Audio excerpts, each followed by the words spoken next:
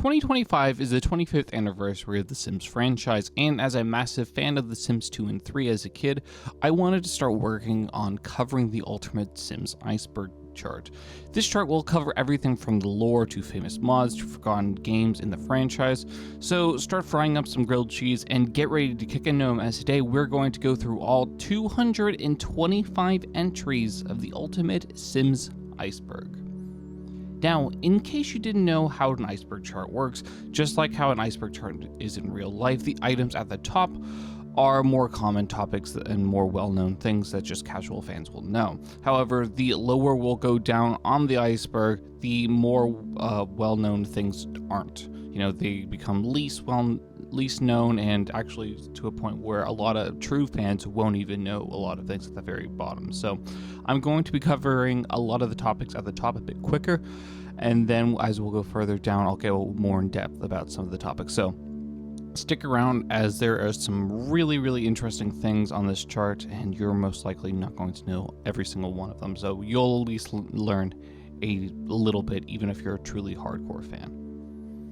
Level 1. Project Renee. Project Renee is a working title for the next generation Sims games, a widely speculated in the Sims community to be The Sims 5. However, it was announced on Investors Day in September 17th of 2024 that The Sims 5 was not being developed. Project Renee was officially unveiled during the Electronic Arts Behind the Sims Summit on October 18th of 2022 by Lindsay Pearson, the vice president of franchise creative for the Sims team. Project Renee is set to include a single-player online multiplayer capabilities and be compatible across various platforms. Pearson stated that Project Renee was very early on in development back in 2022, and no official release date or any real other news has really become official of this. The official name of this game has never been announced, but it was said to be free to play for everyone, just like The Sims 4 now. So all we know about Project Renee is it is indeed not The Sims 5, but some other multiplayer version, probably based around Sims 4 engine or something around like that. But yeah, it was in the early stages in 2022, so who knows if it's going to come anytime soon or if it's still going to be around, but that's what Project Renee is. Sims game lifespans. This entry refers to the fact that before The Sims 4, The Sims 3 was the longest running title with just 4 years, with the other two games of The Sims 1 and The Sims 2 running for about 3 years or so. So the fact that we have had The Sims 4 for about 10 years is crazy. Like, we've had over 10 years of Sims 4 content. And what's even crazier to think about is you can combine the lifespan of The Sims 1, 2, and 3, and you can literally put it within the lifespan of just The Sims 4, which is just absolutely crazy to think of. So the time span between when they first released the original Sims until the end of the Sims 3 run, you could put it within the lifespan of the entire Sims 4 franchise. So it's gone to the point where if you have never liked The Sims 4, it's hard to support this franchise, right? And at the same time, if you're just wanting to get into The Sims 4, although you can get the base game for free, there's so many stuff packs and expansions and all this other stuff that I believe it's well over $1,000 to get everything, which is just absolutely mind-boggling. Burglars. Burglars refer to the fact that at the time of the making this iceberg chart, The Sims 4 still did not have burglars in the game, even though it had been in the base game feature since the original game. But of course, of February of this year, 2025, that was all changed, as in the new base game, in an update that they brought back the beloved burglars back into the game. But it's still the fact that, The Sims 4 has been out for over 10 years at this point, and burglars had not been a part of the game, even though it had been in every single game beforehand, which is just crazy. But we'll stay on this topic for a little bit. Cars missing from The Sims 4. This entry is just pointing out the fact that besides The Sims 4 being over a decade old, and just like the burglars from before, The Sims 4 still does not have cars. You can see cars as like random objects in the far background. You can also like resize like children's toys or like little collector's objects modes, and people have resized them to make them bigger, so you can just place them in your lot so it looks like you have a car. But other than that, you cannot interact with cars. There's no cars that pick you up for work or a carpool or anything like that. There are still no cars in The Sims 4 that has been in every other game of the franchise, which is just crazy to me. Color wheel fiasco. The Sims 3 introduced one of the most revolutionized mechanics of the series, in my opinion, which was the color wheel. The wheel that allowed essentially the player to change every clothing and most build-by objects to any color or any material that they wanted, which just added another whole level of customization. Adding that to we have custom content that you can add into the game, and with that you can literally create anything to your heart's content of colors and variants in the game, which is just crazy to think about. So when The Sims 4 was announced, it came to a big surprise to everyone that the color wheel was not going to be making a return into The Sims 4, and in fact we'll be getting a select amount of color swatches and styles, which was a huge downgrade, and a lot of people were generally pissed about it. Today, over a decade later, we still don't have the color wheel inside The Sims 4, and the real reason is probably money. The land grabs. The land grab family is a wealthy family dynasty that resides in the Blue Water Village in The Sims 2, Sunset Valley in The Sims 3, and Oasis Springs in The Sims 4. The family's name is occasionally spelled as Land Grab with 2 B's rather than 2 A's, mostly in The Sims and The Sims Busting Out for console. Which spelling is used depends on which game or expansion pack introduced the object or place that the sim is used in. And the Lab and Grab industries featured it predominantly in the building games like The Sims City 3000, brand names for objects in The Sims. Most of the Sims family's wealth seems to be coming from property and real estate. And going into the Sims games, other than Sims City, in the Sims games, it seems like they got most of their money from commercial real estate, giving the land grab title literal meaning of grabbing the land and reselling it and whatnot. The most interesting part of the family, in my opinion, is that although the family appears in almost every single iteration of the game, it is not clear if any of the land grabs are actually related to one another, just like the Goth family or Pleasant family. There's no continuation necessarily. For instance, although Malcolm Landgrab is in The Sims 2, he is not the same Malcolm that is seen in The Sims 3 because there are different family names in the family tree, there are different ages, and nothing lines up. In fact, the most interesting thing is the closest we see of a continuation of this family comes from The Sims 3 into The Sims 4, as they have faithfully continued the naming convention that is seen in the family tree from this game, from The Sims 3 to The Sims 4, which makes it more interesting, and it's just hard to follow along the lore of this family dynamic, but we do know that that Malcolm Landgrab seems to be a family name that has just seemed to be passed on through the generations. Pool ladder trick. This entry refers to the widely known joke / way to kill a sim is just to make your sim go into a pool, take out the ladder, and they can't get out and will eventually die of some exhaustion or drowning. Although this is not true in The Sims 3 and 4, was true in the original 2 games, where a sim will eventually drown if no pool ladder is theirs, thus killing them by drowning. I just think it's hilarious that this has been a long-running gag in the Sims franchise, even though it hasn't appeared for most of the Sims franchise's lifespan, aka for the last, 14 years or so. In The Sims 3 and Sims 4, the Sims can just get out by grabbing the side of the wall of the pool and get out. However, how a lot of people have gotten around this is they just build a wall around the pool, which is fair enough. If there was a wall around a pool, like a 10-foot wall around a pool, I couldn't get out of the pool, so that one's fair enough, and that one's, I guess is fair enough for a Sim to die in. Motherlode catching Rosebud. All 3 of these are cheats that can be used in the game in order to get money from your active family. Motherlode has been seen in every game since The Sims 2 and gives 50,000 simoleons. Catching is also in every game since The Sims 2 and gives the active family around 1,000 simoleons. And finally, Rosebud, which was just in The Sims 4 and the original game, gives out $1,000 nectar and juice. Nectar and juice are, of course, the fact that to keep the T rated for teens for the Sims franchise, that they can't use alcohol, so no beer and wine can be shown in the game. So nectar is a replacement for wine in the game, and juice is the replacement for beer. This can be seen throughout the games and is widely known, because of what they replace the words for. For instance, you can do a juice stand instead of a keg stand, or juice pong instead of beer pong. That's pretty easy enough. Nectar is also easy enough because you can literally make your sim make nectar.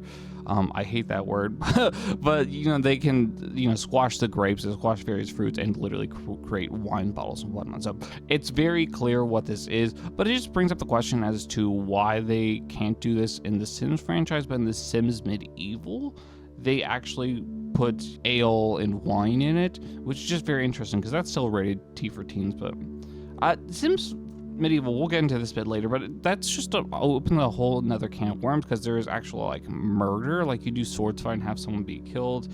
But I guess because it's less choice decisions based in the games, so I don't know. That actually brings up a good question that I didn't even really think about.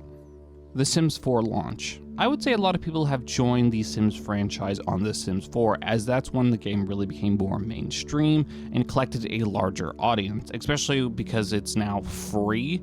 At least the base game is that, it's gathered the attention of a lot of people. However, what a lot of people might not know is when The Sims 4 first launched, it was a pretty disastrous launch, especially coming to The Sims 3, what it just came off of. It launched to very lackluster reviews. We launched without pools, there was no toddlers, there was missing a lot of core mechanics, no cars, no open worlds. Going from the Sims 3 base game to the Sims 4 base game when it first released, it was pretty drastic. A lot of people absolutely hated it. I remember at the time, because I made that transition when it first came out, I was really upset. There were just so many things that were just missing from it, and I personally didn't like the art style, and it was just, it was kind of a big thing that a lot of people just did not like. I'm glad that they were able to eventually bring pools, toddlers, and whatnot back into the game through just updates instead of expansions, which I thought they were going to do.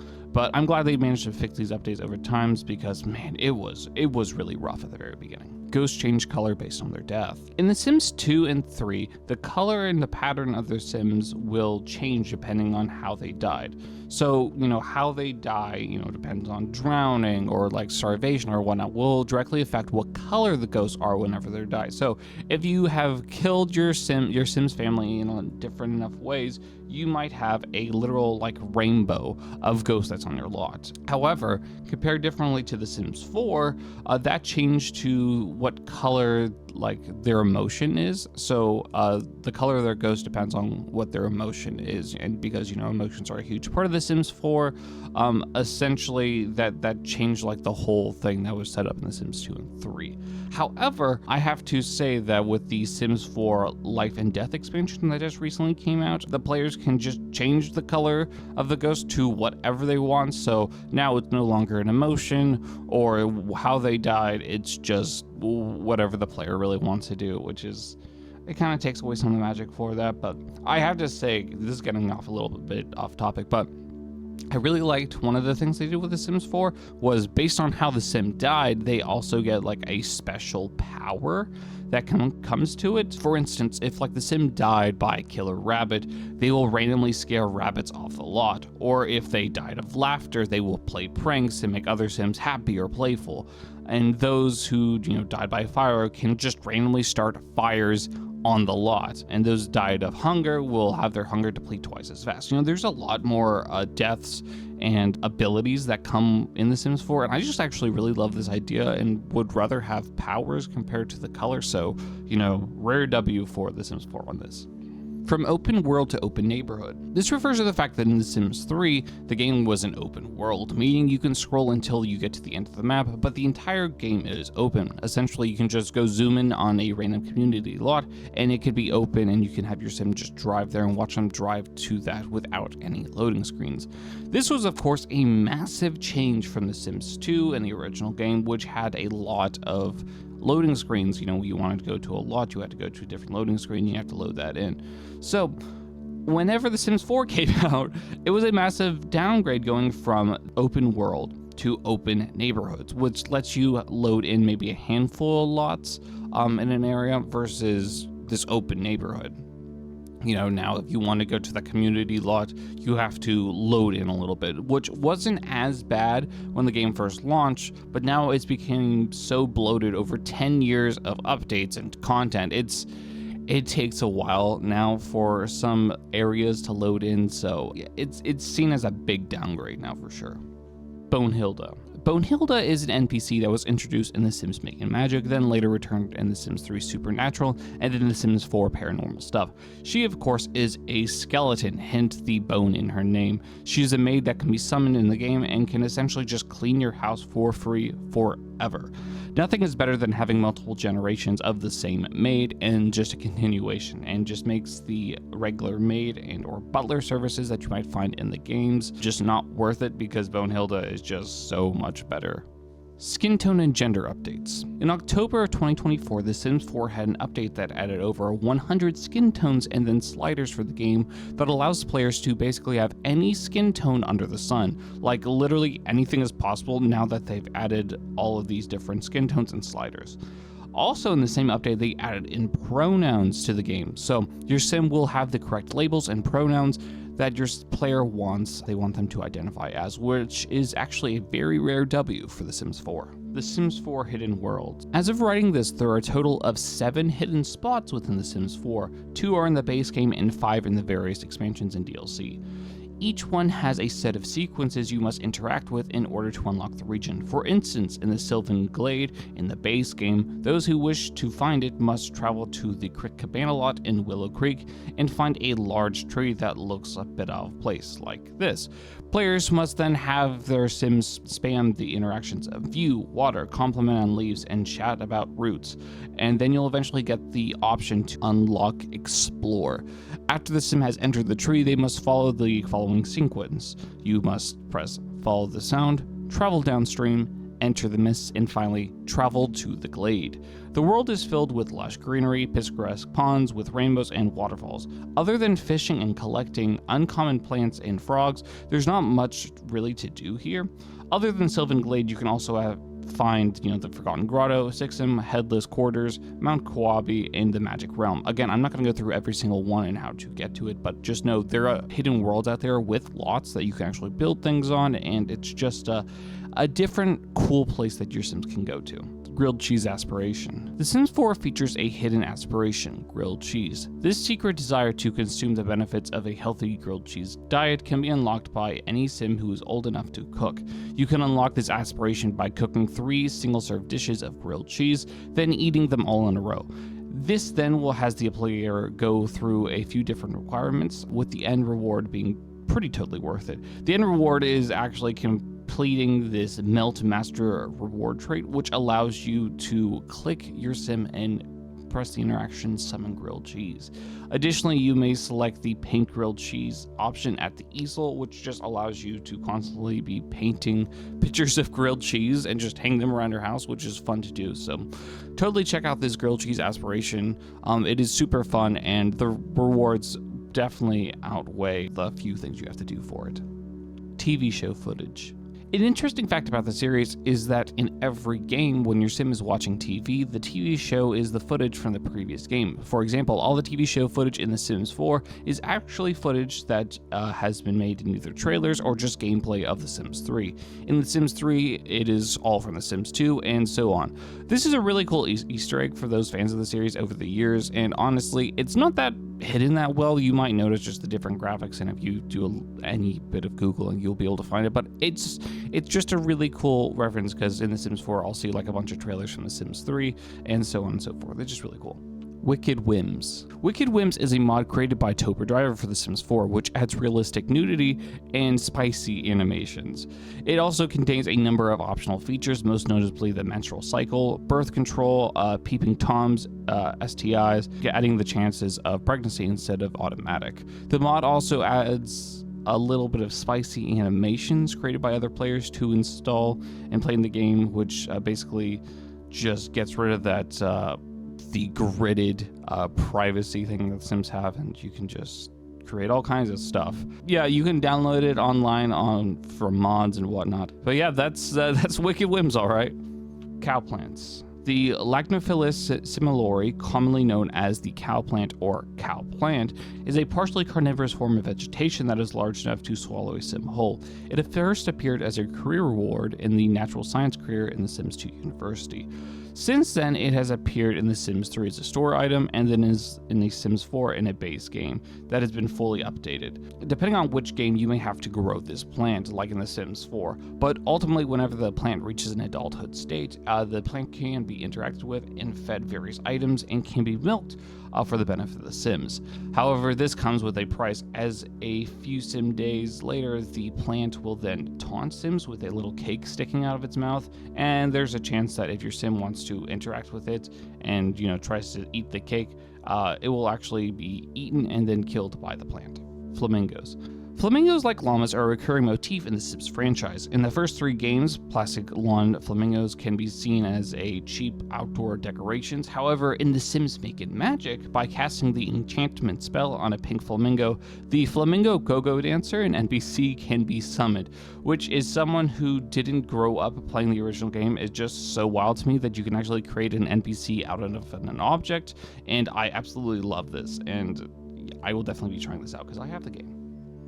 Johnny Zest. Found in The Sims 4, according to Johnny's family bio, he was a member of the Landgrab family, but was disowned after dropping out of school to follow his dreams of becoming an entertainer. Possibly due to an oversight and lack of family trees at the time of the release, his relatives do not know him at all, and the game does not internally recognize their familiar relation.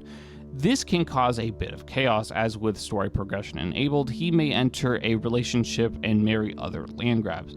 This common assumption amongst players is that Johnny is Nancy and Free Landgrab's son, although that this has never been confirmed by the Sims team. A photograph of him being held by Nancy as an infant has been used to promote the release of Growing Together.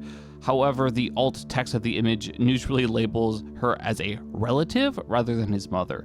Johnny's lifestyle and background have some similarities to the Sims Dudley Landgrab, who was disowned by the Landgrabs and lived in a family trailer home that was, in sand-covered region in The Sims. The main difference between Johnny and Dudley is Johnny has career ambitions, where Dudley does not. This may suggest that it is common for Landgrabs to have disown their Sims that do not conform to their family ideals, power, and gaining lots of wealth and influence. It is not clear whether Johnny is his real first name or part of his stage name, but yeah, that is Johnny Zest. My First Pet Catastrophe. When My First Pet stuff came out in 2018 for The Sims 4, it was met with just horrible reviews. Like, literally everyone hated it. It was because this expansion required the pet expansion, as it was literally a stuff pack for an expansion pack. It had, dog and cat clothes and mini pets like hamsters and hedgehogs and stuff, and everyone thought it was just a huge slap in the face and the biggest money grab, and everyone hated it, and it was pretty well deserved. It's literally a stuff pack for an expansion pack. The game has not, since this, has not released a requirement stuff pack that you need an expansion pack for, but it's just the fact that they tried to do this and everyone hated and turned it around. So I'm glad that they had to stop doing this because of this. The Sims 4 gigantic objects. One of the funniest and memeiest things that can be added into the game, as we noticed quickly when the game first came out, is the fact that you can scale almost everything in buy mode. To increase the size of the object when playing on PC, gamers must hold down the shift and then press the right bracket key on the keyboard, and boom, you have yourself a giant toilet. It is created to just made a bunch of huge wacky creations that can be found on the shop and the exchange, and it is so funny, and I'm honestly very curious as to why they added this, but I'd love it. Strange Town Nostalgia Bait. This entry refers to the 7th game pack of The Sims 4, Strangerville. This pack, although it is not Strange Town, is pretty damn close, with the fact that the advertising of this pack was mysterious and just playing into the conspiracy theories and references to Bella Goth. Essentially, it was just one big clickbait or buy bait to try to get people who love The Sims 2 and Strange Town to get this game pack, which was one of the lowest rated packs in the series, and honestly a huge disappointment if you ever played it. Consumer greediness of EA. I personally never understood these expansion packs, that being Journey to Batu, H&M stuff, Diesel stuff, as them literally adding in specific brands into the games franchise. Like some of the clothing items that they add, just do not fit the game well. Like, all the items in Journey to Batu, unless you are playing a very specific, like a Star Wars playthrough, like the objects and clothing and whatnot just do not fit the rest of the game. So if you see these just in the wild, it just doesn't make any sense. Same with some of the items in Diesel stuff, like it just looks not textured correctly and matches the rest of the vibe of The Sims, and same with H&M stuff. Like, it's just very interesting that they're adding these like specific consumer brands into this game, and it just kind of feels forced. I think Journey to Batu is probably the worst one, because who asked for this and what is the point of this? Like, I don't think anyone actually like mainly plays on this map, so it's just wild that this was added and approved. Hey, do you know you can get in on the ground floor of my memberships available on my YouTube channel? That's right, you can be one of the first members of my channel, which directly supports me to create videos that you love, but what's in it for you? All kinds of things, from shoutouts at the end of the videos and the descriptions of my videos, super cool emojis, and being able to actually shape the future of my channel. Because this is just getting started, I am taking in a lot of conversations with members, so if you want to talk to me and have some interactions and talk to me about all kinds of cool content and nostalgia kind of things, and have me directly influence on the content I'm going to be creating going forward, there's no better way than you actually joining this membership program. This directly supports me. But yeah, please go ahead and look it out if you haven't already. This is the best way to do so. But yeah, thank you so much. Level 2. The Sims Timeline. Oh boy, this is a fun one. So it is widely known that in the Sims franchise, there is a timeline of the Sims series, right? So we have the Sims Medieval, of course. Then we have the Sims 3, the Sims 1, and the Sims 2. And then we have The Sims 4 just kind of being its own offshoot in a different timeline. This can be seen by some of the returning families at different ages throughout this franchise, seeing characters like Bella and Mortimer Goth, in The Sims 3 as children, and then adults in The Sims, kids, and then we'll see, Bella missing and Mortimer being older in The Sims 2. All these games are set within the Sims nation. Although nothing has been confirmed by EA, it is roughly established that The Sims 3 is about 25 years before The Sims, and The Sims 2 is 25 years after The Sims, so it's 25 years between each game. So we'll talk more about The Sims 4 and the issues it may cause for the timelines, as there's actually a lot of entries that reference this point. But yes, this is the complete timeline of the Sims franchise, with The Sims 4 just being its own offshoot and alternate timeline, or The Sims 3, Sims Original, and The Sims 2 is the correct order of the games. Sims 4 Wedding Stories Rainbow Dress. The Sims 4 My Wedding Stories launched with this wedding dress, which is fine and beautiful in its own way. However, one of the swatches for the options is this. Now, the reason behind this is obviously for gay couples or people part of the LGBTQ+ community to celebrate Pride, for the wedding dress. However, like so many people have pointed out, it looks really, really bad. To quote one Reddit user who I think summed it up pretty good was, they confused Pride with circus, and they're absolutely hideous, LMAO. And I think that just summed it up so well, as it's awful. The Sims mobile games. Over the years, the Sims series hasn't just been on the computer or consoles. In fact, it had many different mobile games over the years. In fact, I have counted 17 mobile games over the years, and it has to do with the series, with easily being the two most notable being The Sims Mobile and The Sims Free Play. The other games include The Sims Medieval. In fact, I've counted 17 mobile games over the years that has to do with the series, with easily the two most notable being The Sims Mobile and The Sims Free Play. The other games include The Sims Medieval, Freever, The Sims DJ, The Sims 2 Castaway, The Sims 3 World Adventures, The Sims Town Stores, The Sims 3 Supernatural, The Sims 3, The Sims 2, the Sims Pool, the Sims Bowling, and the Sims 3 Ambitions. It's just so wild the amount of mobile games with the Sims from the Sims 3 era that had expansion packs centered around it with mobile games. It makes sense because mobile games were kind of seen as huge in the future in the early 2010s. But it's just wild to me that each version had its own storyline and something specific you could do, right?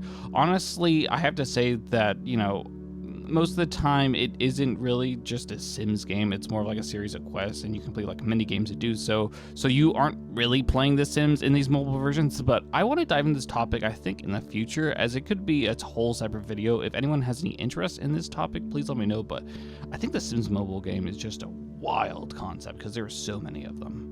Loading screen messages. One of the most iconic things from The Sims from my childhood was actually the loading screen messages when booting up with the music, the different loading screens, and based on the expansion packs you had, the different messages that were on the screens. It just always, like, the more games you played and all little different messages and whatnot, and I just absolutely loved it. The original 3 games on startup, you had a series of short strings of text, typically humorous, relating to features found in the game or lore. It's just the shame that The Sims 4 doesn't have this thing, as it was just a huge part of my childhood and I just remember it vividly.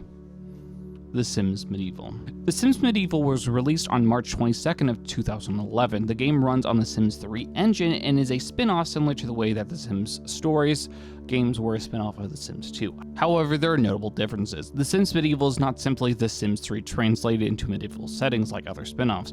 The Sims Medieval offers features, like all kinds of new features, such as armed combat, religion, and more of a quest line with objectives similar to The Sims Stories. Overall, growing up, I honestly love The Sims Medieval, and I still love The Sims Medieval. As someone who loves, the fantasy genre and medieval time period, this game just kind of just scratched an itch that wasn't part of the regular Sims franchise, and I just really like it, and it still holds up to this day. In fact, I would argue that it runs better than The Sims 3, honestly, to this day.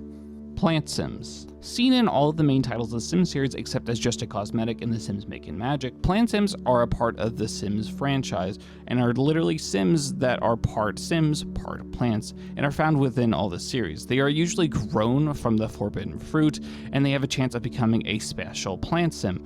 Throughout the series, the chances, range slightly in their wants and needs, but generally speaking, they require water and sunlight much like a regular plant would. They also reproduce on their own by planting the forbidden fruit and has a chance of creating more plant Sims. So there you go, that's a plant Sim for you. The Repo Man. So you tried your best to get out of paying your bills. Well, I don't really blame you on that, but the game does. In every single iteration of the game, if you don't pay your bills, the Repo Man will come to your lot and with a gun of some sort and start shooting items and just taking approximately the same amount of objects worth on your lot as the same as the money you owe to the government or your taxes. So gotta love bills, and now they're still in the game. The Disappearance of Bella Goth. Bella grew up in a large house in Sunset Valley just down the road from her future husband, Mortimer. Later on, the two fell in love and married and moved to 5 Sim Lane, where they have their daughter, Cassandra. Between The Sims and The Sims 2, Bella and Mortimer had one more child, Alexander, and moved to 165 Sim Lane in Pleasant View. Shortly before the start of The Sims 2, however, Bella went missing, having been abducted by aliens and hasn't yet returned. Her last known location was Don Lothario's deck, which can be seen in the Lothario family photo album. Don's memory panel shows that he had attempted some romantic interaction with Bella, and she didn't accept them before she mysteriously disappeared. Many of Mortimer's and Cassandra's and Alexander's memories involve Bella, meaning that she hasn't been gone for too long at the start of the game, although they have all aged to the next lifespan since she has been abducted. And then Strangetown happened in The Sims 2, which is of course a neighborhood that is found in the game, and was released and we saw Bella once again. So this Bella is a bit weird and has slightly different variations and traits and different faces compared to the bin Bella that can be found through cheats in Pleasant View, which is where the memories are unlocked of from The Sims 2 in Pleasant View. And so they're just slightly different, which raises the question, is this the same Bella, or is this just a different imposter kind of Bella? So the working theory is that it is the same Bella. She was abducted by aliens in Pleasantview and then just dropped off in Strangetown, with Bella not knowing the wiser, and that essentially her memories have just been altered and she has amnesia, so she doesn't know that. Another interesting theory is due to the book found in The Sims 3, Murder in Pleasantview by Alexander Goth, and Who is Bella?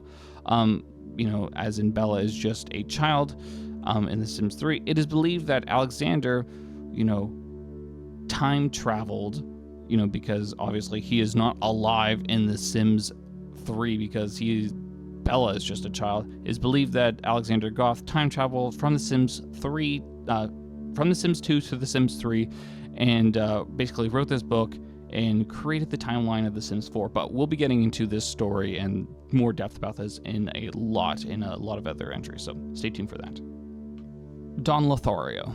Dawn is a womanizer, holding down relationships with the 4 different women at once in Pleasantview in The Sims 2. He is in love with both the Caliente sisters, Nina, with whom he has had his first kiss with, and Dina. He appears to prefer Nina over Dina. His other lovers include Cassandra Goth, to whom he's engaged with at the start of the game, and Caitlin Langaric, who becomes his maid if the scripted events are followed in the game. Dawn is also involved in a plot surrounding Cassandra's mother, Bella. The backstory tells that the players that Bella went missing mysteriously, being abducted by aliens that we just talked about, in Pleasantview on Dawn's property. It is said that Bella went to Dawn's house to welcome him to Pleasantview before her disappearance. Then Dawn misread her intentions and she rejected him in an attempt of making out. And then we jump to The Sims 3. Dawn appears in Riverview. The bio reads that Dawn woke up one morning in a whole new world. He remembers stepping into a teleporter, several women laughing, and then nothing else, until he found himself here. He refers to an old granary abandoned for years and waiting for nature to demolish it until Dawn showed up to live in it. Dawn's bio reads that Dawn Lothario was facing a big choice between marriage and continuing to be a man about the town. With his accidental teleportation in a new town change his old ways. It's possible that the women laughing are some of his lovers, including the Caliente sisters. However, this has been unconfirmed. So it appears that Dawn is a time traveler traveling from The Sims 3, from The Sims 2 into The Sims 3. So yeah, his whole character and interaction is really interesting, and we'll be going into more depth actually pretty next. This whole little section is all about this kind of lore, about how the teleportation and time travel might be due to the Caliente sisters and aliens. Caliente sister, alien blood. So, a funny thing about genetics. In The Sims 2, the Caliente sisters have a possibility of having an alien baby just because they have that alien blood genes in their family due to their grandfather, Nestor, giving birth to their father after being abducted by and impregnated by, Polynesian Technician 7. So, with that, the pair have a high amount of alien blood within them. So, with that, you might have an alien baby, which is literally just crazy. And also another thing I would like to point out is literally the word alien is literally in the middle of the word Caliente, which is hilarious. This is what a lot of the fans have speculated is how Dawn Lothario kind of got teleported into The Sims 3 is, because they have this family of aliens, the Caliente sisters, and the sisters probably found out that they were being cheated on by Dawn with each other and like half the town. So they essentially just teleported him to a different time, which is crazy to even think about, but that kind of makes sense. It all works out, and The Sims 2 is just goated for the lore and the family dynamics and whatnot. The Sims 4 on an alternate timeline. In The Sims 4 and The Sims Freeplay, there are an alternate timeline, meaning that the things in the original timeline work out differently. This alternate timeline possibly was created through the use of time travel and the time machines found in The Sims 3 Ambitions and the time portal found in The Sims 3 Into the Future. Now, as we have talked about before, it is believed that the alternate timeline was caused because of Alexander Goth, his little interaction he did to try to make his mother not disappear. As we can see, the whole family together, the whole Goth family together, still in The Sims 4. Again, I think there are a lot more entries that reference this and go into more depth about it, but this is the idea just coming to a light that The Sims 4 is on an alternate timeline, and it might be because of The Sims 3 Ambition's time travel, and we have seen different time travel and whatnot, so that is how the alternate timeline might be the case. The Sims 1 terrifying sounds. So without a doubt, the scariest thing in the original Sims game was the burglar theme. Like, there are so many posts and videos about the fact that the burglar theme was just terrifying, especially as a child. Like, hearing that sound just...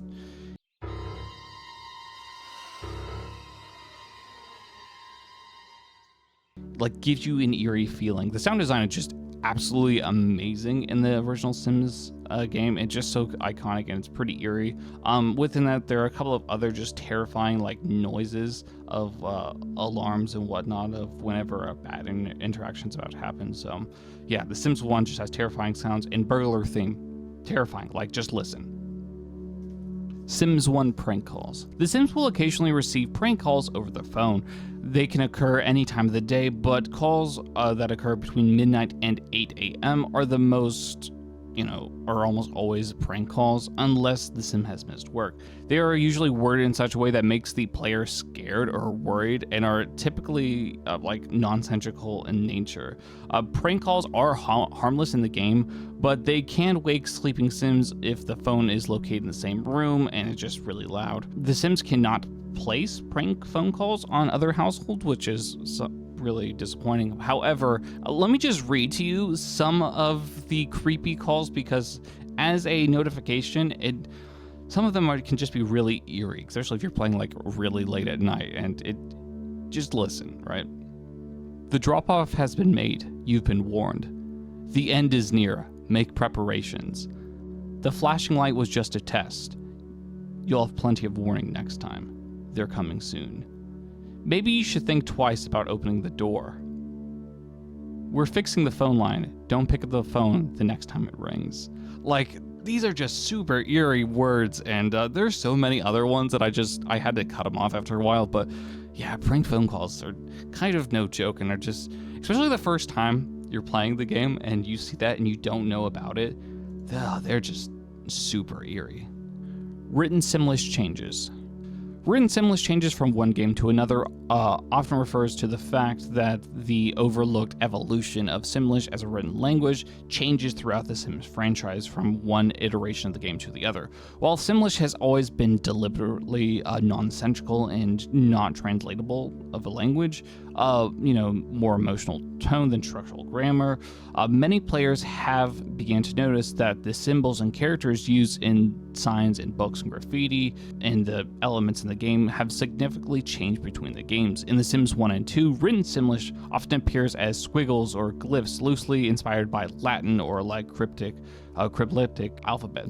By The Sims 3, it shifted more to a stylized symbols with repeating patterns, and in The Sims 4, it begins to resemble a semi-consistent alien script, angular and digital and more refined, right?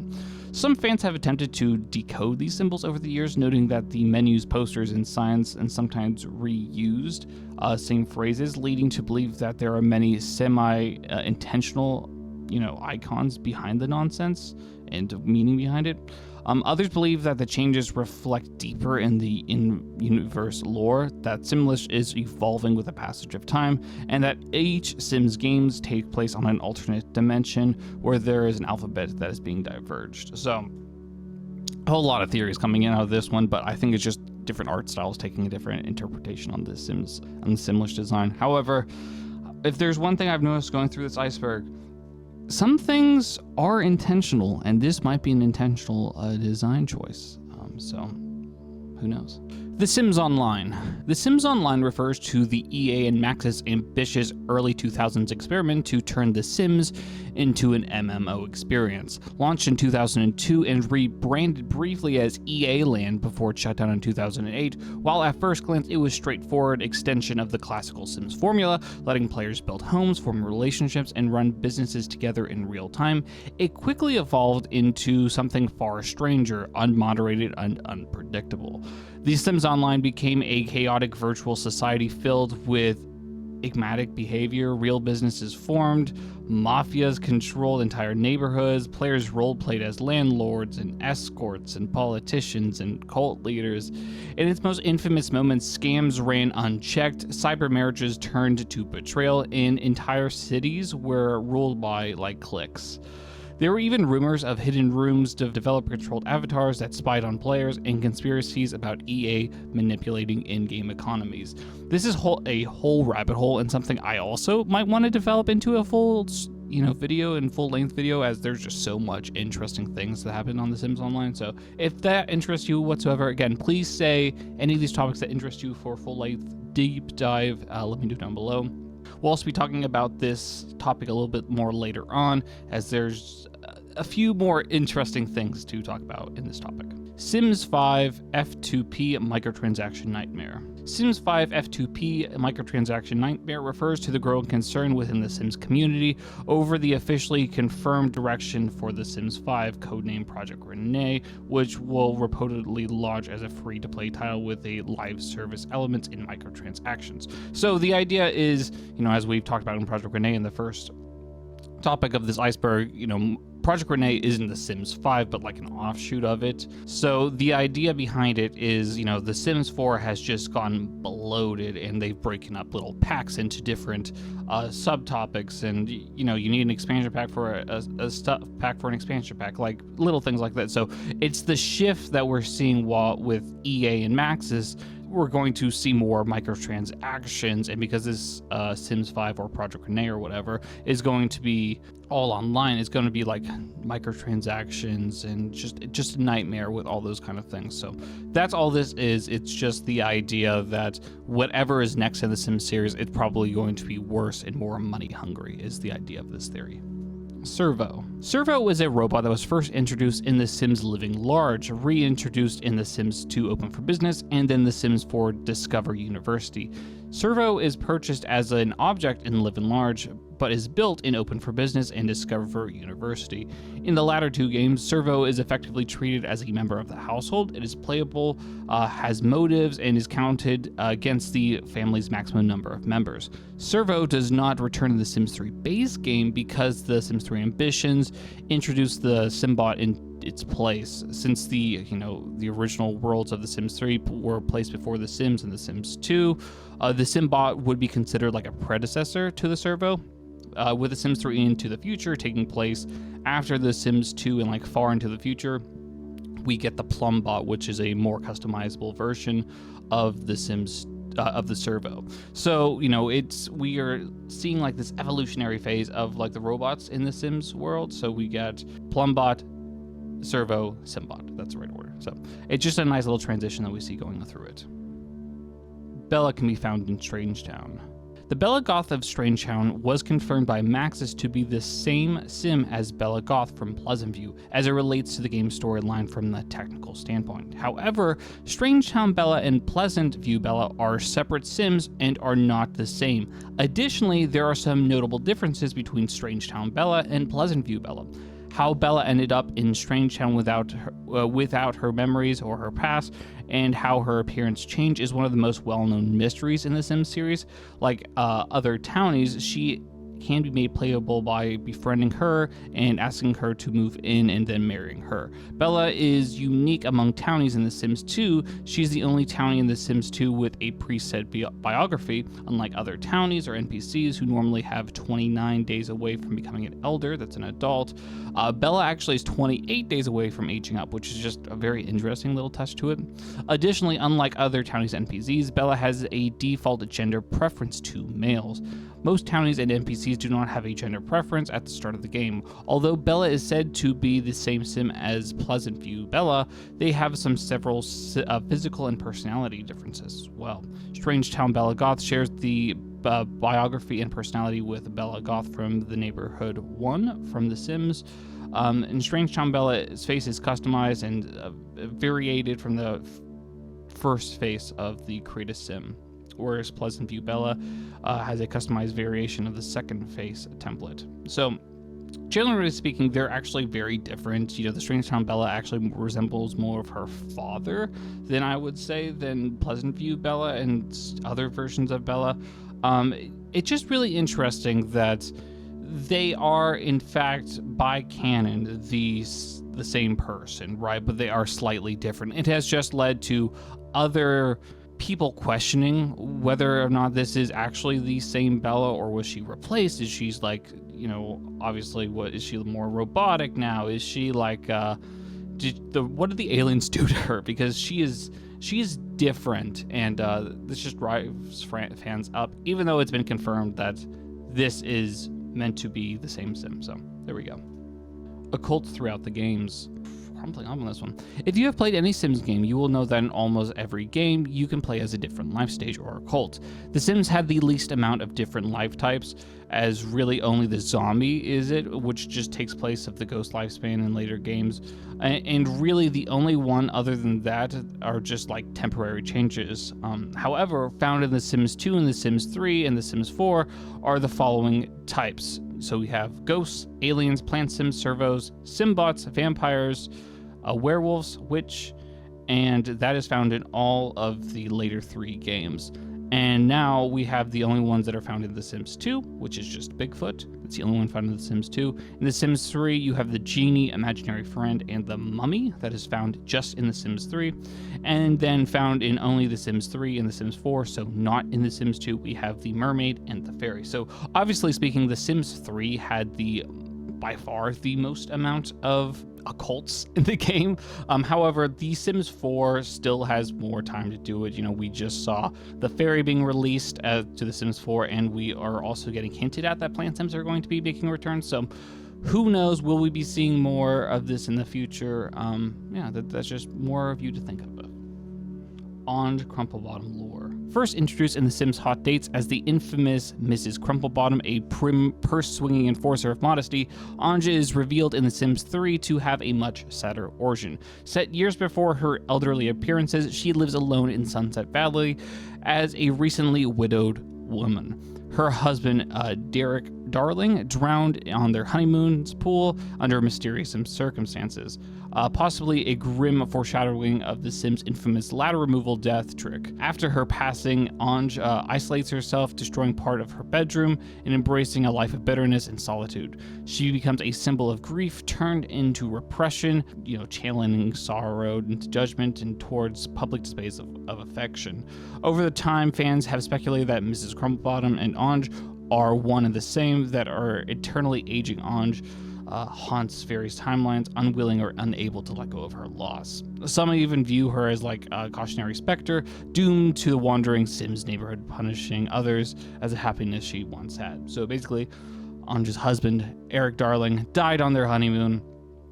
And actually, the house is really sad. Like, there's an unfinished baby bedroom. There's like her bedroom's like completely like gutted and everything. It's actually a really sad story if you look at it, but we'll be talking about her a lot more going down the rabbit hole going forward, as there's a lot more lore to unpick, but this is the base introduction of her.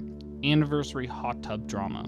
During the 20th anniversary of the Sims franchise, EA released a free hot tub for The Sims 4, which looked a lot like this. This caused a bunch of drama because previously hot tubs were only in the perfect patio stuff pack, meaning the only way someone could get this object was through the pack. But due to this free item coming in, people were mad that they were forced to buy the pack only to get this item for free later on, making it basically not worth this pack, right? So the people who originally bought this pack, who paid $15 or something to get the hot tubs because you can't get it anywhere else, and then to only see it being labeled and given away for free, it would honestly annoy me a bit. But yeah, not to mention the hot tub is kind of really ugly, but people like to complain just about complaining, right? But yeah, that's the 20th anniversary hot tub. Sunny the Tragic Clown. Sunny the Tragic Clown is a strange and mystical character first introduced in The Sims Living Large as a potential NPC visitor alongside the Grim Reaper, the Genie, Servo, and Santa Claus. The Tragic Clown will arrive to cheer up Sims who own a painting of him when they are depressed. Unfortunately, the clown's attempts to raise moods are unsuccessful, often having the opposite effect, and he is difficult to remove from the lot. The tragic clown is seemingly considered to be a menace to SimCity, as a service known as the clown catchers exists, who can be hired to forcibly remove him from the lot. So, conspiracy theory time. So as we see through in The Sims 3, and the tragic clown is dead, and because we know that it is the furthest in the past in the timeline other than The Sims Medieval, because the tragic clown in the original game is actually the ghost or the reincarnation version of the original clown that we can see from the grave in Sunset Valley. So that's why we have the clown catchers to try to fix and catch this escaped monster ghost thing, because we see it come out of the painting that they have, right, in the original Sims. So it's the ghost that haunts this painting that we see, and the clown catchers are nothing more than Ghostbusters. I kind of like this theory, especially when you add this clown catchers thing, and it's honestly just an interesting part of the lore of this series. But yeah, that's Sonny the Tragic Clown. The Curious Family. Appearing in every Sims game except the original, the Curious Family is a family who has always had a deep interest in science and aliens. Without a doubt, the family found in The Sims 2 being the most interesting, and now the dead grandfather Glarn being abducted by aliens and having a family with them, and thus creating a large family tree, including aliens within Strangetown. The Curious Family is super interesting and just one of the most fan favorites of them all. But yeah, Curious Family, super fun, interesting thing from Sims 2. Llamas. If you have played any of the Sims games, you will notice that there are a lot of llama jokes, with it being sucked into the culture and in the Sims games. For example, a lot of the sports teams are the llamas, and the mascots of the universities are usually the gnomes or the llamas. It's a huge part of the culture, and I actually just learned the reason why. In December 2000, in an interview with CNN, Will Wright, creator of the Sims franchise, stated, "Many years ago, we had a company-wide vote for our informal company-wide mascot, and the choices came down to the Boston tree fern, the beef tapeworm, and the llama, and somehow the llama won the vote. From then, the llamas became the running gag in the franchises with Maxis and Will Wright." So honestly, I'm glad that they choose the llama, because can you imagine like the beef tapeworm being all these jokes and references in all the Sims games? So that's why we have the llamas. Sims looking back at Sims. This entry refers to the fact that when pausing the game in any of the Sims games, your Sims have a chance of stopping and then turning directly to the camera, and no matter where you rotate the camera and the head of the Sim will follow, very creepily and in like a fourth wall breaking manner. Note, this doesn't happen in every time or in every instance, but just a small amount, so it's just creepy noticing it. Rod Humble Computer. In The Sims 2, the computer is delivered for free by Rod Humble, who is the executive producer of The Sims during the Sims 2 to the Sims 3 era. Whenever a household moves into the neighborhood, he will deliver a large box. When opened, the computer will be added to the inventory of the Sim and open that box, and The Sims 3 will be able to play on all the computers on the lot. So this is just a note that basically whenever The Sims 3 was added in, about to launch and they announced everything, this became updated into the base game of The Sims 2, meaning that no matter what, you'll get this computer even if you don't want it. So to those people who want to play a more, going from poor to rich household, they have to often delete this or find a way to cheat delete it, so you don't have this extra money from this computer. So that's what happens with the Rod Humble computer. The Death Flower. The Death Flower first showed up in the Sims franchise in The Sims 3 and then returned in The Sims 4 in a free patch update. The flower is a special flower that basically, if your Sim has it in their inventory when they die, they can exchange their life for the flower, and basically they can stay alive for a little while longer, as the Grim Reaper just really loves this flower. It's basically the Death Flower because the skull in the center of the flower, and that's why it's called this way, and because the Grim Reaper will exchange your life to continue for this flower. Lack of competition. This entry is just stating the fact that the note that due to The Sims basically being unchallenged for years in the terms of no other life simulators coming out, the developers have just gone lazy, and EA has just gone super greedy over the years, and with a crazy amount of stuff packs and expansion packs, and not wanting to just update the decade-old engine of The Sims 4, wanting it to keep the same forever.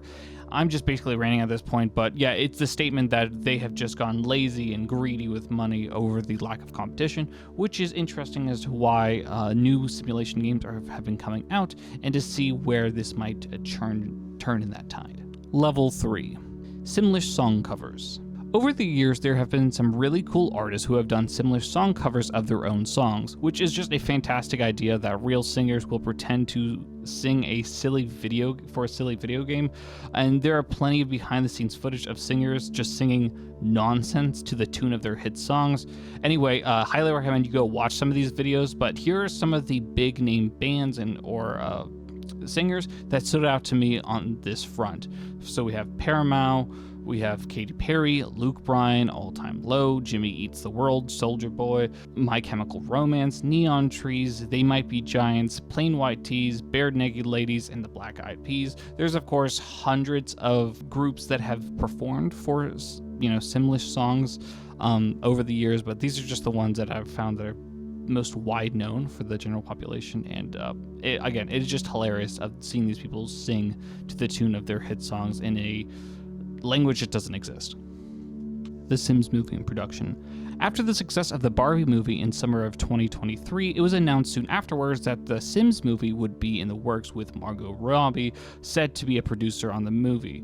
And Kate Herron, who has really little known directing experience, is set to direct it. And man, I just hope it's not another version of the Barbie movie, but at the same time, I don't know what else they will do other than sentient being, them becoming sentient and self-aware that they are a toy or in a video game. And other than that, I have no idea what to expect, but yeah, the Sims movie is supposedly in production. Villarreal family. The Villarreal family is a pre-made playable family residing in Windenburg, the world shipped with The Sims 4 getting together. It consists of an elder single father, Jacques, and his 3 children, Hugo, Luna, and Max, with a bio that reads the following. After Jacques' wife disappeared under mysterious circumstances, he was left raising 3 kids in the enormous mansion. Luna and Hugo are good kids with typical teen problems, but the youngest Max is a terrifying force of nature. Will the kids drive Jacques crazy before his eccentric habits and hobbies drive them crazy? Now, obviously the bio is hinting that Jacques killed his wife and/or had his wife killed, and judging by his jobs as a brain as a level 9 in the criminal career branch, yeah, it's most likely that he had her killed because either maybe she found out, she was talking too much, or something else in between. But yeah, that is the story of the real family that's in the Sims 4 Get Together. Changing paintings. The Sims 3 Supernatural introduced haunted paintings, which change from a calm, insinuous painting to a spooky variant at night. Haunted paintings returned in The Sims 4 Spooky Stuff, where they can change over time. To a Sim player who does not know about these changing paintings, the change is really creepy when you do notice at the change of night, because it is introduced in The Sims 3 Supernatural and then The Sims 4 Spooky Stuff.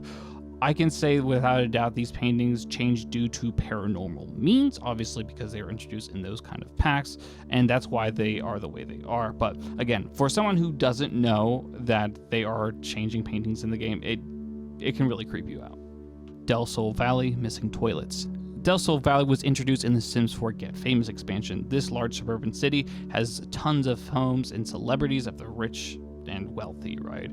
If you can't guess it by the looks and the name alone, the town is based off of Los Angeles, which makes it really more interesting that some of the mansions and the pinnacles of the areas has bathrooms without toilets. Yeah, in the Maley Boone Manor, worth a whopping 231,000 simoleons, has a house that has 4 bathrooms and only has 1 toilet. Yeah, that's right. 3 of the bathrooms do not have toilets. This has never been fixed or commented on by the Sims team, but yeah, this mansion is just missing toilets plainly. Clickbait The Sims 4 First Look Trailer. Clickbait The Sims 4 First Look Trailer refers to the widespread belief that the Sims 4 original announcement and the marketing trailer misled fans about the game's final content and the features, essentially functioning as an unintentional clickbait. When EA released the first look at The Sims 4 in 2013, the trailer highlighted emotional depth, seamless multitasking, and a complex AI, in a variant of neighborhood full of life and spontaneity. The trailer also showcased expressive, fluid animations and interactions that many players expressed to see in the base game. However, However, when the game launched in 2014, it was missing many of the promised or implied features, such as toddlers, open neighborhoods, and even a basic life simulation elements that fans have just come to expect from the previous titles. The stark contrast between what was shown in the trailer and what was delivered just led to a bunch of criticism from fans, and the trailer is often cited as an example of a promotional material that was overpromised. Again, to those of you who have joined in the Sims franchise like later on in The Sims 4, The Sims 4 was not well liked at the very beginning. Generally, this is a lot seen with a lot of games that have different directions, different like elements in different iterations of games. For example, Sid Meier's Civilization series, you know, each time a new one is brought in, a lot of people just hate on it, and then as it gets expansions and updates and fixes, people begin to love it a bit more. But at the very beginning, it was not liked well. The Sims 4 Mysterious Marketing Strategy. The Sims 4 Mysterious Marketing Strategy refers to the confusing and often criticized way EA has promoted The Sims 4 over the years, with many players feeling the game's trailers/teasers and promotional campaigns are intentionally vague, misleading, or oddly structured. This includes cryptic hints that lead nowhere, dramatic teaser images for underwhelming kits, and announcements that generate hype but fail to deliver anything of substantial content. Fans point out to examples like the overly dramatic countdowns for tiny cosmetic packs behind The Sims, presentations that reveal very little, or trailers that suggest new features are coming only for them to be heavily restricted or lack depth. Some theorize that EA's deliberately crafts these messages to maintain a constant engagement and speculation, even if it frustrates the player base. I have to agree, if you actually like look from a point of view as like a perspective of them going in and just making these to generate hype even though they know it's not good, it is an interesting theory. Whether or not I believe it, or whether or not I mean, it's a company, they're trying to sell the product, so if it works for them, that's probably why they're doing it. Katy Perry. This entry refers to the fact that Katy Perry has a long history with the Sims franchise, specifically with The Sims 3, as multiple songs of hers has appeared in the game radio station, sung by her, and most importantly, we have the now infamous Sims 3 Katy Perry Sweet Treats, and in the Showtime Collector's Edition we have her. We also have seen her officially been uploaded to the Sims 3 Exchange, which by a Sim Guru, so it was official. However, they took it down years later. The Drowning of Skip Brook. By the time the storyline has reached The Sims 2, Skip is already deceased. His death by drowning is explained by the suspicious pool ladder incident and is believed to have happened in the pool in the back of the family's house, which has no ladder. Suspicious hints to the fact that it wasn't just a stroke of bad luck, but at the same time it was clearly that there was a killer somewhere. For this reason, Skip's death is something of an open-ended mystery. Is it referencing the fact that if you remove the ladder, then your sim will die in the pool? It's explaining the idea that, you know, someone was playing the game and then they just took away the ladder to make him die? Or is it his former wife who took away the pool ladder to make him die?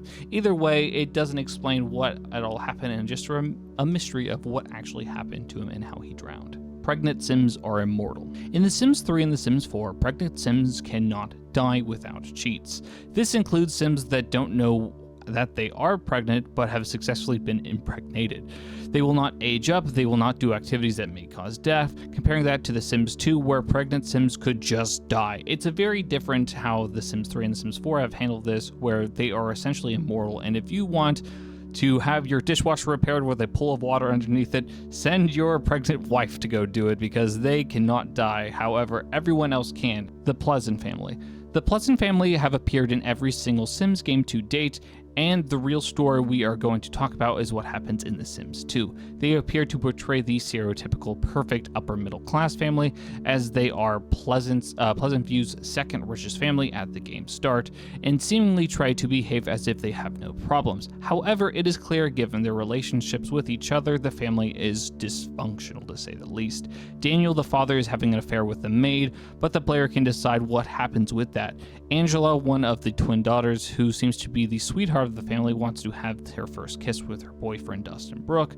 Lilith Angelo, the twin sister, is something of a rebel and has a rough childhood. When first played, the player will be made aware of Daniel's cheating habits.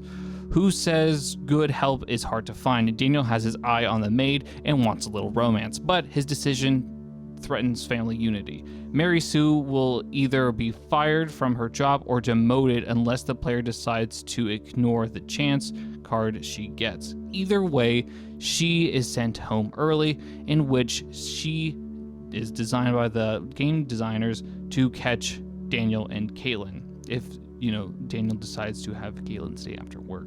In The Sims 3, we see the family before their rocky marriage starts, with the Pleasants on their nice honeymoon. So, of course, we just have this rocky look of what happens whenever these two get married. The Sims 3 hidden traits. Within The Sims 3, there are numerous amount of hidden traits that are connected to a sim with a specific career, life states, or interaction that can be passed down in generations. For example, people from China and their kids all eat with chopsticks and bow when greeting. However, people in the military and their kids salute when they greet each other. This is just the first instance of a couple of them, as there is a whole long list of these very specific traits that Sims will do if they have parents or offspring that are part of this newbie family becomes broke family. The newbie family has appeared in every single version of the Sims franchise and is a staple of the series. When talking about the newbie family, you have to talk about the broke family, a family that is just as well known. However, this entry refers to the fact that the current structure and the timeline of the Sims series going forward, there will be no more newbie family members because they will essentially all die off because the broke family has all their heirs are female, and thus the family's name effectively dies off, unless we get a long-lost cousin or something later on. However, is this really going to affect it because The Sims 5 doesn't seem to be a thing anytime soon? Probably not, and plus it's on a different timeline, so effectively speaking, in the timeline of the main series, the first 3 games, the newbie family is gone and is part of the broke family. Sims 2 Emo Machinabuzz. I believe this entry is just a joke entry to the fact that it was the early 2000s when The Sims 2 came out, and there were a lot of machinimas or fan-made films set to emo music because that's just what the time was. I couldn't find anything specific about this entry. However, if you know anything about this specifically, please let me know. Other than that, I think it's just pointing to the fact that, yeah, it was an edgier time to say the least, so that's what a lot of the machinimas at the early time did. The Alto family. The Alto family is a wealthy pre-made family in The Sims 3. The pre-made storyline for the family involves a family business feud with the Landgrab family, as Nick and Vita are enemies with Joffrey and Nancy Landgrab, although Holly is a mere acquaintance of both her parents and the Landgrabs, as well as the fact that Nancy and Nick are both in the same career level trying to get ahead. They live in a mansion in the upper class of Sunset Valley, right across from the mansion of the Landgrabs. Despite being only introduced during the Sims 3 version, they quickly became one of the biggest families of the franchise with the most appearances in the series, which is just wild to think about. Alongside the much longer running characters such as the Landgrabs and the Goths, the Alto families actually have as many, if not more, appearances. In total, the family has appeared 8 times to date, once in the Sims 3 base game, twice in the expansion packs for The Sims 3, including one mention of a lore character, 3 times in DLC content for The Sims 3, aka in other versions and other store content. In The Sims 3 Nintendo DS, they also appeared there. They are also, without a doubt, a huge family inside The Sims 3, and it's very interesting that we never see this family in The Sims 1 or 2, so it must mean that this new family money eventually loses everything and we never hear from them again because they are mentioned to have new money versus old money. So maybe they just go in, have a lot of money, and then they just buffer out by the time The Sims 1 and 2, which is just really interesting. We see never interaction of them. We also find another version of Holly Alto in The Sims 4 Get Famous, but they look nothing alike and they share no similar traits, so other than the names, they're not the same sim. Princess Cordelia. In The Sims 4, there are various build buy items that mention that of Princess Cordelia Thebe, and there are actually quite a bit of lore that we can piece together on where she's from and everything that she's accomplished, and most interestingly, you can find her and her roommates on the gallery who was uploaded by Maxis, and this is her background and story. Cordelia is said to be a member of the royal house Thebe who lost her home in a giant sloth invasion, survived by a kraken attack, and used her power of her own purposes. It is said that she enjoyed the company of pirates, and possibly implying that the pirates of her household are intended to be her love interest. Bob the butler and Matilda the cook are mostly intended to be the butler and cook of the household, respectively. Her last name is not mentioned in any of the object descriptions found in the game, nor is there any mentions of her immediate family. As a child, she was a world-renowned marble champion, winning one of the marbles while playing with a mermaid in the tide pools near her home. She had a great love for jazz music and even had her own band, which featured a saxophone player named Jacob Golden Tips, a brass player named Martin Maxwell, as well as 2 unnamed members, a trumpet and a piano player, which she also later discovered by the Prince of Willow Creek, Edward Terrence Bernard, in disguise. The piano also happens to be Cordelia's favorite instrument. She adores tea, and the princess would come from across the land to tea with her. She has a much preferred company of the pirate captains and would end up dating a total of 3 pirate captains throughout her life. Cordelia loved the ocean and would quite often be found spending her free time on the beach lounging by the tulipides for hours. She enjoyed watching the delicate sea anemones in the waters and was amused by the way crabs would scuttle or scurry away from the gulls in the circles that the skies above. She liked the taste of crab, but her favorite meal was eating scallops fried in garlic, which was cooked to her in her private submersible by her first pirate boyfriend, Chef. Living in a palace, Cordelia had many staff to cater to her every need, from maids to gardeners and even her own furniture artisans and astronomers. 2 notable members of her staff are Bob the butler and her personal chef, Matilda. Looks are important to Cordelia, as she would usually be seen wandering the palace grounds dressed in a bustle of corsets and her hair up in an embellishment of jewels and a headdress. Man, was that a mouthful. Basically, Princess Cordelia just has a bunch of random facts about her that can be found throughout the build buy modes in The Sims 4, and we just got this really interesting backstory. And again, you can find her character on the Sims Exchange if you wanted to play a princess, or put her in Windenburg.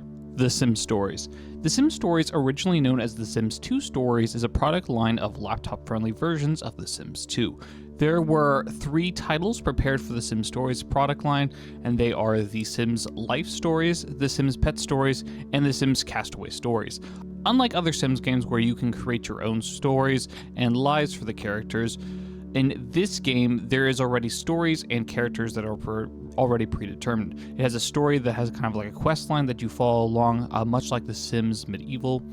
This is very different, of course, from the rest of the Sims series, with you designing and planning what happens and having your own story that's built into it with your families. It's a really cool different directions of the Sims series, and I actually really like playing Sims Castaway Stories along with The Sims Medieval, so I highly recommend you actually go check these ones out. The Sims 2 Therapist. The Therapist is an NPC that comes to help the Sims when they go into an aspiration failure or the aspiration bar is in total red in The Sims 2.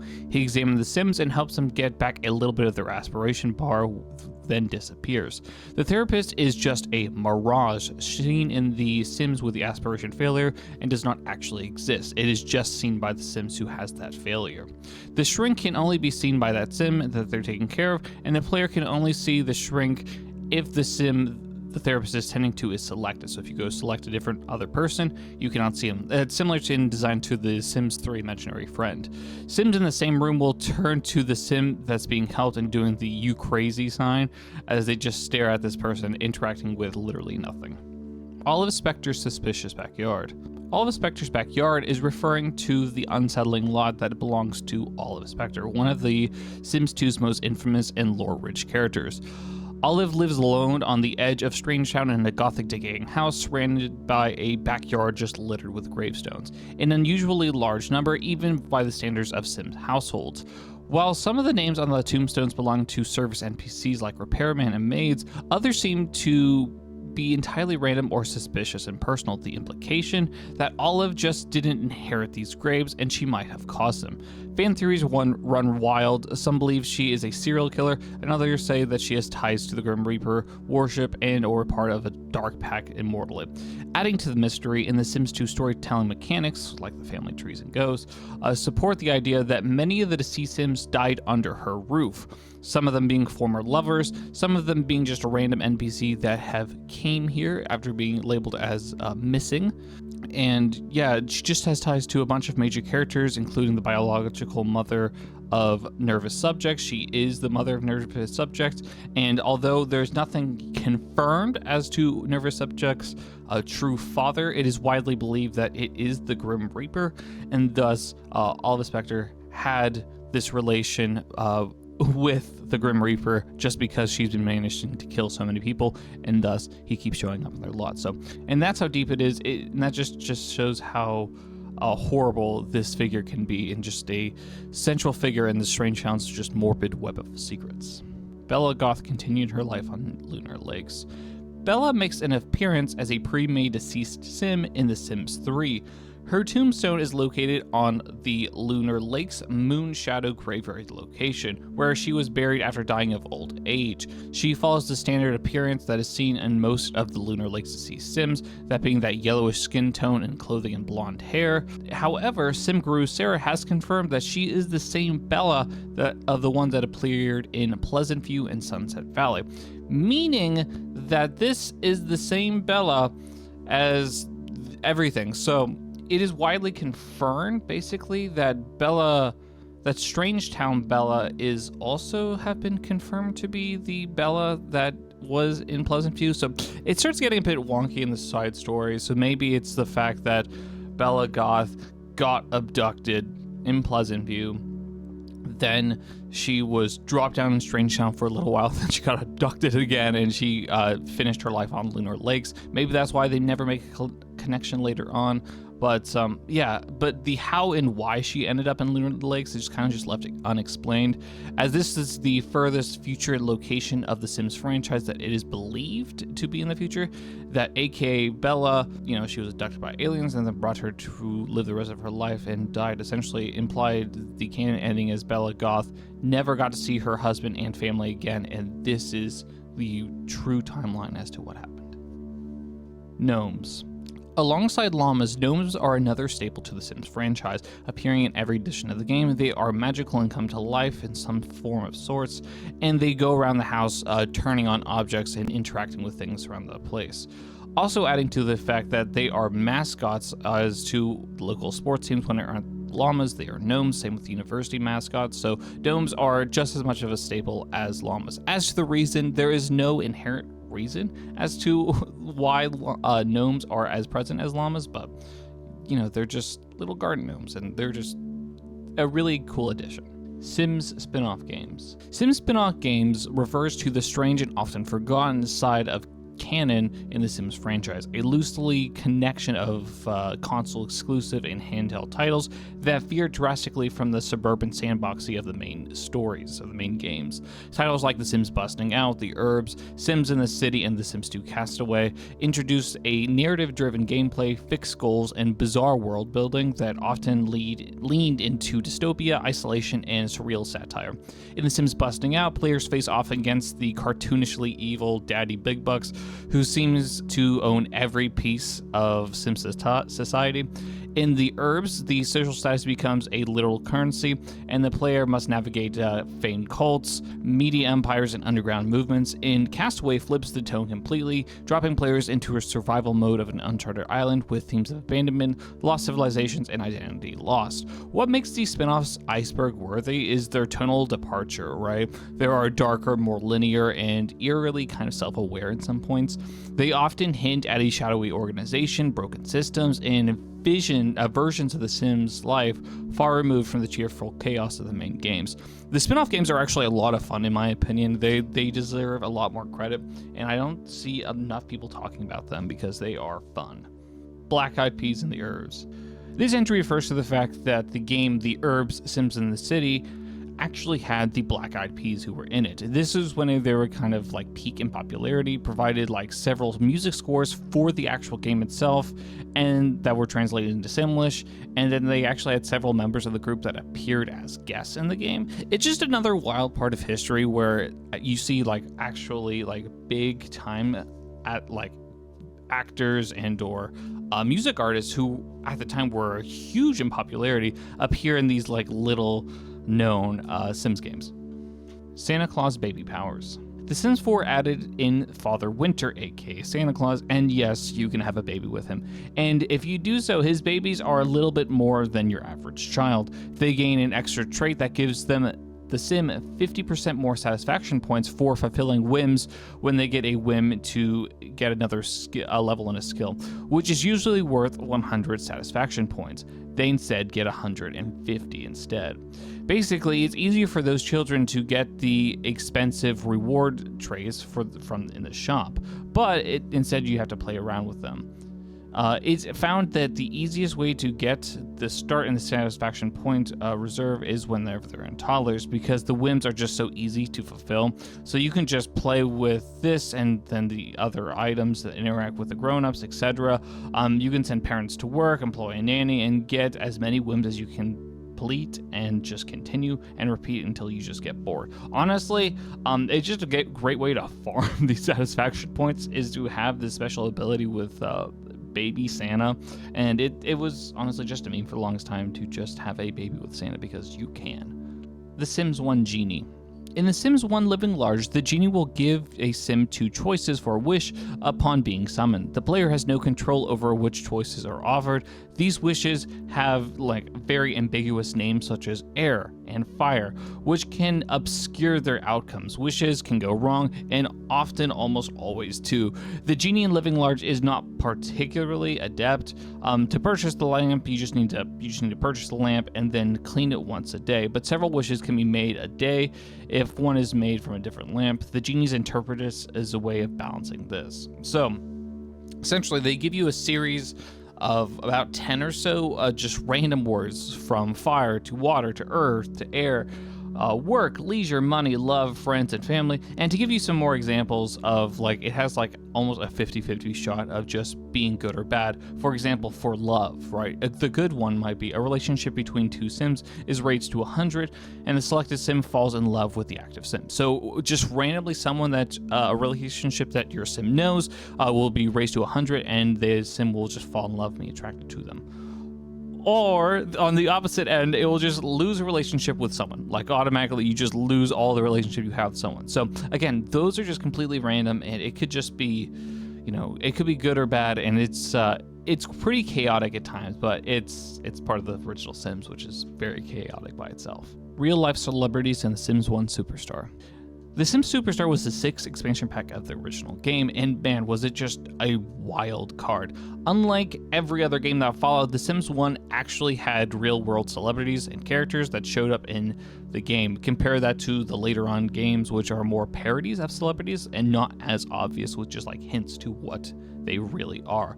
In The Sims Superstars, the superstars include Avril Lavigne, Andy Warhol, Christina Aguilera, Marilyn Monroe, Richie Samoa, John Bon Jovi, Freddie Puccini Jr., Sarah McLachlan, and Eli Woods. Again, just such a random group of celebrities. Like, how do you go from like Avril Lavigne to Andy Warhol to Marilyn Monroe to John Bon Jovi? Like, just there's no assortment as to what was added in. It's very interesting, to say the least. Jim Pickens. Honestly, I love this entry right here because I was once a huge fan of the YouTuber called Call Me Kevin, which is his character that he made on this list, Jim Pickens. He's a beloved character from him as a YouTuber, which started out with him on his Sims 4 playthrough, and has just gone across to basically all of his videos. Jim Pickens is just a homicidal maniac who traps people in their basement and forces them to paint pictures of himself that he used to sell money. It's a hilarious series, and honestly, I cannot recommend you go watch it enough, as it's just hilarious. And yeah, go check out Jim Pickens. The Sims 3 Imaginary Friends. Imaginary friends are creepy as hell. They're dolls that appear when your Sims are first toddlers, sent by a great aunt or something well off.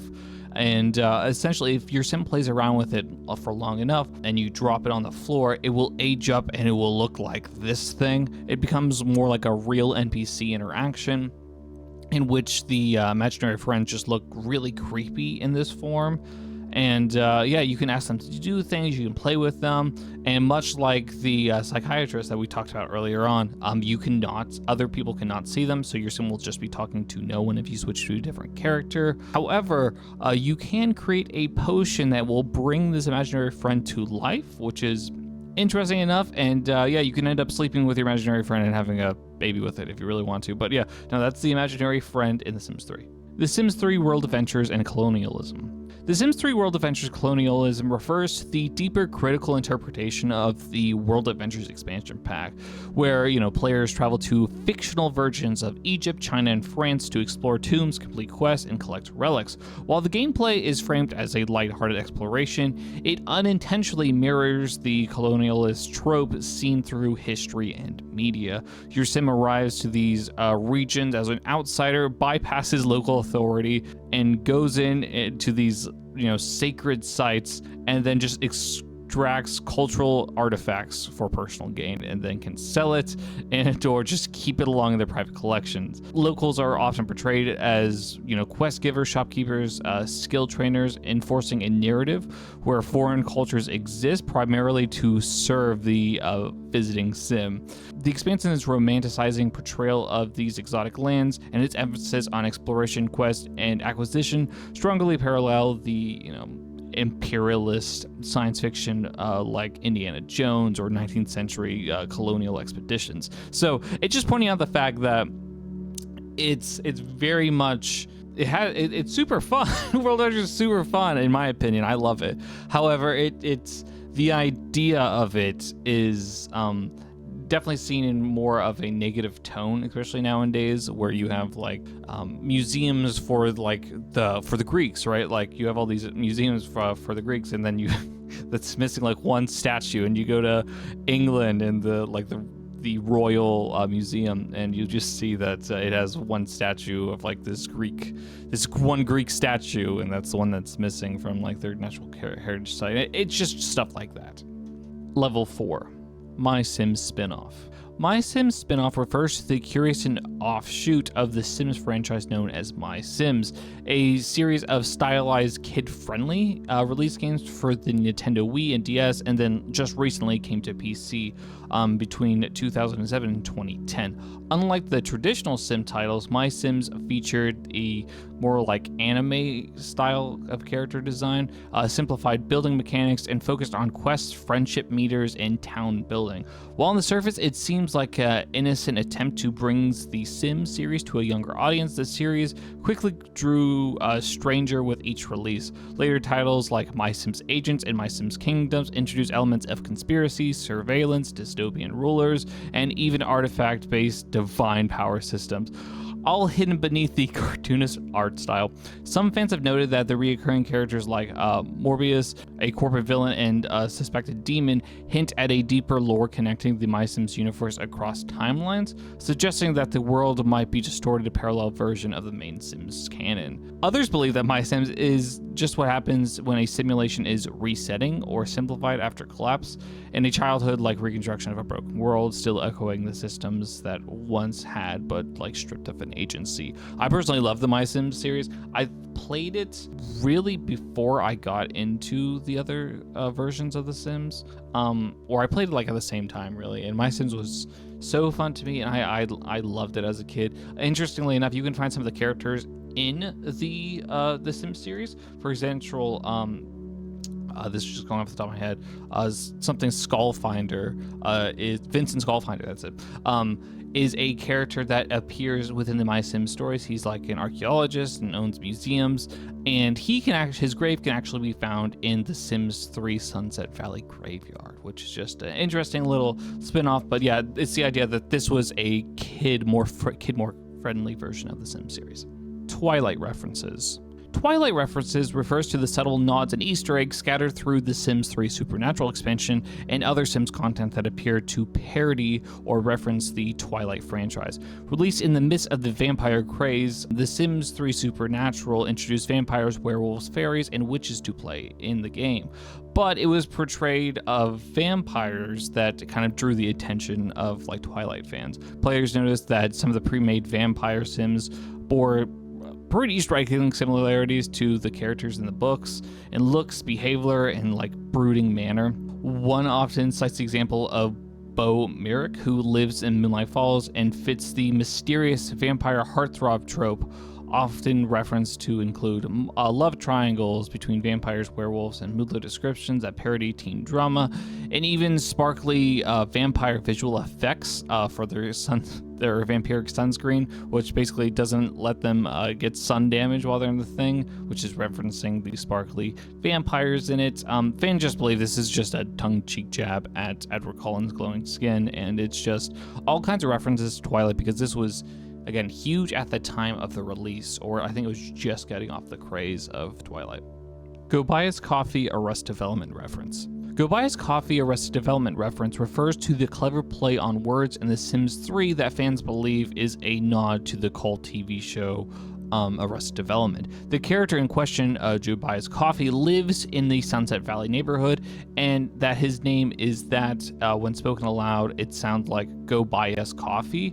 While the pun alone fits the Sims franchise, who love silly names, fans quickly noted the deeper layer. The name Go Buy Us, almost identical to G.O.B., George Oscar Blueth from Arrested Development, is a character known for his awkward personality, poor romantic choices, and magical illusions. All traits loosely echoed by Jobias's behavior in-game. Jobias is portrayed as a socially awkward middle-aged bachelor who's looking for love, and some players see this as a subtle parody of this character's own desperate, cringy charm. This entry represents this kind of niche possibility of international references that the sim developers love to sneak into their character design, part pun, part pulp culture, and entirely fitting for the offbeat humor of the series.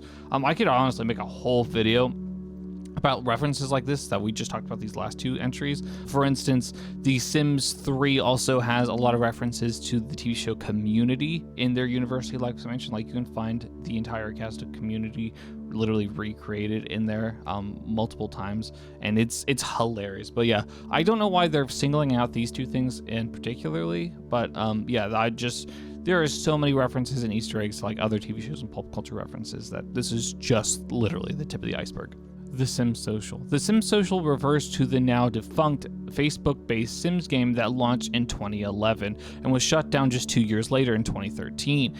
Developed during the height of the social gaming boom, The Sims Social allowed players to build homes, form relationships, and perform daily tasks, with heavily reliance on energy systems, friends interactions, and microtransactions. On the surface, it was a simplified version of the core Sims experience, but underneath it was signaled something more unsettling, a shift towards gamified social behavior, where friendship was a currency and real-life social networks were exploited to progression, aka the game would frequently ask you to poke a friend to join the game and whatnot. Many players recall the game's constant prompts to ask your friends for energy, ingredients, or items, turning personal connections into gameplay mechanics. The game was charming in its presence, but just hollow, really, if you go too deep, with players trapped in loops of resources, farming, and digital dependency.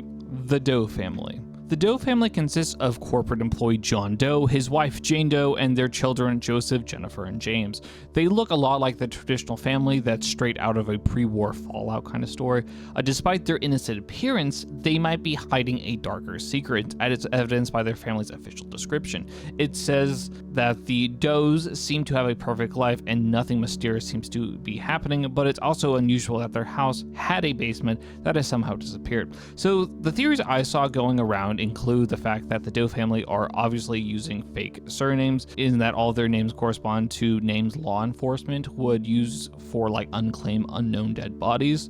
Literally, Jane Doe and John Doe is for if an adult male and adult female were go missing, that is what the body would be, like unclaimed, unknown. That is what they are called. Also, the interesting part about how something probably horrible happened in the basement and they had to essentially bury it in. It just starting to create, and basically after they buried everything, they had to create an imagery of like the perfect household, which is creepy on itself, but again, it's Sims lore and another theory, and I love it. It's super fun. Another really fun theory I also saw about this is all the family are robots that are so advanced they can create robot babies, which is such a wild theory on this iceberg. But again, Doe family is actually a really interesting case in point for this.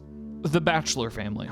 The Bachelor family refers to one of the most foundational yet overlooked families in the Sims franchise. The most well-known member is Michael Bachelor, other than Bella Goth, who is brother to Bella Goth, and one of the earliest characters to appear across multiple Sims timelines. In The Sims 1, Michael is a wealthy NPC who marries Dina Caliente, while in The Sims 2 he is deceased, yet his grave relationships and implication of his life remain. Meanwhile, Bella's disappearance, one of the most infamous unsolved mysteries of The Sims history, casts a long shadow over the family. In The Sims 3, set decades earlier, we meet a young Bella and her parents, Seamus and Jocasta Bachelor, living a seamlessly normal suburban life in Sunset Valley. But the Bachelor family story is never fully told. They always seem to exist on the edge of something bigger, from alien abductions to inter-family marriages to conspiracies involving the Calientes and Don Lothario. Some players even speculate that the Bachelor's bloodline is significant. Perhaps Bella's genetic legacy is tied to alien hybrids, time anomalies, and so forth and so on. Just deeper EA meta narratives out there. But Bachelor family is often overlooked because obviously their main character for it was Bella Bachelor, who of course became Bella Goth, so she just kind of roped in with all that. Weird moodlets. Weird moodlets refers to the series of strange, hidden, or glitched moodlets and emotion states that appeared across the Sims games, especially in The Sims 3 and The Sims 4, where a Sim's emotional response, an event, or an object that doesn't quite make sense.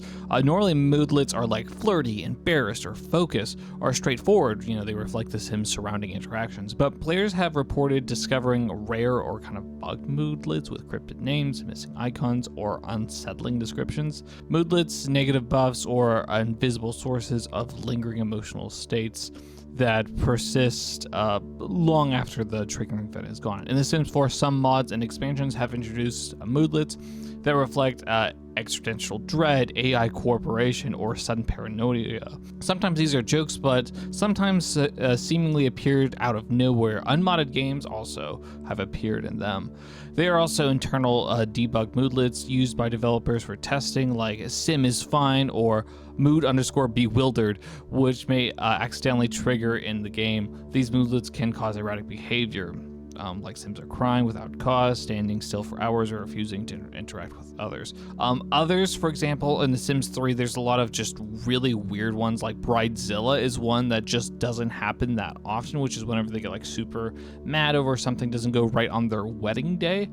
That's one that's not really often seen, and I've seen a lot of people like question, what is this? Is this new kind of thing? Other ones just come from like store interactions, like the good from the chocolate fountain, and it's just a lot of like weird kind of on the cheek references to moodlets.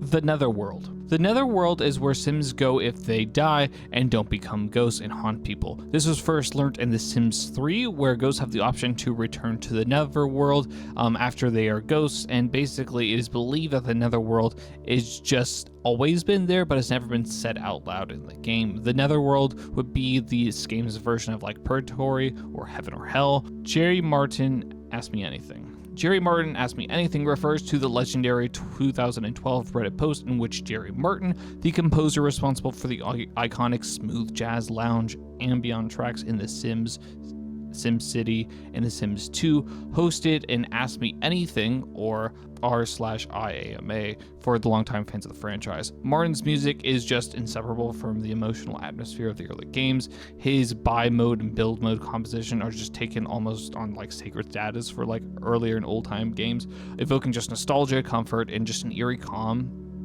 In this measure, the AMA became just a rare and just an intimate moment when Martin broke through all the veil of the game's developments and answered just fan questions directly, offering insights to his creative process, the tools he used, and what he inspired to do with, like, how he was inspired to do these like mellowish like tones. But it also makes the Ask Me Anything like Iceberg worthy is just how quiet and forgotten it became. Like, don't get me wrong, like, there was a decent amount of questions on there, but it wasn't like massive, like compared to like a huge, if this happened now, like, it would be huge, but because it happened like 2012, it wasn't as big. So you can still look at all the questions and post and look through everything, but yeah, it's a surreal thing for like longtime fans, as you might not really think about how many things are actually like this. The Sims 3 chocolate fountain marketing. The Sims 3 chocolate fountain marketing refers to the strange and oddly specific marketing moments from the Sims 3 era where the chocolate fountain was a relatively minor premium object that was just heavily promoted by EA as if it was just a major feature like DLC. This occurred through the Sims 3 store, where the premium content, or just like a paid DLC items outside of expansion pack, was often released on themed sets. One of the most infamous was this set featuring this fancy buffet table and this chocolate fountain. Despite being just a decorative and mildly interactive object, the chocolate fountain was just bizarrely highlighted in promotional material, trailers, blog posts, and making it just seem like it was a game-breaking, changing item. Fans were baffled by the disproportional attention it received, with many joking that EA put more effort in hyping up the chocolate fountain than some of its full expansion packs. Over time, it became a running joke that in the community that the chocolate fountain was like the symbol of the Sims 3 store for the longest time, because it was just heavily promoted. And it also had a lot of like weirdly like sexual moodlets that were associated with it. That is just really weird, and some things that were sort of like romanticizing the chocolate fountain. I don't know. It was just a really weird marketing strategy, but yeah, that's a Sims 3 chocolate fountain. Squiggly lines thought bubbles. Squiggly line thought bubbles refers to the reoccurring but cryptic visual cue in the Sims series when the Sims thought bubbles display nothing but scribbled or looping lines, usually in black or gray. Unlike standard thought bubbles that clearly show objects, moods, or other Sims, these squiggly line bubbles are vague, ambiguous, and often appearing when a Sim is in a distressed, confused, or overwhelmed state. In the earlier titles of The Sims 1 and 2, it was commonly associated with failed actions, broken AI paths, and unfilled needs. Over time, players have begun to read more into it. Some interpret it as The Sims' version of an existential dread or crisis, a rare moment when the Sims character becomes aware that something is wrong in their world, but lacks the language or emotions to express it. Others link it to the game's corruption or memory links, noting that these bubbles appear before major bugs or glitches occur, and just like kind of a subconscious warning for the player. There are also theories that this bubble appears more frequently in a cursed or heavily modded saves, or after interacting with gravestones and supernatural objects. So there's a lot of theories going on about these squiggly lines or thought bubbles, of what they actually mean or not. I'm pretty sure they're just like letting you know when something is wrong with the game. Well, not wrong, but whenever the Sim can't necessarily do something with the game, and it's just letting you know that, hey, you know, this isn't working, so do something else. We don't have an actual icon for this. Penguins. The penguin is an NPC introduced in The Sims 2 seasons. He can appear on any lot in season, but he's most likely to appear in winter. The odds of a penguin appearing on the lot are higher if the following are true. There are fish placed on the lot, either on the ground or mounted. It's snowing, or there is snow on the ground. There is a snowman on the lot, and then there are several things the penguin can do, which are the following. If there are any fish placed on the lot or on the ground, it will eat it, up to 2 during its visit. If there is a heavy snow accumulation, it can slide around on the lot. It is attracted to a wall-mounted fish and will even try to jump up at them, but it won't be able to reach them, although Sim penguins are like real-life penguins and cannot fly. It talks to any snowman, scarecrow, or whether or not 57X it encounters. Even if the snowman is broken, the penguin may wander off into the house and wander back out again, and the penguin just might pee on the lawn. A sim can pet the penguin, which will increase its social motive or shoot away from the lot. Sometimes if a sim pets it, it will get nervous and will pee, and the sim will, still keep petting it. There is a glitch where a sim can get a memory of meeting the NPC, the penguin. Despite having the appearance of a penguin, an inspection of the sim PE concludes that it is treated in the game as a sim rather than an object or a pet. However, it is not recommended to change the penguin's a species or tamper with it in any way, shape, or form, or it may cause game corruption. So essentially, the penguin is a sim according to the game, like it's labeled as an actual sim character.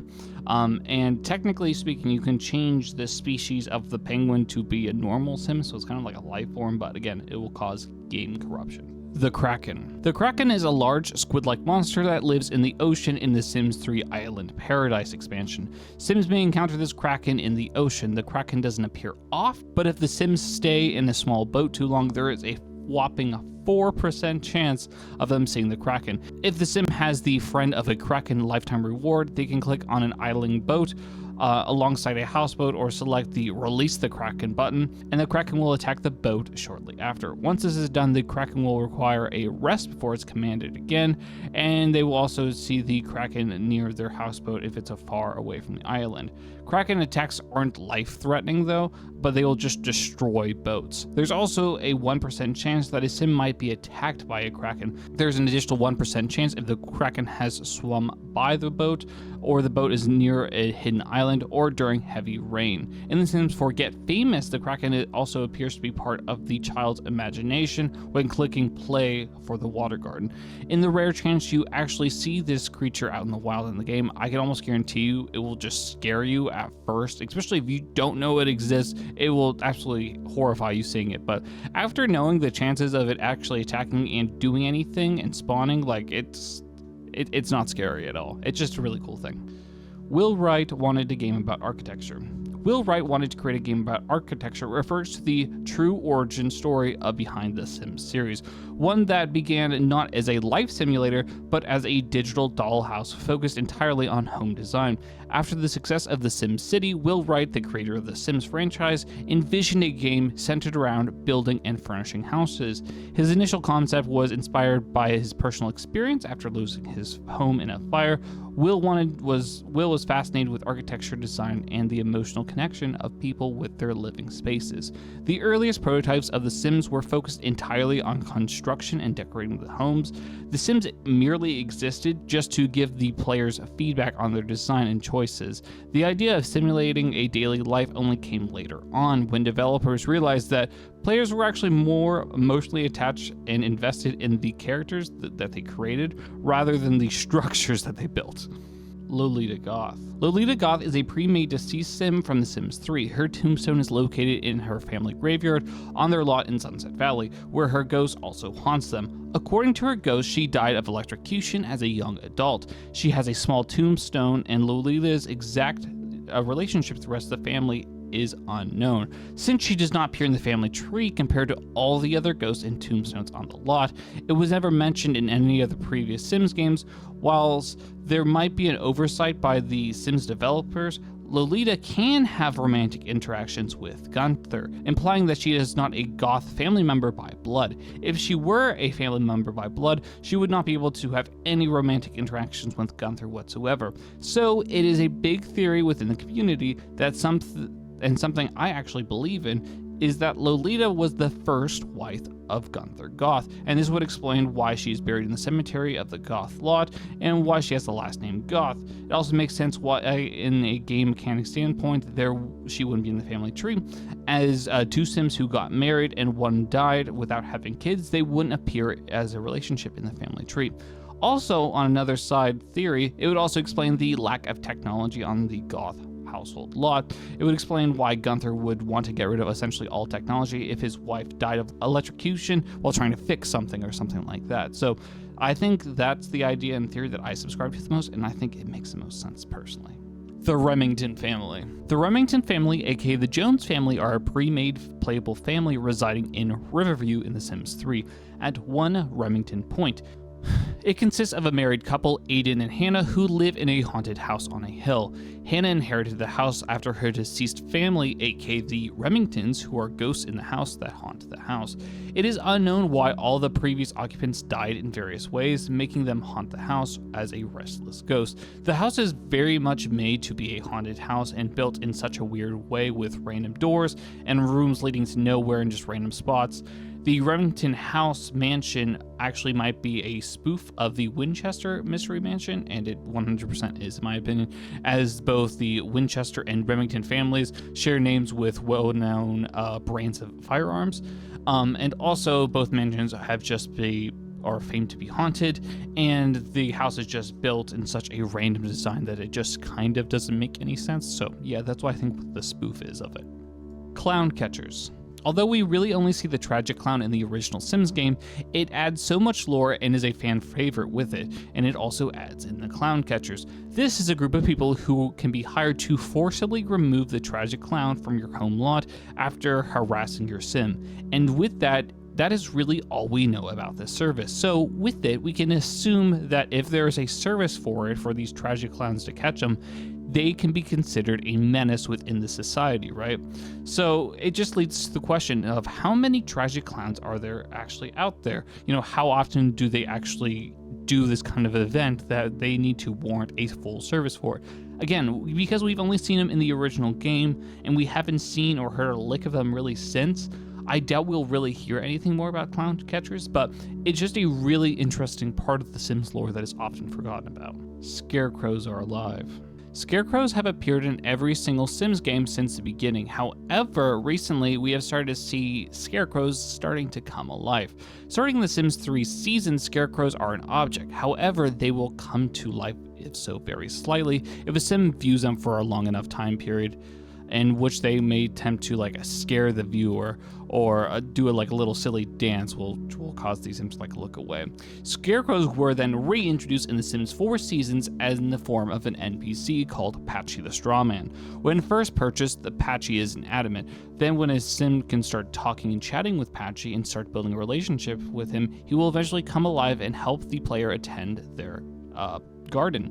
Like in previous games, Patchy can scare Sims if they view him for too long and then move. Sims can ask Patchy for gardening tips to increase their gardening skill, collect seeds from his pockets.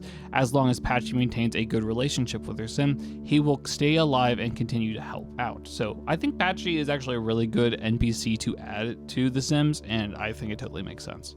The Sims 1 Hidden Giant Wheel Ride. In The Sims 1 Making Magic, if you cast 15 spells on your home lot, a beanstalk will spawn into your lot, and with the help of gardening and more spells, the beanstalk will continue to grow and grow until it gets large enough that it reaches the clouds and you can actually go in and climb it. And much like the Jack and the Beanstalk story, if you climb the beanstalk, it will go to a giant cloud where you will see a giant Will Wright, who is the original creator of the Sims series and SimCity, sleeping just like the Jack and the Beanstalk story. Time travel from The Sims 2 to The Sims 3. Time travel from The Sims 2 to 3 refers to the long-standing fan theory that the jump from The Sims 2 to The Sims 3 isn't just a prequel, but is actually a part of a deeper lore, possibly time looping, or the manipulation of a timeline within the Sims universe. While EA officially marketed The Sims 3 as a prequel set years before The Sims 2, fans quickly noticed inconsistency in its characters' age, family histories, and relationship dynamics. Sims like Bella Bachelor and Mortimer Goth and Angie's Crumplebottom appear to be drastically different forms, and in some cases with altered memories of life events. But it gets even wilder. In The Sims 3 Into the Future, the time travel expansion pack, Sims can visit a far-off dystopian, utopian, or a regular future, and then change it in the present, interact with objects and descendants and whatnot. This mechanic, combining with the existence of paradoxes such as Bella appearing but both missing and present in different timelines, led fans to speculate that the Sims timeline isn't really linear at all. Some believe that the transition between the Sims games represent a deliberate reset or interference, possibly by plumbots, aliens, or even meta-narrative forces like players or developers within the game's universe. So the idea is, the main theory that caused this is mainly, like we talked about before, is the book written by Alexander Goth titled Where's Bella, or The Murder in Pleasant View, and with the idea that he wrote this book, traveled into The Sims 3, and then basically published this book, and it basically caused the timeline of The Sims 4. Again, super wild, and it's actually a really interesting theory because The Sims 3 actually has a lot of time travel elements to it. We have we have a whole expansion pack to Into the Future stuff, and we also have the Ambitions expansion, which adds time travel in that point regard. So time travel is not just a little bit of a theory. It is something that is prevalent into the series, so it's definitely possible. Von Haunt Estate. The Von Haunt Estate is a special historical and enchanted garden property in The Sims 4 in the Windenburg neighborhood. This estate features a lush garden and a large mansion that once belonged to the Lord and Lady Shallock, who died tragically in a fire back in 1898, and the couple still haunt the manor to this day. It is said that the fire started by Lord Shallock, who was a painter who would burn any of the paintings he didn't like, and that started the fire. I love this lot, and I love the little stories and little plaques that are around here that kind of just tells the lore behind it. I love how they added like a literal haunted house with ghosts and whatnot. It's such a fun lot and a good addition. The Sims 2 breastfeeding. Not really sure about this entry. As far as I know, breastfeeding has only been available in The Sims Medieval, and every other version is just bottle fed, but I know there are probably plenty of mods for this. I just can't find any backstory, anything crazy about this, so unless anyone knows anything else about this, I think that maybe it was almost implemented, but again, that's all I really know. I can't find anything else about this entry. Awful Wii ports. Awful Wii ports refers to the notoriously clunky and often bizarre versions of The Sims and its spin-off releases on the Nintendo Wii, a period of the franchise's history marked by extreme hardware limitations, rushed development cycles, and tonal dissonance. Titles like The Sims 2 Pets, My Sims, and The Sims 3 for the Wii were just infamous for their downgraded graphics, missing features, and wildly inconsistent gameplay compared to their PC counterparts. But beyond performance issues, these ports just took strange creative liberties. Titles like The Sims 2 Pets and The Sims 3 for the Wii were just infamous for their downgraded graphics, missing features, and wildly inconsistent gameplay compared to their PC counterparts. But beyond performance issues, these ports took just strange liberties in creative environments. You know, their entire systems like aging, building, or open world exploration were removed or mutilated like beyond recognition. In The Sims 3 for the Wii, for example, you're locked to a small, oddly lifeless neighborhood with rigid limitations, eerie animations, and unsettling quietness that feels more like a simulation of a simulation than a living world. Many players recall uncanny moments like blank-eyed Sims, frozen AI, save file corruption, and endless loading screens that made the experience feel less like a casual life simulation, more like a digital purgatory. Christina Landgrab. Christina Landgrab is a pre-made playable elderly sim residing in Lunar Lakes in Sims 3.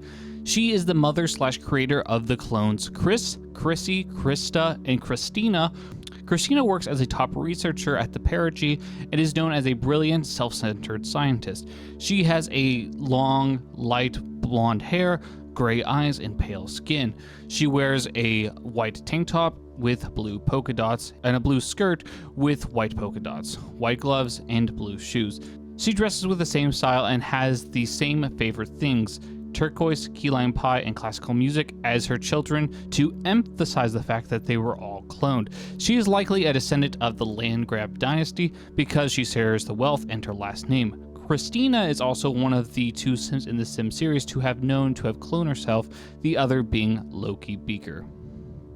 The Sims 2 Crumplebottom is not the same NPC as The Sims 1. So the original Sims game had Miss Crumplebottom, an old widow who would smack Sims with her purse if they did PTA in public. She's a really old lady and just an NPC. She can't be added into the household unless through mods. Now, The Sims 2 takes place in decades after the original game. So by the time of The Sims 2, Miss Crumplebottom is dead, and you can actually find her grave in the Goth graveyard. However, in The Sims 2 Nightlife, you can find a new NPC called Mrs. Crumplebottom with a capital B. However, they are totally two different people, and in fact, they are distant relatives. So to break down again, the Anji's Crumplebottom is the same person minus the Sims 4 because, you know, the alternate timeline perspective from the live version. So Mrs. Crumplebottom in The Sims 2 Nightlife is totally different person. Anj Crumplebottom in The Sims 4 alternate reality, but it is the same person as the people from the original Sims game and The Sims 3. Does that make any sense? Good. Roberto Crinkletop. Roberto Crinkletop, previously Robert Crumplebottom, is a pre-made NPC sim residing in Chestnut Ridge. He has been seen wandering around the lots of Chestnut Ridge, but doesn't actually live in the world. He is assigned as a mysterious rancher in the game. Roberto is an elder at the start of the game. A video released on the Sims Twitter account on August 1st of 2023 revealed that what many people had suspected, that Roberto Crinkletop was actually the former husband, and also known as Robert Crumplebottom, who ran away from his unhappy marriage with Anj Crumplebottom. As an adult, you know, he started his new life as a rangehand in Chestnut Ridge after staging his own death. The video ends with Anj arriving on the dance hall and Roberto fleeing on his horse. In the Sims 4 Life and Death expansion, Sims using the Thantology skill can read stories on the mysterious death of Robert Crumplebottom. So it's all hinted that Roberto Crinkletop is actually Robert Crumplebottom, the estranged dead husband of Anj. Project Olympus. Project Olympus is an early prototype of The Sims 4 that was designed primarily in an online multiplayer experience similar to The Sims Online and The Sims Social. Development was started in 2008, but the project was refactored late in the development as an single-player only title that was released in The Sims 4, according to Charles London and Lucy Bradshaw. The online component of the game was abandoned due to financial risk and because of poor responses in a focus testing group. It was partially influenced by the negative reception towards the SimCity 2013 release, in which you always had to be online to play it. In the Olympus mode, only one sim can be controlled at a time instead of the entire household, and sims of other players would be identified by a blue palm block over their head. So it was basically an online-only Sims player game, and no one really was interested in it, so it was eventually cut, and that's what happened to The Sims Project Olympus. Level 5. Olive Specter's Deadly Romance. Olive Specter's Deadly Romance refers to one of the most chilling fan theories surrounding Olive Specter, the reclusive and death-assassin that living among the outskirts of Strangetown in The Sims 2. Known for her grave-filled backyard and numerous ties to the supernatural, Olive is said to have a string of lovers, many of whom are now buried on her lot. Among the tombstone are several named male Sims with little contacts or family connections, leading players to speculate that Olive Specter seduced and then killed them. Her romantic partners, she romanticized them possibly for inheritance, ritual purposes, or sheer obsession with death.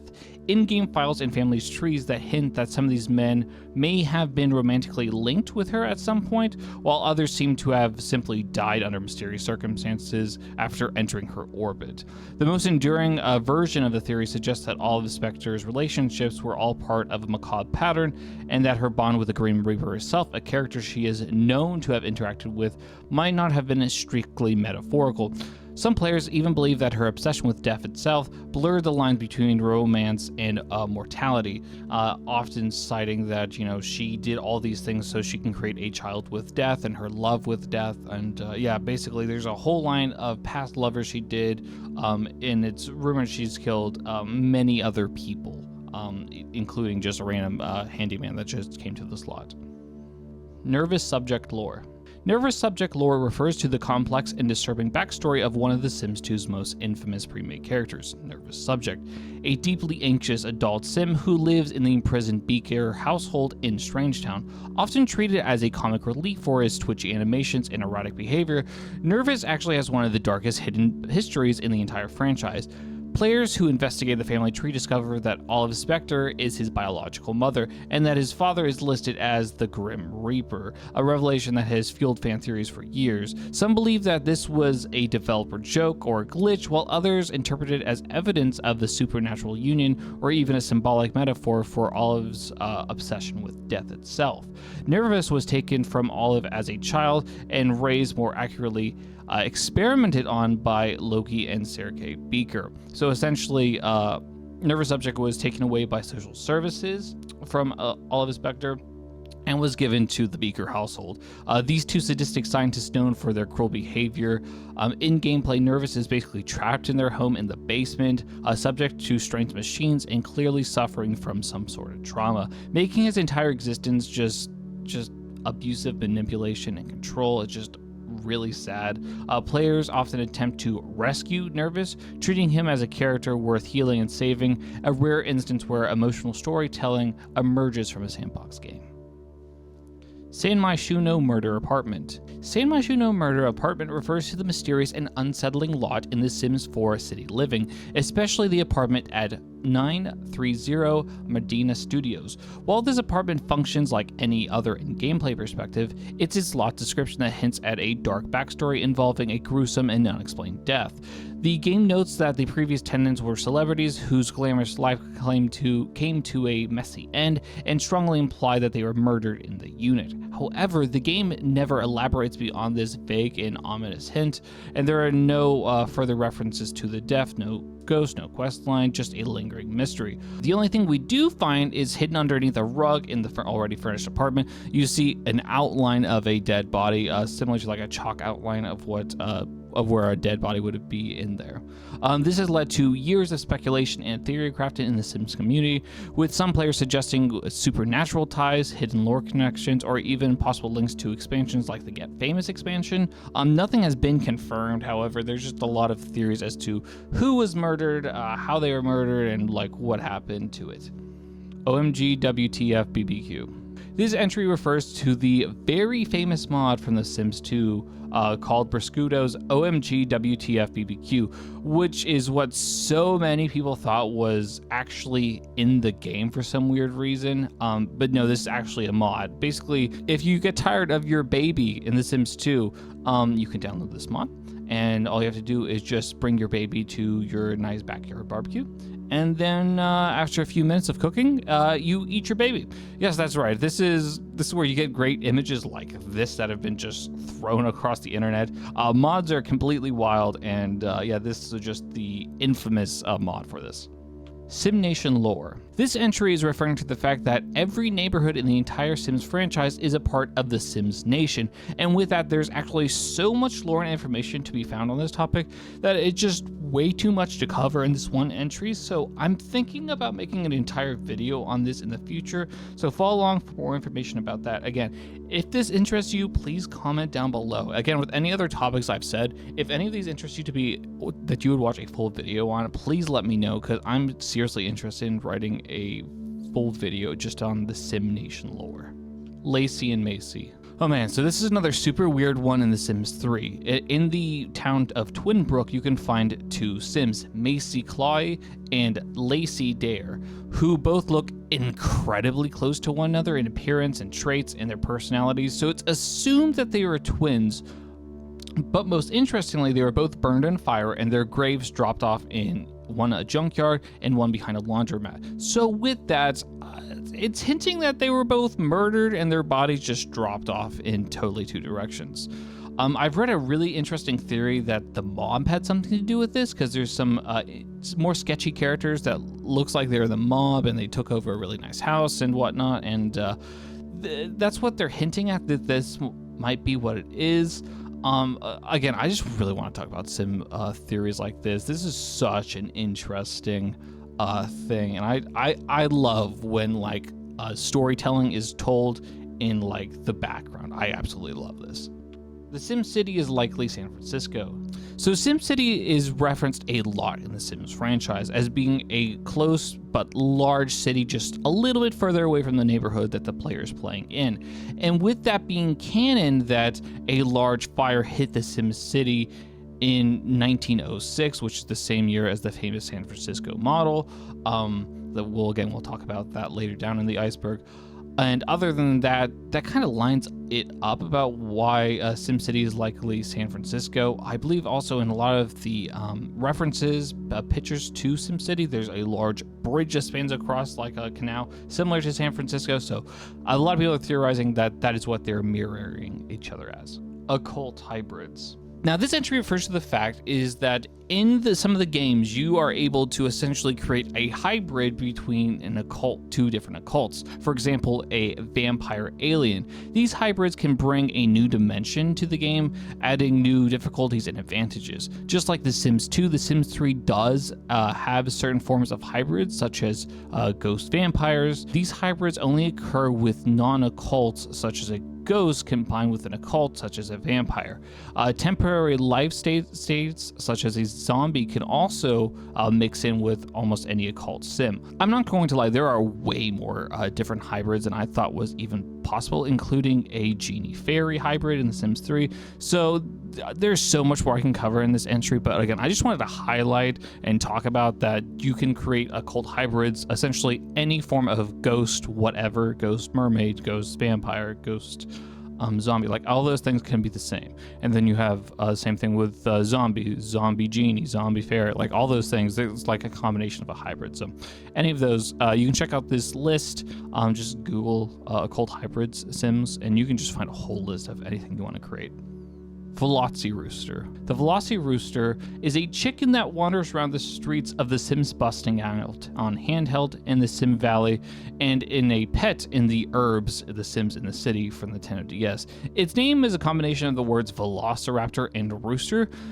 For much of the game, the Velociraptor can be found running around the town, going between different locations depending on the time of day.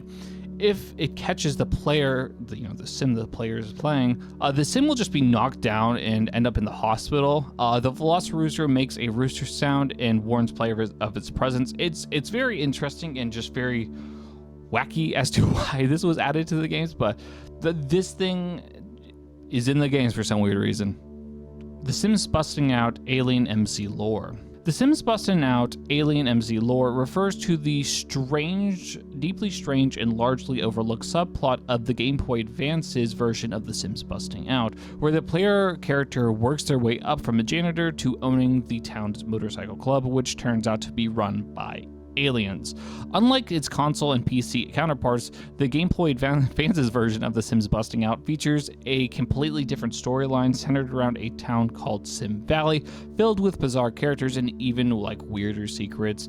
As the player climbs their career ladder through minigames and side quests, they eventually gain access to the Alien Motorcycle Club, a group of leather-wearing extravaganzas who secretly involved in the town's underworld. These aliens aren't just a joke, they seem to monitor the town's influence events and even have ties to the game's recurring villain, Daddy Big Bucks.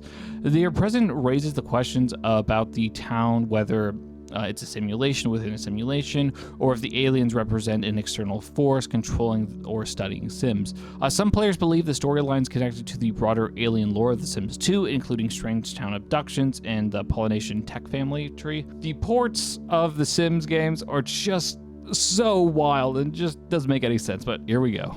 The Urbs on Game Boy Advance is a direct sequel to Busting Out. The Urbs on the Game Boy Advance is a direct sequel to Busting Out, refers to the surprising consistent narrative thread running between the Game Boy Advance versions of The Sims Busting Out and the Urbs Sims in the City. Unlike the console versions, which reboot their settings and their characters with each release, the Game Boy Advance's version forms a continuous story from where the player character from the Bustin' Out transitions directly into a chaotic urban sprawl of Minneapolis in the Urbs Bustin' Out. Players start in the Sim Valley, slowly rise their way through the social and professional ranks, uncovering conspiracies and clashing with the game's main villain, Daddy Big Bucks, a greedy corporate overlord with a penchant for buying up land and bending over the town to his will. When The Herbs begins, Daddy Big Bucks returns, and this time he's the central antagonist once again, suggesting that the events of the busting out directly leads to the protagonist's move on the small town life in the neon-lit, surveillance-heavy cityscape of Minneapolis. Supporting characters, rivalries, and even businesses carry over, creating an unusually strong narrative bridge between these two spin-offs. And again, it's just so weird that the Game Boy Advance just has completely different storylines, completely different, like, everything compared to all the other versions of the game. So again, super weird. This one. Low-key, all the Game Boy Advance ports are crazy refers to the widely shared realization among Sims fans that the Game Boy Advance, or GBA, versions of the Sims games like The Busting Out, The Herbs, and The Sims 2 are not just strange adaptations, but borderline unhinged RPG light titles with entirely original plots, characters, and mechanics that feel like they're from another franchise altogether. Unlike the sandbox-filled simulations of the main Sims games, these handheld ports are often feature linear narratives, full-on conspiracy, aliens, crime, dystopian, corporate control. Players find themselves escaping from a goat farm in one of them and battling mind control experiments, working for or against mega capitalist villain like Daddy Big Bucks, investing in haunted hotels or government cover-ups in places like Minneapolis and Strangetown. Despite The Sims branding, the game plays more like a social adventure RPG, complete with dialogue trees, mini-games, relationship meters, and weirdly deep lore. The tonal whiplash between the quirky humor and existential dread of these games, low-res pixel art, and the frantic music, these games are just almost like a fever dream atmosphere. They are just so widely different, and specifically just get on the Game Boy Advances. It's just crazy how many different versions of these games there are, and I didn't realize how bad they were until I started researching all these things, and man, are they just so weird. Stonehenge glowing eyes. Stonehenge and glowing eyes inside the cave in Sunset Valley refers to one of the Sims 3 creepiest bits of hidden world building, an unmarked, uninteractable area in the outskirts of the game base world, Sunset Valley, where players can stumble upon a miniature Stonehenge-like circle structures with a foreboding dark cave with glowing eyes peering from within. These environmental details are easy to miss as they're kind of tucked away in the rocky hills just beyond the edge of the playable area. The glowing eyes inside the cave never emerge or explain themselves, they're just there watching. The Stonehenge formation likewise have no function or in-game lore or anything, but it's just a pairing of a long been source of community speculation. Some fans actually theorize the cave is home to hidden creature like perhaps an early concept of Bigfoot or the Yeti from The Sims 2 Bon Voyage. Others think it's an Easter egg referencing alien activity, given the Sunset Valley's known connections to strange science experiments, meteor strikes, and the Goth family's paranormal legacy. And then there's a Stonehenge structure, which some people believe have ties to occult symbolism, suggesting ancient sim cults, buried magic systems, or even time portals. If you actually zoom up on them, there's some really interesting iconography and symbols that are found throughout them, which I will actually get into later down in the iceberg more ahead. Giuseppe Mezzalto. Giuseppe Mezzalto refers to the reoccurring character from the handheld spin-offs of The Sims, particularly The Sims 2 for the Nintendo DS, where he appeared as a flashy, self-important figure who runs the casino in Strangetown. Dressed all in a white suit and armed with dramatic flair, Giuseppe is portrayed as a stereotypical monster turned showman, part lounge singer, a part crime time boss, and part mayoral rival. While he may come off as a comic relief, Giuseppe's role in the narrative hints at a deeper corruption beneath the town's quirky surface. He's involved in shady dealings, questionable favors, and seems to know more than he lets on about the alien conspiracies and government cover-ups that define this Nintendo DS version of the storyline. Some fans believe that Giuseppe was meant to serve as a foil for the equally manipulative Daddy Big Bucks, representing a more localized flavor of control and influence within Strangetown. Despite his exaggerated personality, his character also reflects the Sims 2 Nintendo DS broader themes of identity, surveillance, and power in a desert town full of secrets. The Sims 2 Veronaville is a Shakespearean fanfic. The Sims 2 Veronaville is a Shakespearean fanfic refers to the fact that the entire Veronaville neighborhood in The Sims 2 is a lovingly crafted homage and arguably a full-blown piece of fanfic, inspired by the works of William Shakespeare. The town's central conflict revolves around two feuding families, the Caps and the Montes, clear stand-ins for the Capulets and the Montagues from the Romeo and Juliet story. The rivalry is echoed in everything from their names, the architecture, to their secret romance between Juliet Cap and Romeo Monte, who mirror the doomed lovers by the original play. But the references go even deeper. Veronaville is filled with characters whose names, traits, and aspirations reflect characters from other Shakespearean plays, such as Albany Cap, a nod to King Lear, or Bottom Summer Dream, who references A Midsummer's Night Dream. Even the ethereal Summer Dream family with Puck and Tina ties to the fae-like characters of that of the same play. Maxis wove these elements into a fully playable drama where players can continue or rewrite tragedies, effectively turning the neighborhood an interactive piece of Shakespearean fanfiction. Twin Brook Graves. Twin Brook Graves refers to the eerie and easily overlooked graves scattered around Twin Brook, the murky, mist-covered swamp town introduced in The Sims 3 Ambitions. While most players focus on the town's quirky inventors, ghosts, and eccentric personalities, iSharp fans have discovered several graves that lie tucked away in remote corners of the map, often in areas with no obvious connection to existing households. Some are neglected public lots, while others appear in overgrown parts of the woods or near abandoned buildings. These graves are typically unmarked, belong to Sims who have no living family or known backstory, creating a sense of forgotten history and slight tragedy. The game offers no explanation for many of them, but their placement, especially near the bayou, old railroad tracks, and sunken homes, has led people to theorize in unrecorded disasters, missing townfolk, or a darker history beneath Twin Brook's quirky surface. So with that, a lot of people have either speculated that it could be due to past floods or an epidemic in the background, presumably because a lot of the dead Sims in Twin Brook have like a yellowish kind of skin tone to them, so they're guessing like maybe it's an epidemic or something like that killing a lot of people. A lot of people have also said maybe it's a serial killer that's gone around and killed all these people and just dumped the body somewhere. A lot of mob references as well. But yeah, there's a lot of murder going around, or death around this town, and the bodies are just dumped elsewhere. Sim Drew Carey. Drew Carey makes a cameo appearance in The Sims House Party as an NPC who appears in a limo when the player holds a successful party. To open up the doors for the celebrity guest, the party has to have lasted at least 135 minutes and to have reached a party score of at least 55. When he appears, he will greet almost every Sim on the lot, including ghosts. As an NPC, there are no social interactions available for him, although he will occasionally interact with the Sims on the lot. Occasionally, he will attempt to flirt with female Sims, but the Sim in question will always respond by slapping him. All the Sims on the lot, including pets, servos, and other Sims, will continue to think about him during the party after he leaves the lot.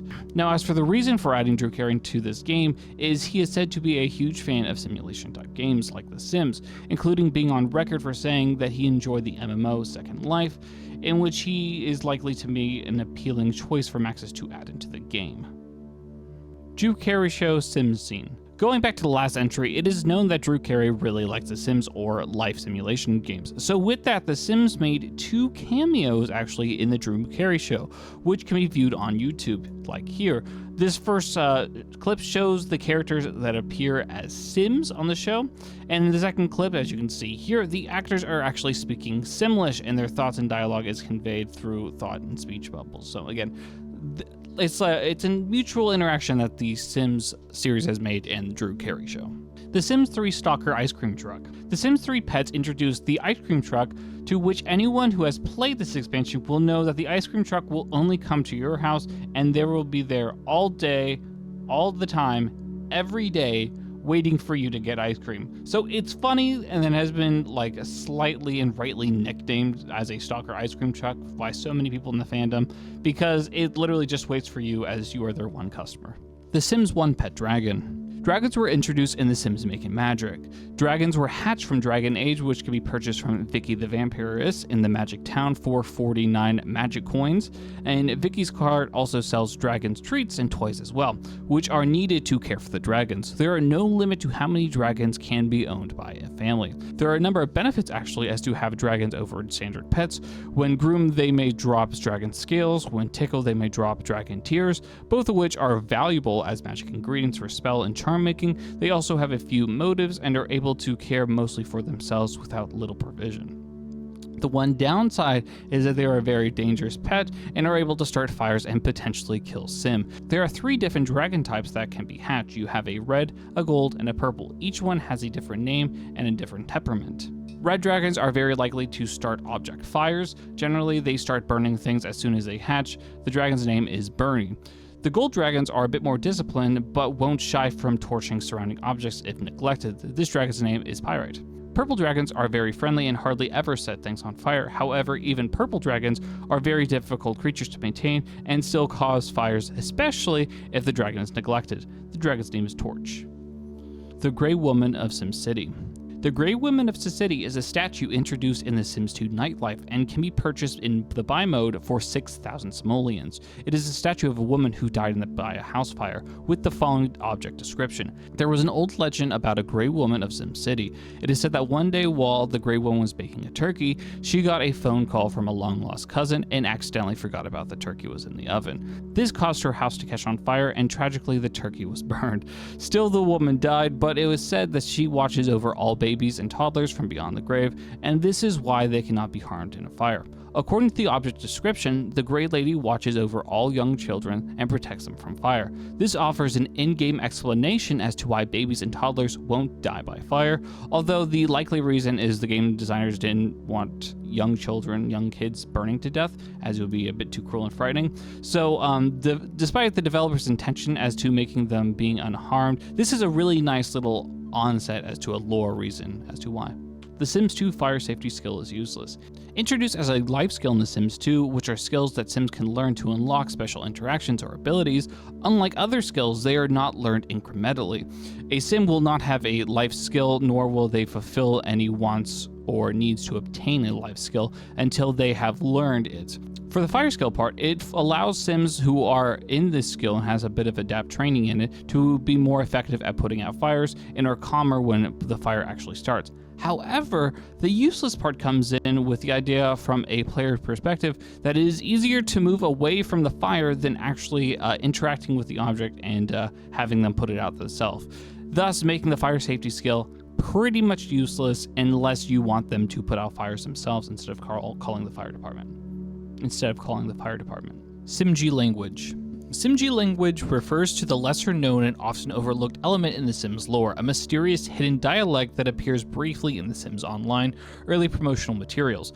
Unlike the widely recognized and iconic gibberish language Simlish, SimG seems to be an alternative or experimental written language possibly inspired by a hybrid of real-world East Asian scripts and fictional symbols. Some fans speculate that it was a placeholder or stylized font used for aesthetic flavor, while others believe it was an early attempt at giving Sims a deeper linguistic system beyond just voice lines.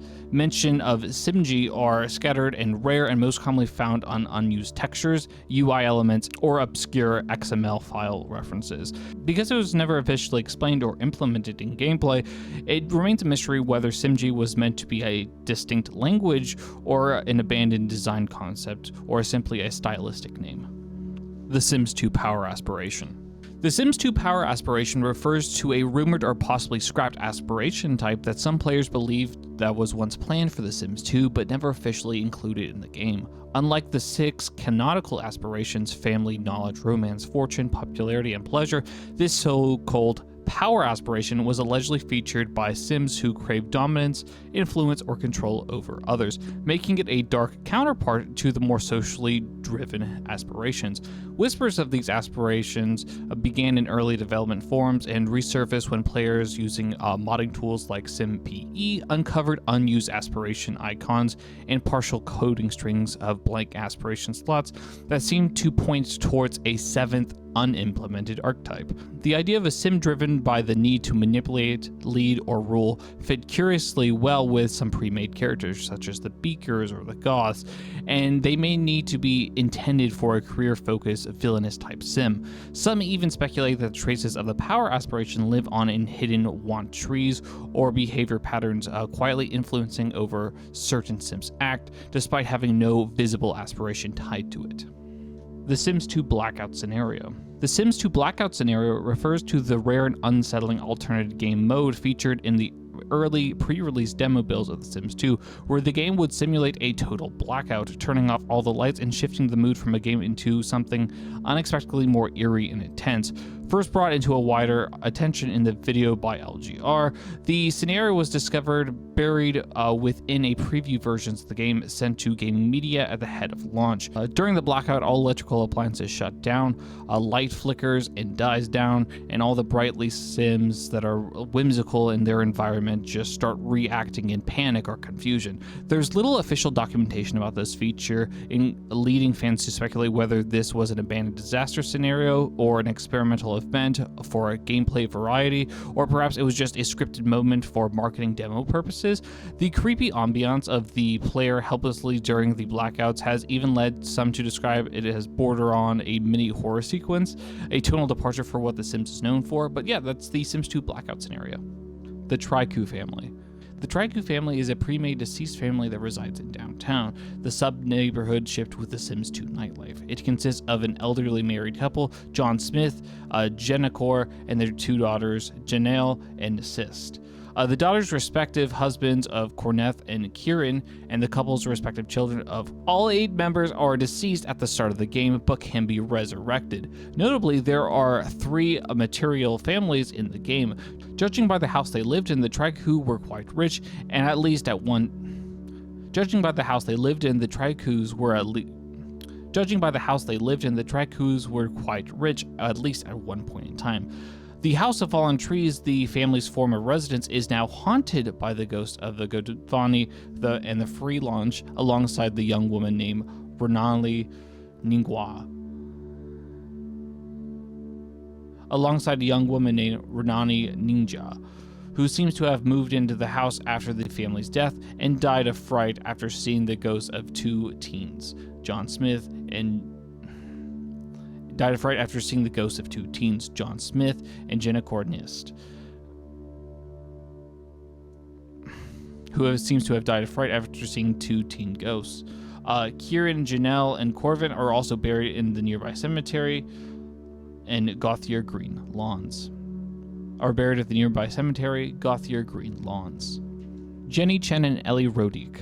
With the release of The Sims 2 Open for Business expansion, 2 child townies were introduced, that of Ellie Rodick and Jenny Chen, both townies with no personality points, no interests, no turn-ons, and no turn-offs, and perhaps the most interesting thing about them is that although they appear to be female children in-game, on the back end of the system, they are recognized by the system as adults on the verge of elders, males. So they speak in a very deep voice and such, and it is unknown why this was never fixed or why they're there and what happened with a system like that. But yeah, these 2 are in fact adults on the verge of elder males, which is just wild to me. Reddit Strawberry Kid. Reddit Strawberry Kid refers to the now infamous post shared on the Sims subreddit in which a player unknowingly triggered the Sims 4 fruit influenced gender mechanic and ended up with a house full of identical strawberry loving daughters.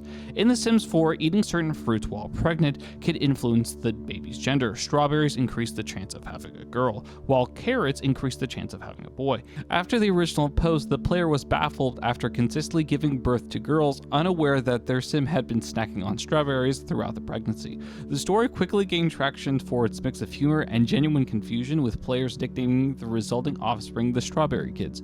The phrase Reddit Strawberry Kid came from the symbolization of both oddly specific mechanics within the Sims 4 system and how unintentionally chaotic the game can be if you just aren't aware of these hidden rules. So I have had to re-record this this one like multiple times just because I keep laughing during the idea of having a whole family just filled with girls because you don't know, because you have a strawberry plant and you just don't know that the Sims will keep turning into girls if they eat strawberries when they're pregnant. It's just hilarious.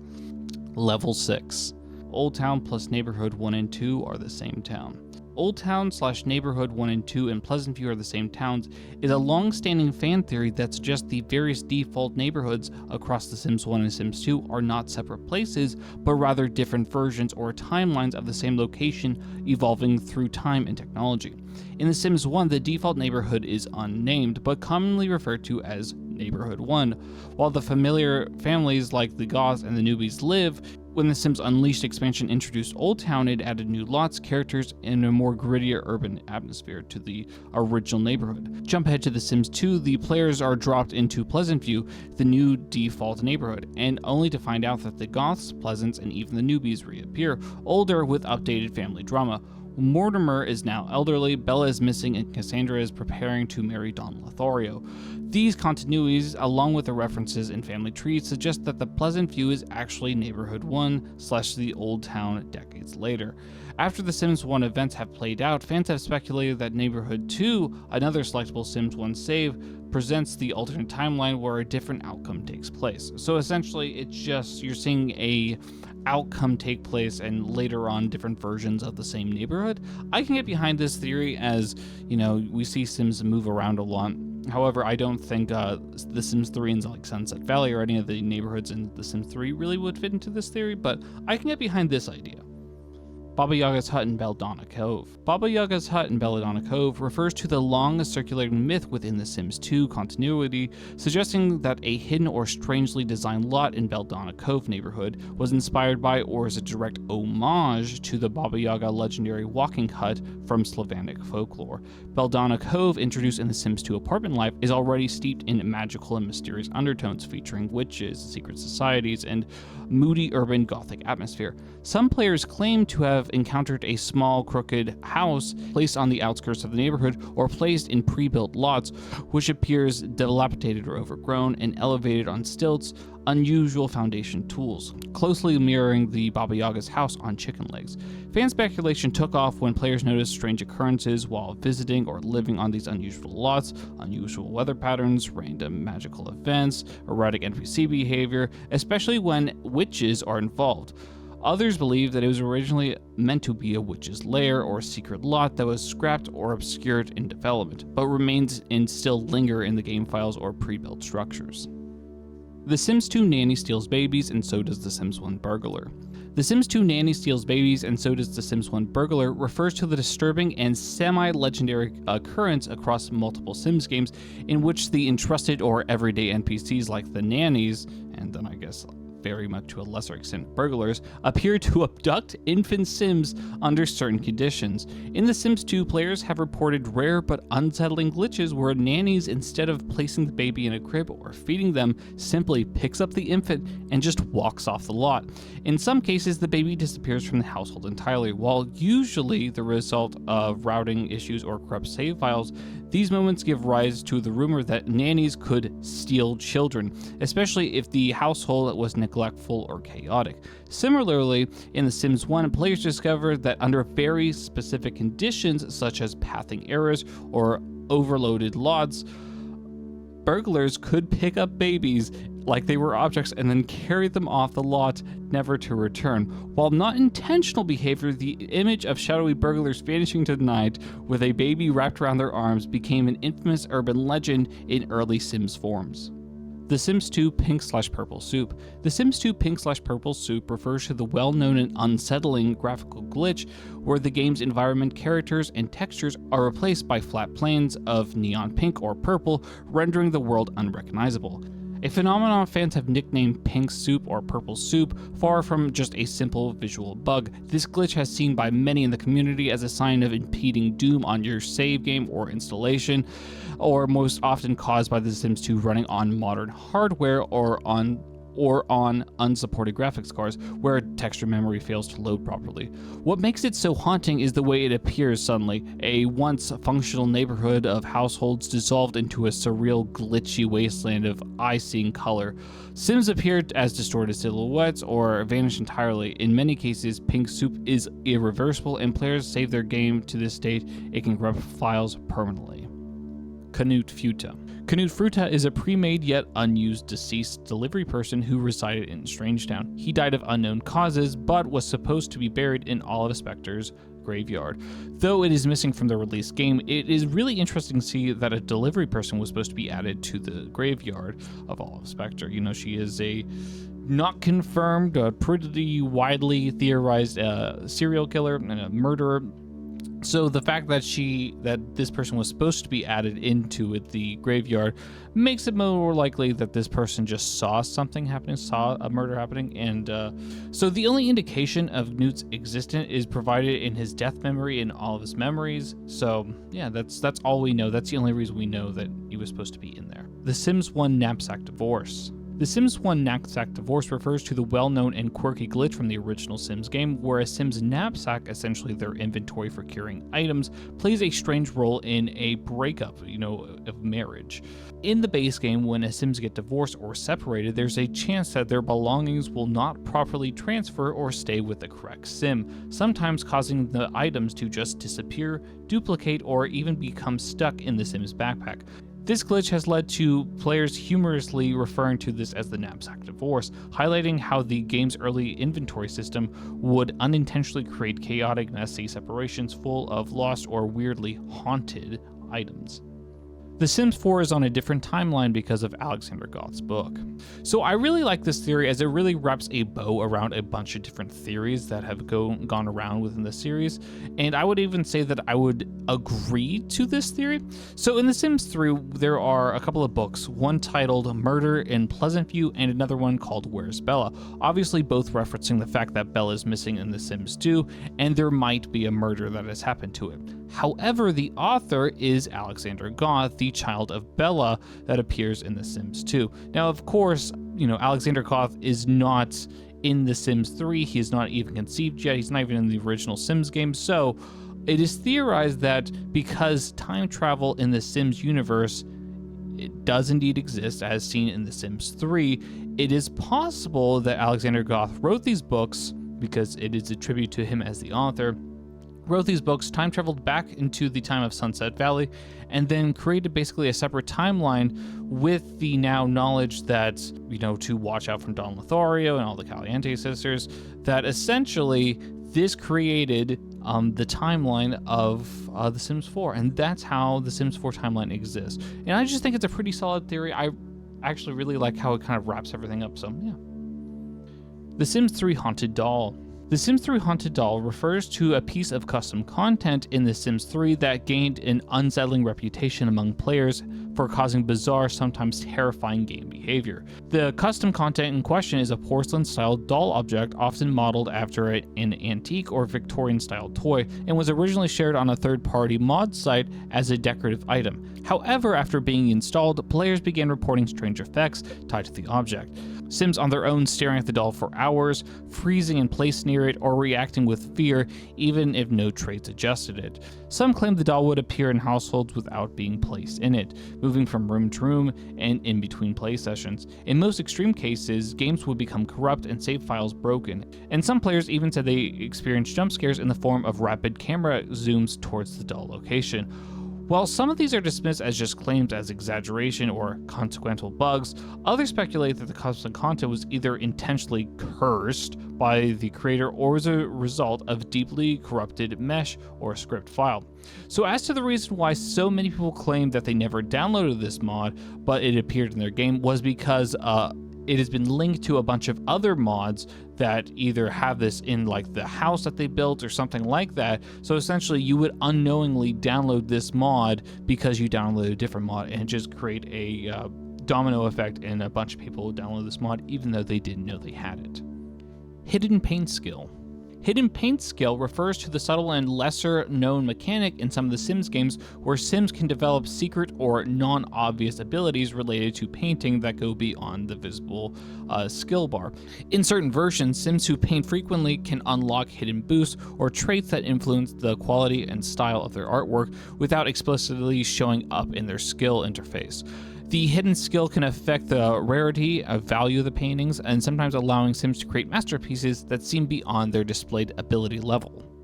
The Sims 1 Making Magic Abandoned Neighborhood. The Sims 1 Making Magic Abandoned Neighborhood refers to the hidden or unused neighborhood area found within the files for the Sims 1 Making Magic expansion. This neighborhood, often referred to as fans as abandoned or forgotten, contains incomplete lots, unfinished objects, or remains of concepts that were never made to the final version of the game.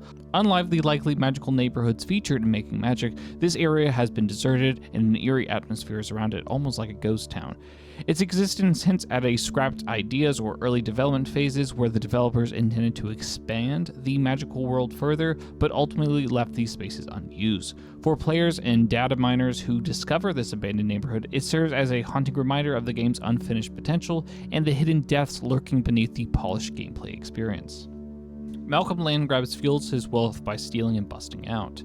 Malcolm Landgrab fuels his wealth by stealing and busting out is a fan theory turned meme that connects the Sims busting out to the broader Landgrab legacy and paints Malcolm as a far more sinister than his button-up exterior suggests. In the Busting Out series, a now iconic spin-off in the Sims franchise, Malcolm Landgrab plays the antagonist. He is literally invading other people's homes and repossessing their belongings, claiming that it's his right as a wealthy tycoon. Players must rise through the career and social ladders to try to stop him and reclaim what he's taken and kick him out of power. This Iceberg entry plays on the fact that Malcolm didn't just act as a villain in the game's narrative, and he's actually absorbed all these profits and resources the entirety of the game to build his empire, fueling the Landgrab family wealth and seen in later Sims titles. It's a tongue-in-cheek interpretation of Malcolm Landgrab's shady empire. It's not only built on real estate and power grabs, but also literal theft of Sims belongings, and it's now rarely referenced in canon, and I don't really believe this. I think it's just a reference and a little joke. Elle Woods in Sims Superstar. Elle Woods is a feminist icon and made famous from the hit movie and novel Legally Blonde. But did you know she is also in The Sims? Elle Woods is an NPC Sim who appears in an exclusive download with the limited North American pre-order version of The Sims Superstar on Amazon. Elle was a celebrity NPC that only showed up in the Studio Town, much like the other real-life celebrities in Studio Town that we have already talked about. The player's actions with her were very limited. Her downloaded file was named superstar_download.exe. However, due to her being a pre-order exclusive only available through Amazon way back in 2003, not that many people had this version of the game, so it's only a very small amount of people that do, and it seems like it unfortunately has been lost to time, as unfortunately not a lot of people have the ability for Elle Woods to be in their game. Daddy Big Bucks and the Big Bucks Family. Daddy Big Bucks and the Big Bucks Family refers to the larger-than-life antagonist of Daddy Big Bucks, the recurring character in the Sims handheld spin-offs, most notably The Herbs and The Sims Busting Out on Game Boy Advance and Nintendo DS. Portrayed as a corrupt billionaire obsessed with control, surveillance, and owning every part of Sim City and the controlling regions, Daddy Big Bucks is often seen as a parody of unchecked capitalism. But this Iceberg entry points to something deeper. Rumors and obscure in the game references to a larger, possibly more sinister Big Bucks family dynasty, of which Daddy Big Bucks is just one visible member. Characters like his son Dudley, and potential references to off-screen relatives like his rumored names of Mommy Big Bucks or even Uncle Big Bucks in cut dialogue, suggest a full-fledged family empire behind the scenes. These figures are whispered about in forums and fan theories as shadow rulers who operate in the background, using media, property, and science experiments to manipulate entire neighborhoods. Some even believe that Daddy Big Buck's presence across multiple unrelated Sims timelines, specifically in the handheld-only titles, implies that he is a multiversal constant, a fixture of power and control that follow the Sims no matter where and what they live in. This is just a fun and wild theory. I do believe that it's probably a large like family dynasty of big bucks that probably rule up over a bunch of these games, but it's definitely not like a Thanos or a Galactus level of evil character. Adventureland. Adventureland is a world in the Sims 3 World Adventures that only appears if the expansion pack was downloaded via Origin on Mac or EA app on Windows after the release of patch 69. Nice. It is based on the base game neighborhood of Sunset Valley, sharing the same description and image. Only 2 Sims actually live in this neighborhood, including the graveyard, which replaces all the Sims to just generic remain items. It only features the Hardy family and the Rainstone family, both of which have only one character and is exclusive to this world.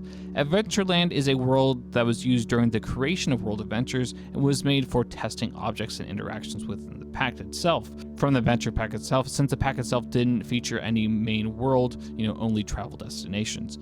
The world was not supposed to be released and was included by mistake on the Origin version of the game. Unlike Sunset Valley, no additional lots from Ambition, Showtime, or any of the other expansions will automatically be added. This makes Adventureland super useful if you want to play like a clean version of Sunset Valley, but yeah, that's what Adventureland is if it just randomly shows up in your game library like it did for me and I was just so confused, and yeah, that's what it is, and that's why it's in there. Sims 1 Military School. Military School is a feature in The Sims, console versions of the games, and The Sims Busting Out. Children whose grades stay at F for too long are sent to military school. The military school is never actually seen in game, so children who are sent there will just never be back.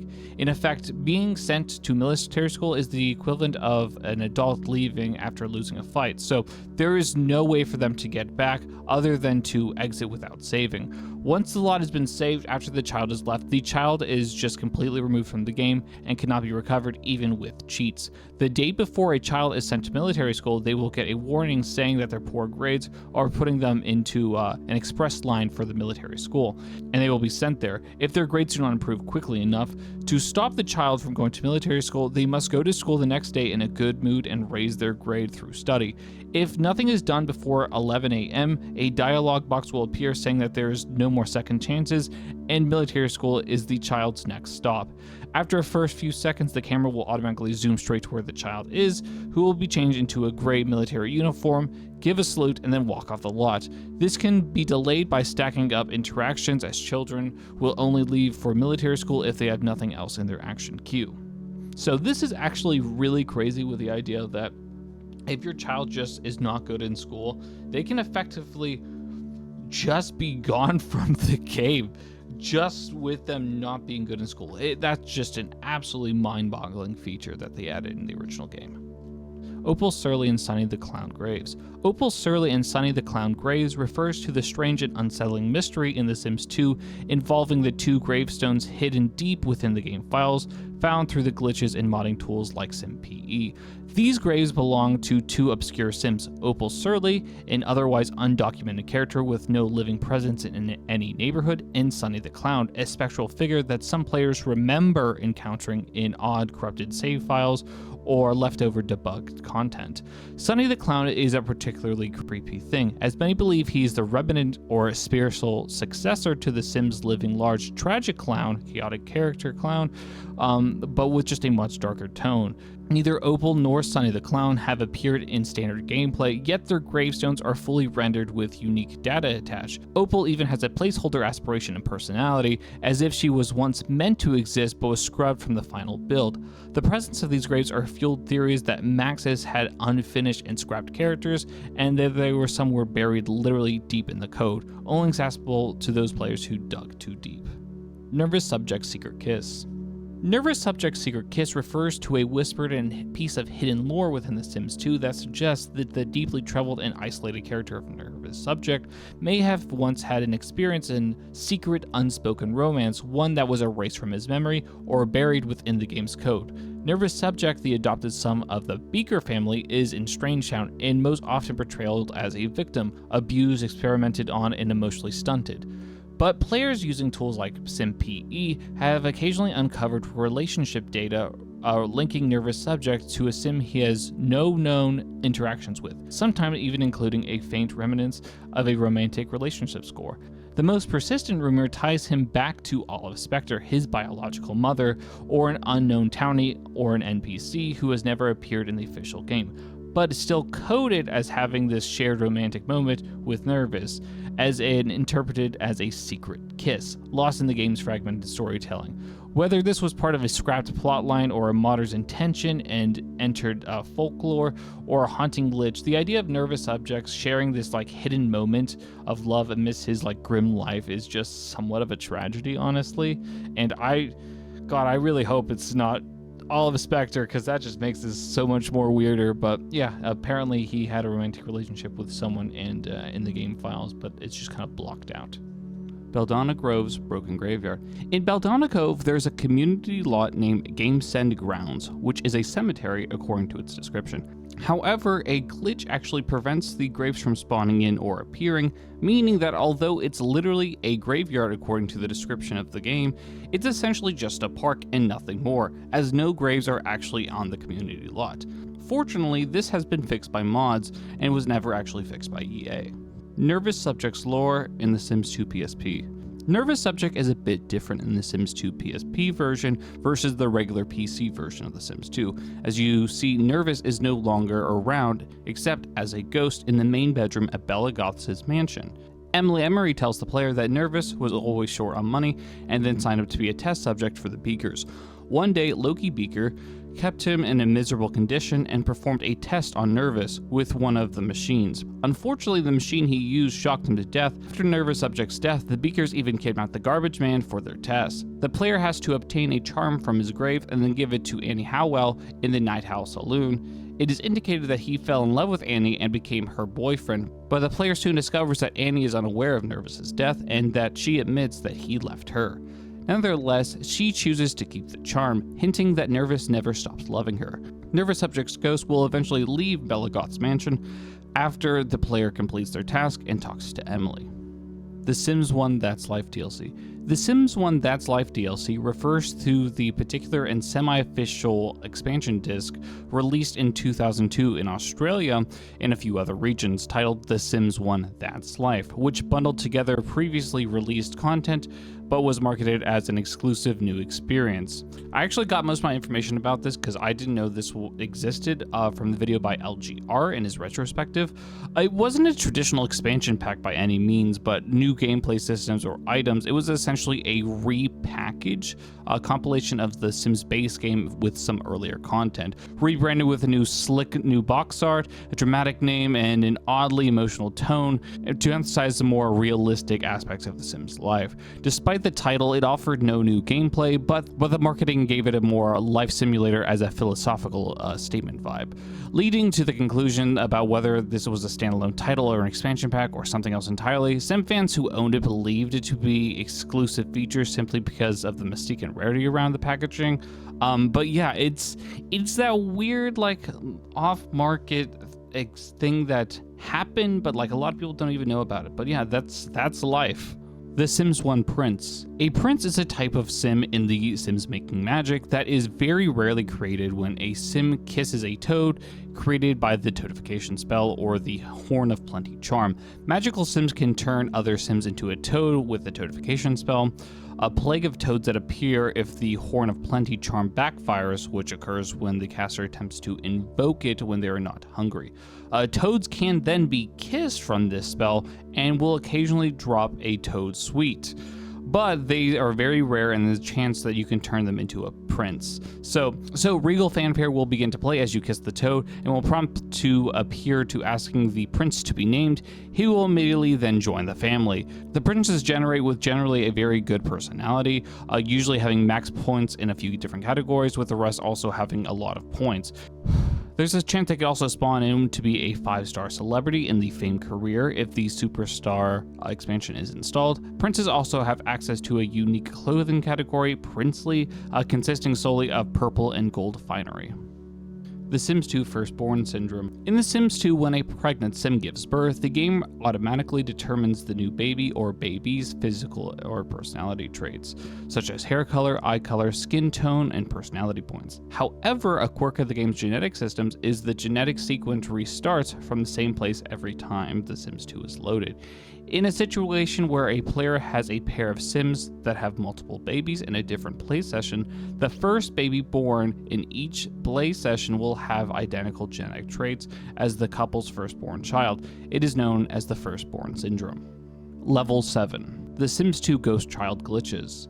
The Sims 2 Ghost Child Glitches refers to a series of unsettling and often unexplained bugs where a player encounters a child Sim appearing as a ghost, despite children not being able to die of normal gameplay means in The Sims 2. Officially, the game restricts children from dying of causes like fire, drowning, or hunger, making ghost children technically impossible. Yet, they've been reported by players for years. These glitchy apparitions appear translucent and float like ghosts, or even emit the same noises that spirits or ghosts appear like adult Sims. Some ghost children appear tied to broken family trees, corrupt genetics, or imported Sims from custom content in legacy saves.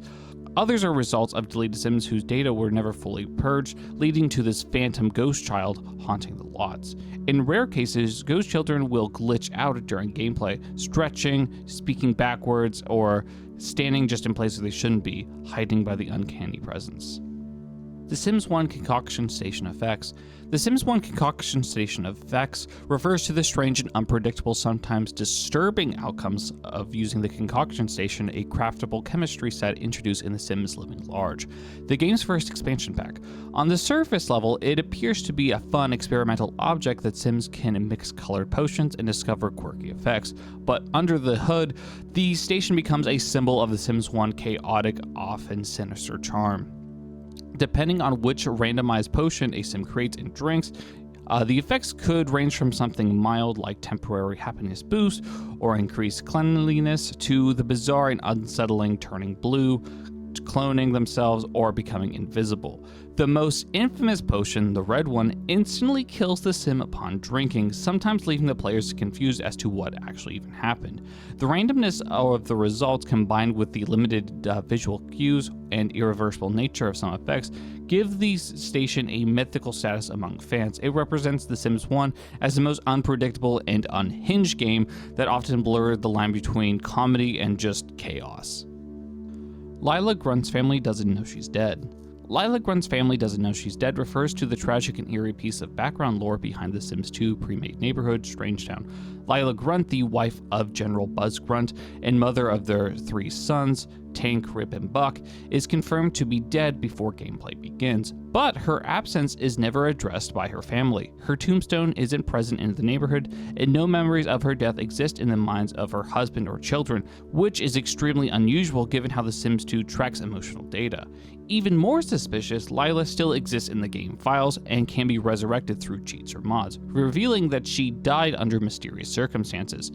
Many fans begin to speculate that she was either deleted intentionally to cover up foul play, or that her death was left ambiguous to imply a cover-up or possibly at the hands of General Grunt himself. The Sims 1 wasn't supposed to have gay relationships. This is the fact that originally when creating the original Sims game, there was a long debate on whether or not the team should add gay relationships into the game. It wasn't originally added into the code, however, it was in the famous EA presentation where the background of 2 female characters and the Sims just started kissing, causing so much media coverage and the noise of the game, which is why The Sims actually became super successful and actually became a name of itself.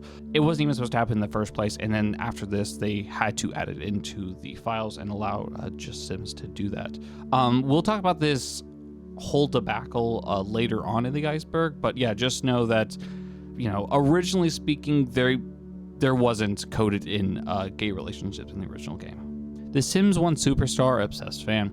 The Obsessed Fan is an NPC introduced in The Sims Superstar. Celebrity Sims with 2.5 more fame stars who do not pay enough attention to their fans attract an Obsessed Fan. Obsessed fans stalk the Sim at home and any community lot. They will dig through the Sims garbage can and eventually start sneaking into the Sims home to steal awards. Buildings can be protected with the Zeddy Lock Celebrity Security Door, which prevents the Obsessed Fan and non-famous Sims from passing through it. A Sim will continue to be stalked by the Obsessed Fan until they improve their relationship with their fans. However, there are ways to deter or to temporarily get rid of this fan. Celebrity Sims can berate the Obsessed Fan and ask them to leave. The butler can also had a few to kind of deter him off. If the sim is also in the studio town or the vacation lot, the sim can ask the Lana or Kahana, respectively, to shoo the fan away. They can also just get a voodoo doll and make it on him. And also, if there's a ghost on the lot, the obsessed fan will just automatically flee, being scared by it. So there are a couple of different ways to get rid of the obsessed fan if they're annoying to you and you don't want to raise the relationships of your fandom. So there are many different ways, but the easiest one is just to make your fans like you better. Don Hopkins' strongly worded email. Now, I'm not going to lie, this one took me in a bit of a rabbit hole trying to find what exactly it meant, and I couldn't find anything clear about it, so it's just, the way I'm going to present it is just generally speaking. So the Don Hopkins strongly worded email refers to the real life behind the scenes moment in the Sims development history centered around Don Hopkins, a programmer who worked closely with Will Wright during the early Maxis era. Hopkins contributed to the architectural simulation foundations that would later influence The Sims, particularly with tools like the design tool interface.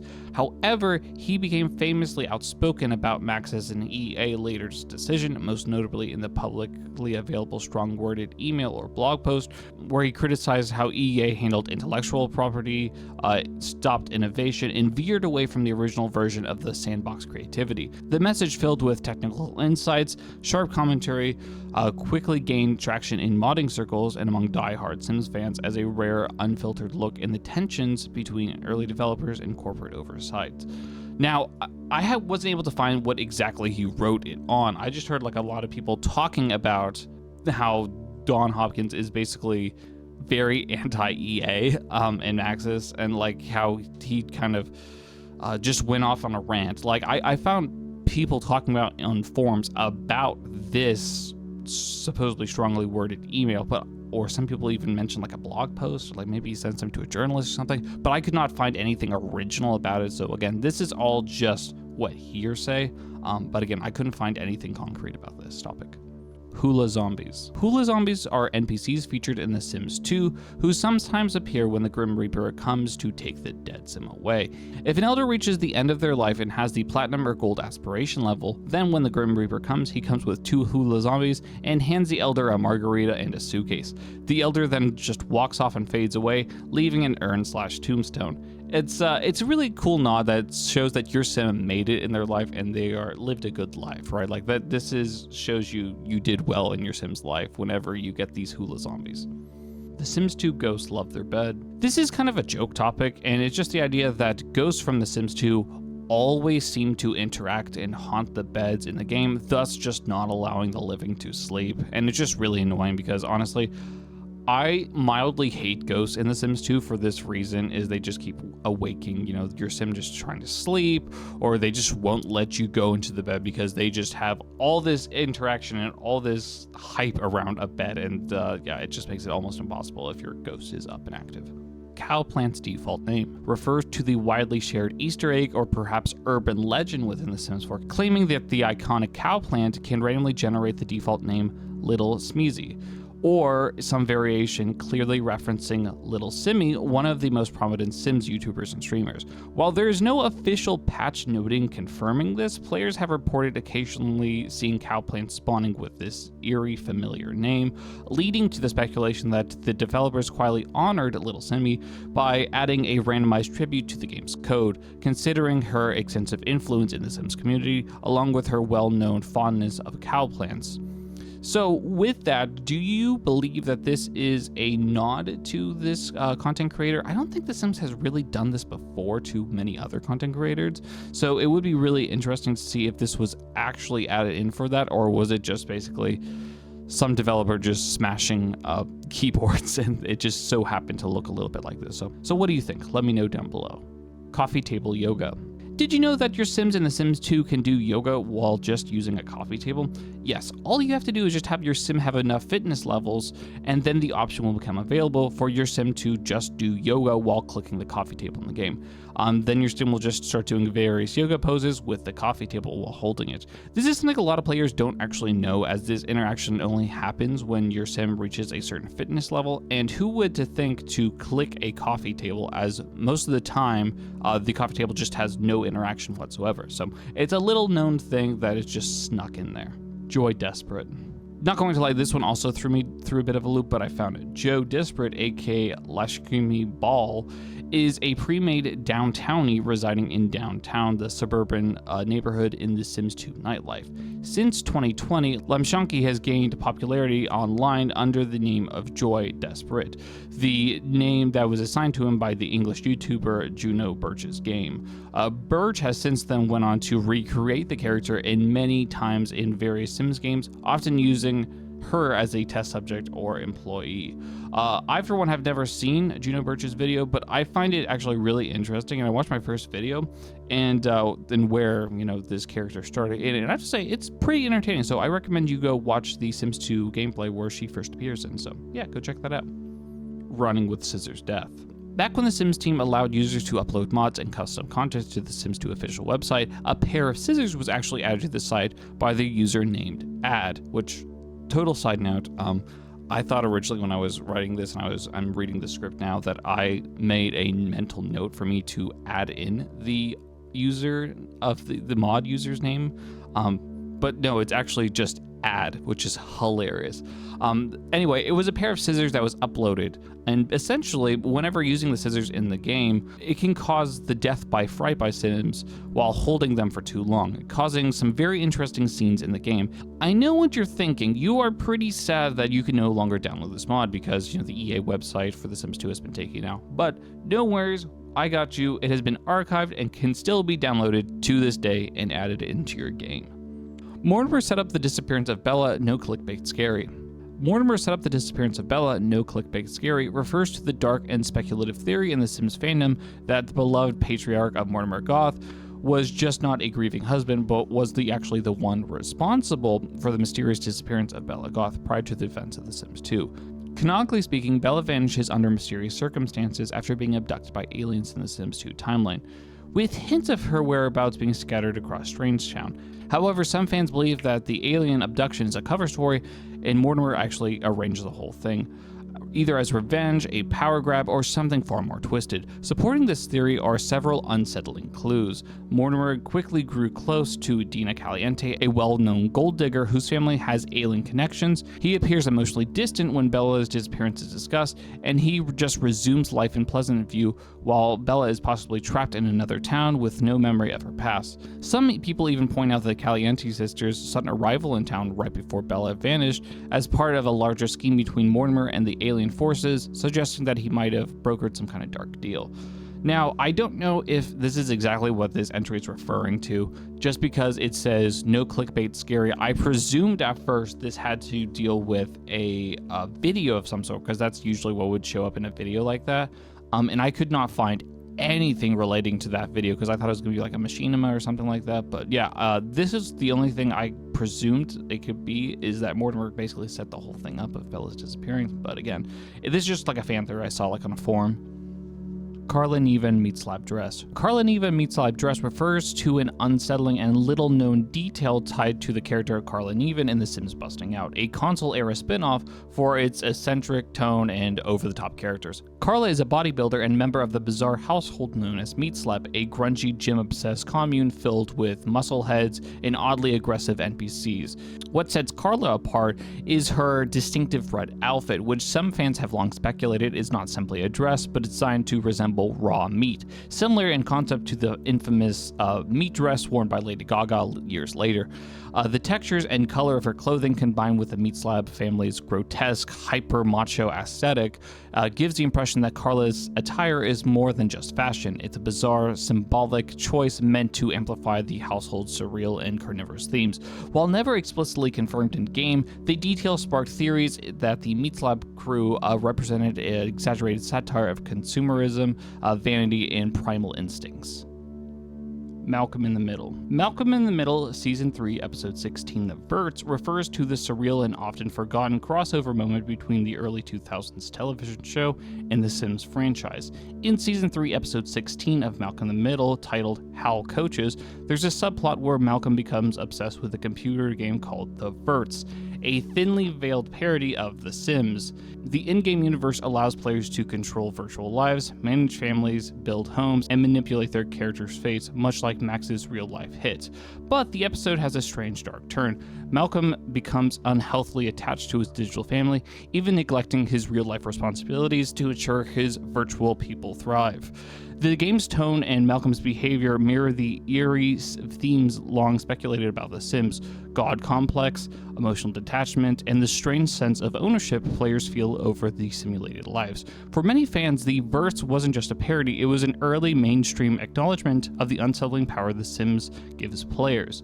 And with that, I have to say, watching over the episode and seeing this, you sometimes feel connected to how, Malcolm feels about the Verts, his virtual family, although it is to an extreme factor Malcolm's behavior to it, but you do feel connected in the same way that how he loves this family and wants to thrive for this family so much. So you can understand it, especially if you're a Sims fan.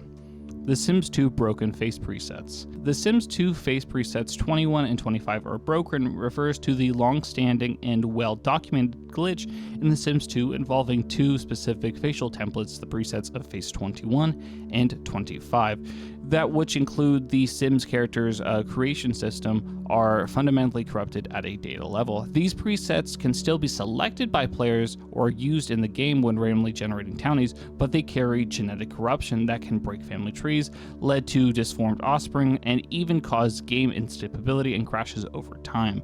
Sims born with these broken face templates often appear normal at first glance, but their genetics are incomplete or malformed, causing severe distortions in later generations. In worst case scenarios, saving a game after one of these Sims has one of these presets can lead to permanently damaged save files, leading to data corruptions and just so many other things unknown. The issue is so well known that so many players have used tools like SimPE or Body Shop mods to find a way to just remove these presets entirely, because they will just break your game if you do so.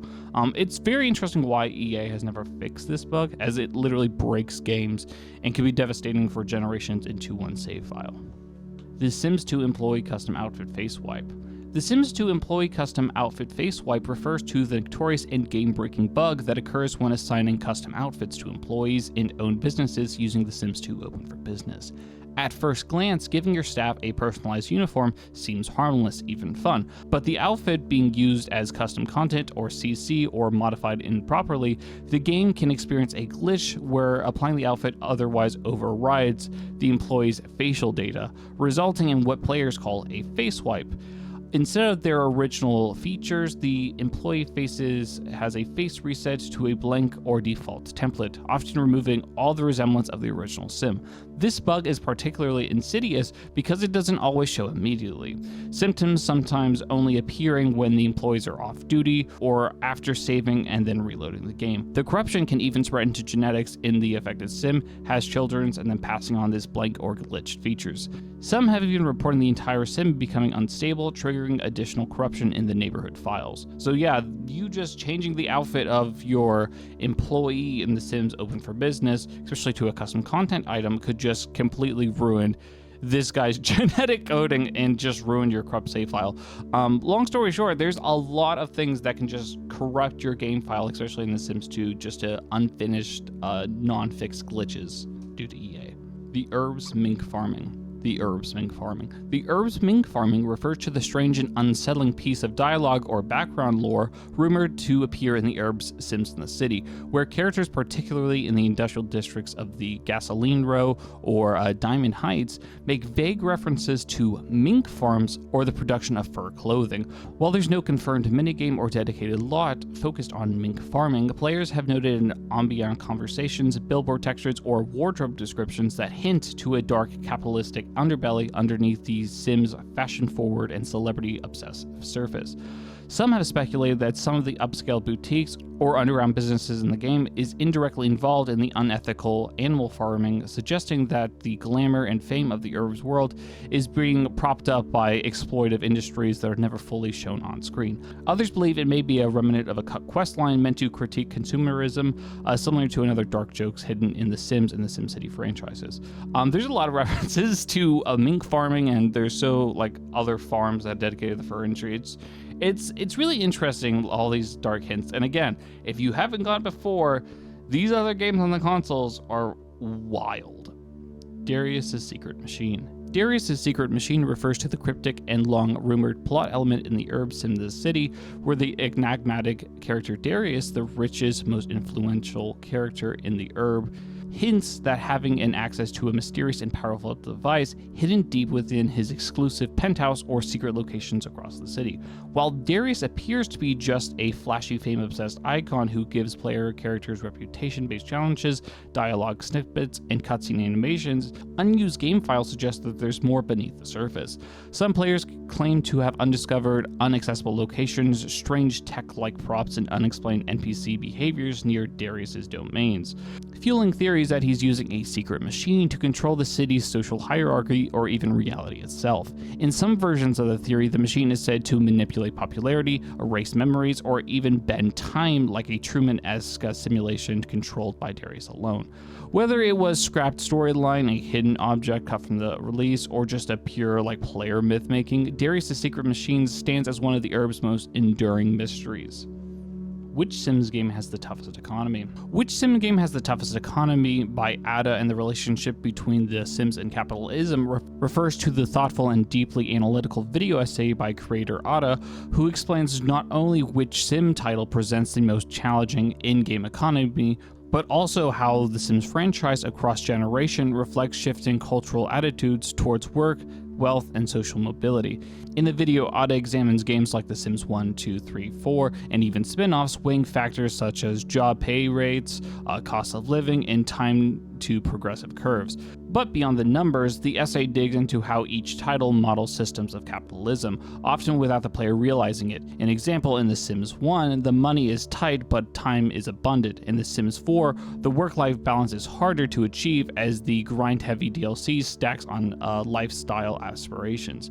Ada argues that the franchise has subtly evolved to represent neoliberal ideals, while the player's Sims are pressured to hustle harder, monetize hobbies, and optimize every action, mirroring real-world gig economy struggles. It's a very interesting video, and highly recommend you actually watch it if you're interested in this kind of thing, this kind of different perspective about the game and the views and the subtle storytelling, because The Sims does that really well. But highly recommend you actually go check out this video. The Sims 3 Deathfish. A deathfish is a rare fish type found in the base game of The Sims 3, typically only caught at night by the cemetery, and this is what this entry is referring to. The deathfish is literally just a smaller version of the Grim Reaper. If you zoom up on the fish, it literally looks exactly like a mini version of the Grim Reaper, which is just very perfect because I guess probably for a fish, this is the equivalent of the Grim Reaper for fish. Although, I guess the Grim Reaper comes for cats and dogs, so maybe it's actually the Grim Reaper. So I don't know how that works, but yeah. The Sims 2 Toddler New Year Inheritance Glitch. In The Sims 2, your Sim can get life inheritance, and the closest relationships they have to that Sim and their family can get money after the death of their loved one. And with that, you can get a high enough relationship with an NPC called Toddler New Year, who will only appear if you throw a New Year's party, and then Father Time shows up and then turns into Toddler New Year by the end of the day, or at the end of the party, rather. Anyway, if you have a high enough relationship with Toddler New Year, he will actually be labeled as a friend and get some of the insurance money, which is hilarious, especially because he can beat out other people, mostly family members and other friends, like what's seen in this picture, that they can just override people because of this relationship with Toddler New Year. Olivia Monty Everlasting Pregnancy. Olivia Monty Everlasting Pregnancy refers to the well-known glitch or piece of corrupt data involving the character of Olivia Monty in The Sims 2. Olivia is a member of the Monty family, one half of the classic Veronaville feud inspired by Romeo and Juliet. and while she never appears in live gameplay, Olivia exists in the game's data as a deceased sim, and more curiously, she's permanently flagged as pregnant in her character file, which makes this particular strange as Olivia died while she was pregnant, and the pregnancy flag was never removed. Because of the way The Sims 2 handles pregnancy data, her file remains stuck in this eternal state of pregnancy, even in death. Players using SimPE can see this glitch firsthand, with Olivia's pregnancy listed as active despite her tombstone-only status. This eerie broken state has led fans to dub this the everlasting pregnancy, and often cited as an example of The Sims 2's just deep and sometimes fragmented lore coding. The Sims 2 Hidden Fried Wombat Skin. The Sims 2 Hidden Fried Wombat Skin refers to the bizarre and unsettling piece of hidden content discovered within the game files of The Sims 2. Wombats are small hamster-like pets introduced in the game, and are usually harmless additions to the household, kept in cages and interact with like any small pet. However, fans digging into the game's assets discovered a hidden texture file that appears to depict a fried or cooked version of the wombat, flattened and browned and disturbingly charred. The file isn't used anywhere in the standard gameplay and has no associated animation, making it almost inclusive and more mysterious. It's unknown whether it was a abandoned feature or a dark developer joke or simply just a test texture and was never removed. The community quickly latched onto one of these ideas that maybe at one point in time you could actually cook one of your pets and make it in just a dark, humorous way. But yeah, that's just an interesting part of trivia, is that there is a texture to actually cook a wombat. Level 8. The Sims 2 PSP Hypnosis Affair. Dr. Dominic Nulo is an NPC featured in The Sims 2 for the PlayStation Portable or PSP. He's the main antagonist and figured out that the Sims world is controlled by an outside force, the Plum Bob. So is the idea that he's becoming that he is part of a game and whatnot. That's the whole notion behind this story. Dr. Nulo has thus invented a helmet to be able to control the Green Diamond, aka the Plum Bob, and manipulate other people. He is currently having an affair with Sergei Beaker by mind controlling her, which is just a wild statement on so many things.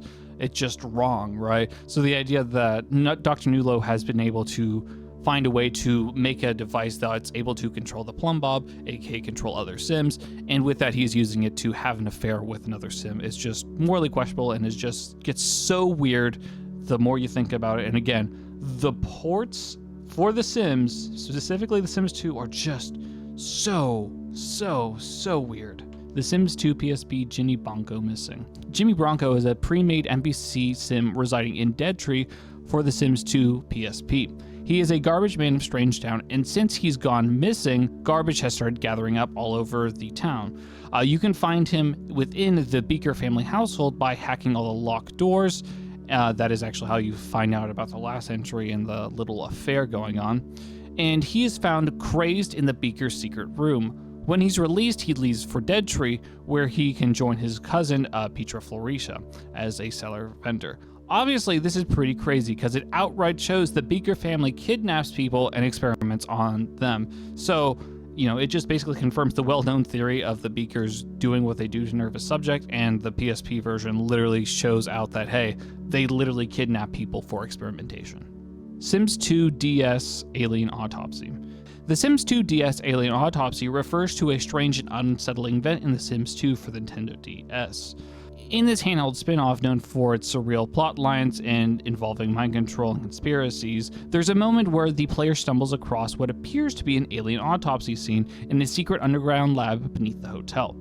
Though the game never explicitly states the autopsy occurred, the environment strongly implies it. Surgical tables, eerie lighting, and the presence of alien remains gives off an unmistakable vibe of government experimentation. This scene is never fully explained, leaving players to speculate what Strangetown shady officials were doing to the alien population. For many fans, this moment is burned into a memory as one of the darkest and most unexpectedly creepy reveals within the Sims franchise. The Sims 2 DS game. The Sims 2 DS game refers to the bizarre cult-followed handheld version of The Sims 2 released for the Nintendo DS, an adaptation that is less about the daily life of a sim and more about managing a hotel in the middle of a desert filled with conspiracies, aliens, and psychological unease.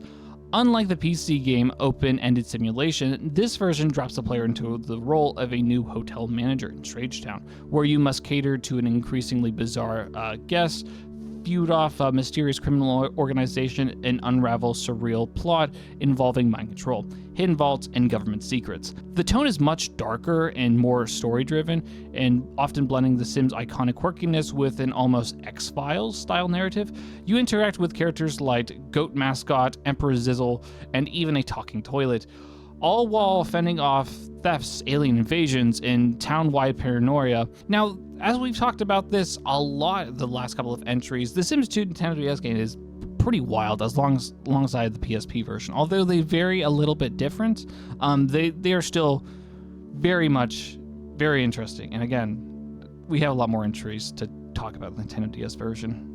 The Sims 2 DS player kills the mayor. The Sims 2 DS player kills the mayor refers to the bizarre and unexpectedly dark plot point in the Nintendo DS version of The Sims 2, where the player not only manages a hotel in the mysterious desert town of Strangetown, but also becomes directly responsible for the death of its mayor. In this version of the game, the player uncovers layers of government conspiracy, alien activity, and secret societies. One major twist reveals the town's mayor, Honest Jackson, is being targeted by the shadowy forces for knowing too much. In the surreal and darkly comedic sequence, the player follows a trail of sabotage and eventually confronts the plot involving a giant robot, brainwashing, and a fake alien invasion. The climax? Depending on how you interpret the events, the player can either directly or indirectly cause Honest Jackson's demise, paving the way for his own rise to power. Unlike the main Sims games where the morality is sandbox and death is usually accidental or cartoonish, this storyline is a definitive narrative structure with political implications. You literally end up running the town after the mayor's disappearance. Beef. Shown only in The Sims 2 for the Nintendo DS and PlayStation Portable, Beef is a cow-type god that is worshipped by the Kind Society, who will perform ritual dances for their god. It is believed that Beef is an evil god, as told by Horus Mieshofen the Ninth, that says the player has to destroy the statue. Again, the ports for The Sims 2 are so weird. My favorite thing about these are the pamphlets for the Kind Society, and then thus what we know about Beef comes from the pamphlets, which says these following things. Always stay true to the herd. The stray cow falls into the thicket. Always keep your eyes on the cow in front of you. Attention yields obedience. Always look into the future. The path behind you is strained with manure. Always be wary. The enemy tips the cows who sleeps. Also, it's not really said if Beef is a male or female, as in both the Nintendo DS and the PlayStation versions, they have different pronouns. The name could also reference Beelzebub, a major god for Palestinian religions and some Abrahamic religions, as a major god, and another name for Satan in the Christian religion. In fact, the early versions of The Sims 2 for PSP, she was called Cthulhu, as seen in the game files, which clearly references Cthulhu. Cursed Sims 3 boots. Much like other items on this list, in The Sims 3 there was one really notoriously bad custom content item that was called the nighttime, daytime, everyday shoes, also known as the thigh-high boots, aka they were stripper boots that would ruin your game, causing game-breaking bugs and so on. Much like all the other things that we have talked about recurring to mods that kind of break games, this kind of thing appeared within the thigh-high boots, and of course it was notorious and went around for being game-breaking. The Sims 2 beta version Office Fire. So I couldn't find anything specific about this entry, only a bunch of theories and mentions about the idea that because the beta version of The Sims 2 is shown off in an early gameplay videos and the trailers looks completely different than what it was shipped with, that people have hinted at that a fire was actually in EA offices, and then thus it destroyed some of the earlier coding, meaning they basically had to restart The Sims 2. However, I haven't found any relevant information that supports this as more than a theory or a rumor. So again, I cannot confirm nor deny this, but I'm leaning more towards it didn't happen and it was just an excuse as to why people think like there's a definite change from the trailers to like the how Sims 2 was shipped. But again, it's just a theory. The Sims are self-aware. Now, this is a really meta theory that due to the fact that the Sims randomly make eye contact with a player, aka the head turn, and then we have Dr. Dominic from the PlayStation port that says everything about the simulation, everyone's in a simulation and nothing is real, it has led the idea that some of the Sims are slowly becoming self-aware, realizing that they are part of a game and trying to make their own decisions. Slowly, of course. Now, all jokes aside, this is stuff added in by the developers, and it's all jokes in notion to them becoming self-aware and part of a simulation. But it does bring an interesting theory of like what happens if they do, or will that ever be the case? Daddy Big Bucks was supposed to be the hotel owner. Daddy Big Bucks was supposed to be the hotel owner in The Sims 2 DS, refers to the fascinating piece of cut or altered content from the handheld versions of the Sims universe. Daddy Big Bucks is recurring antagonist from The Herbs and The Sims Busting Out and Game Boy Advance and Nintendo DS, a cartoonishly wealthy over-the-top villain obsessed with power, money, and in control. In The Sims 2 for the Nintendo DS, which takes place in a desert motel setting with a quirky sci-fi twist, fans discovered through early concept art, dialogue leftovers, and developer interviews that Daddy Big Bucks was originally intended to be the owner of the Strangetown Hotel. Instead, he was replaced with other characters like the hotel manager and the mayor, which drastically changed the tone of the story, shifting from a more corporate villain narrative to a weirder, more alien-focused plot. The Sims Online Brothel. The Sims Online Brothel refers to a notorious and controversial part of The Sims Online's history, where players began using the game's open-ended mechanics to run virtual brothels. The Sims Online, launched in 2002, was an MMO, a version of the franchise where players could live together, run businesses, and build communities. But with the freedom came unexpected behavior. Players began creating love hotels or themed lots where the Sims would roleplay adult scenarios, often in exchange for in-game currency. While no explicit content was built into the game, the suggestive use of animations, beds, hot tubs, and private rooms created an unregulated space that mimicked a virtual red light district. These brothels became well known within the community and sparked real-world media coverage and debates about modernization, online safety, and the limits of sandbox gameplay. EA eventually cracked down on these activities through policy updates and moderation, but the brothel era of The Sims Online remains an infamous chapter of the franchise's history. The Sims Castaway Llama People. In The Sims Castaway stories, you will go to Volcano Island to finish the main story of the game. While there, you will go to the Llama Temple, which has drawings and markings on the wall, typical of what you would see in a real-life temple, depicting that of the Llama People. Little is actually known of the Llama People and what they particularly were, if they were actually like part person, part llama, or that's just what the civilization was called. It's unknown. But personally, I think it's just their name and they weren't actually part llama people. However, it's The Sims, so who really knows? Flamingo Go-Go Dancer. The Flamingo Go-Go Dancer is an NPC that can be found in The Sims Making Magic, which can be created by casting the enchantment spell on a pink flamingo. Sims cannot initiate interactions with them, but the Flamingo Go-Go Dancer will talk to, hug, cheer up, or give back rubs to Sim. In addition, the Flamingo Go-Go Dancer can have conversation with pets, inanimate pink flamingos. After a short amount of time, the Flamingo Go-Go Dancer will eventually turn back into a pink flamingo. However, if they are on a terrain that the enchantment spell wears off on that cannot be good enough for the pink flamingo to spawn in, they will just vanish, and you're out of a pink flamingo. Once Upon a Time in Strangetown. Strangetown reappears in The Sims 2 for the Game Boy Advance. This town is divided into several districts that are not part of any other version of the game. These districts include the Dust Vale, Death Gulch, Nuclear Plant, Canaro Grande, and the Strangetown Zoo and Wastelands. Point is, the console version of The Sims 2 with Strangetown is just super out of pocket and weird, and the Game Boy is by far the most different version of Strangetown and adds so much more. The Sims 3 paintings have variations.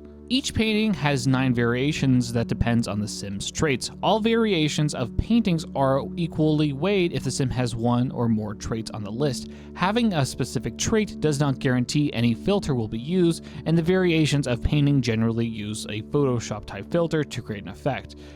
The traits and effects are the following. So if you have the artistic trait, it gives a kind of like painting or watercolor effect, making it blurry. If you have the can't stand art trait, strokes become thicker and darker, and it applies essentially like a dark strokes filter. If you have the computer whiz trait, it gives the paintings a pixelated look. If you have the evil trait, the painting is tinted with red. If you have the genius trait, it turns the painting into a single color of polygons. If you have the grumpy trait, the painting is tinted with blue. If you have the insane trait, the painting loses a lot of detail. And if you have the neurotic trait, it turns the painting into a bright neon effect. And then finally, if you have the virtuoso trait, it gives a slight glow to the painting, or a diffused glow filter. It's really interesting that all these different traits give different variations to paintings, and they're all based off Photoshop effects. I knew some of them had different effects on them, but I didn't know they were straight up like Photoshop effects, and that there were so many of them that did interact with them. So the more you know. The Kind Society. The PlayStation port for The Sims 2 is weird. We have discussed this multiple times. However, another example of further proving it is The Kind Society, which is led by Sinjin Balin, the group that worships the Beelzebub god that we've talked about earlier, which is a huge cow that we already talked about. And not much is really else is known about this group other than they worship Beelzebub. The game player has to answer a series of questions to join the group in order to complete the game. So we know that there are about 9 members of the group officially. There might be more, but yeah, that's the Kind Society, and that's all we really know. Level 9. The Sims 1 Upside Down Head Syndrome. In the Sims expansion pack, The Sims Unleashed, a very weird bug was known to happen, sometimes referred to as the upside down head syndrome or upside down face disease, which causes the Sims icon to change to incorrect images or the Sims head becoming invisible. This bug is caused by corrupt character files, and the only verified solution is to basically delete the character file. Although if a backup of the character file exists, it can be imported into the game after the corrupt file is deleted. So basically, the only way to solve this is to have a backup, who would keep a backup of this specific file. And yeah, that's essentially it. It's another one of those groundbreaking bugs. Although it doesn't affect the game necessarily, it just affects the appearance.